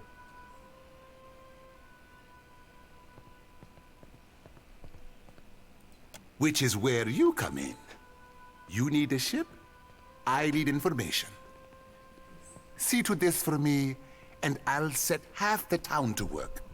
We'll patch up your ship, and you'll be free to go on your way. I was thinking about that. You know how you asked if I was going to shave it down? I just realized that there is no better possible introduction to an event that starts on the 4th of July than to have a massive explosion rock the campground. I can do that? Gillarde, then we are agreed. I will assign men to keep watch over your ship. You will find the dig site on the eastern side of the island.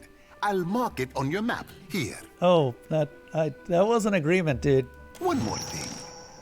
If you should recover Odorisi's notes, know that they would be of great value to me.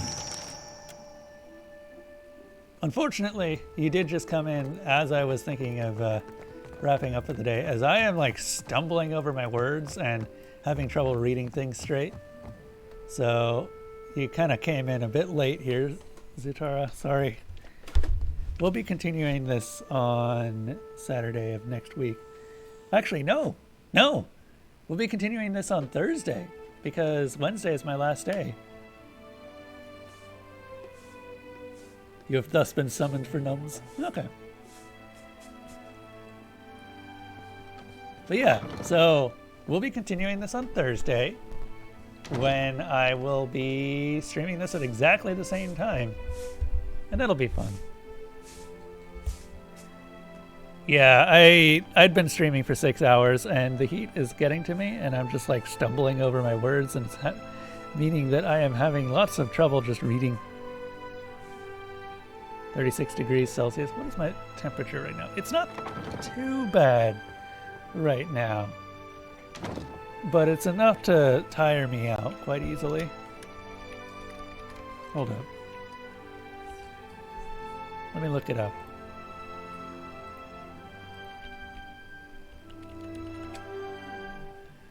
It is apparently 104 degrees Celsius, but it doesn't feel like that because humidity is pretty low.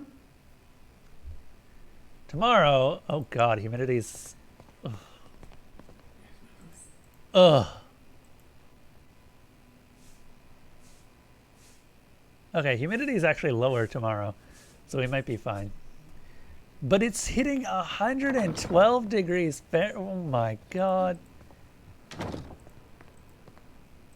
Oh, thank god it cools down later on in the week. We won't be seeing any... Yeah.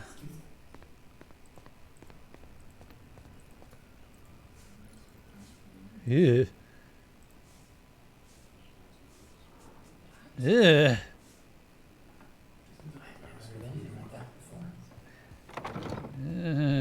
Okay.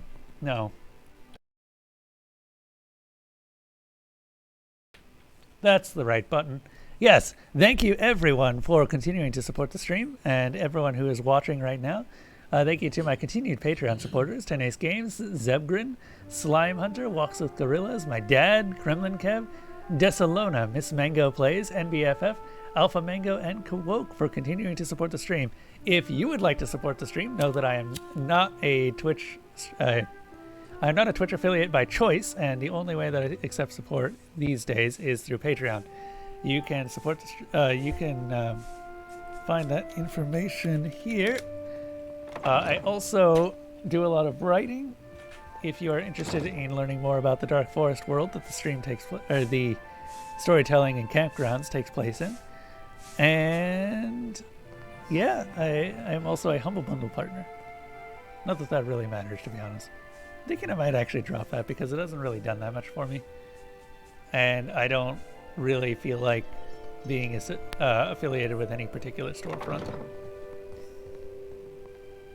Yeah, hard to say. We'll see.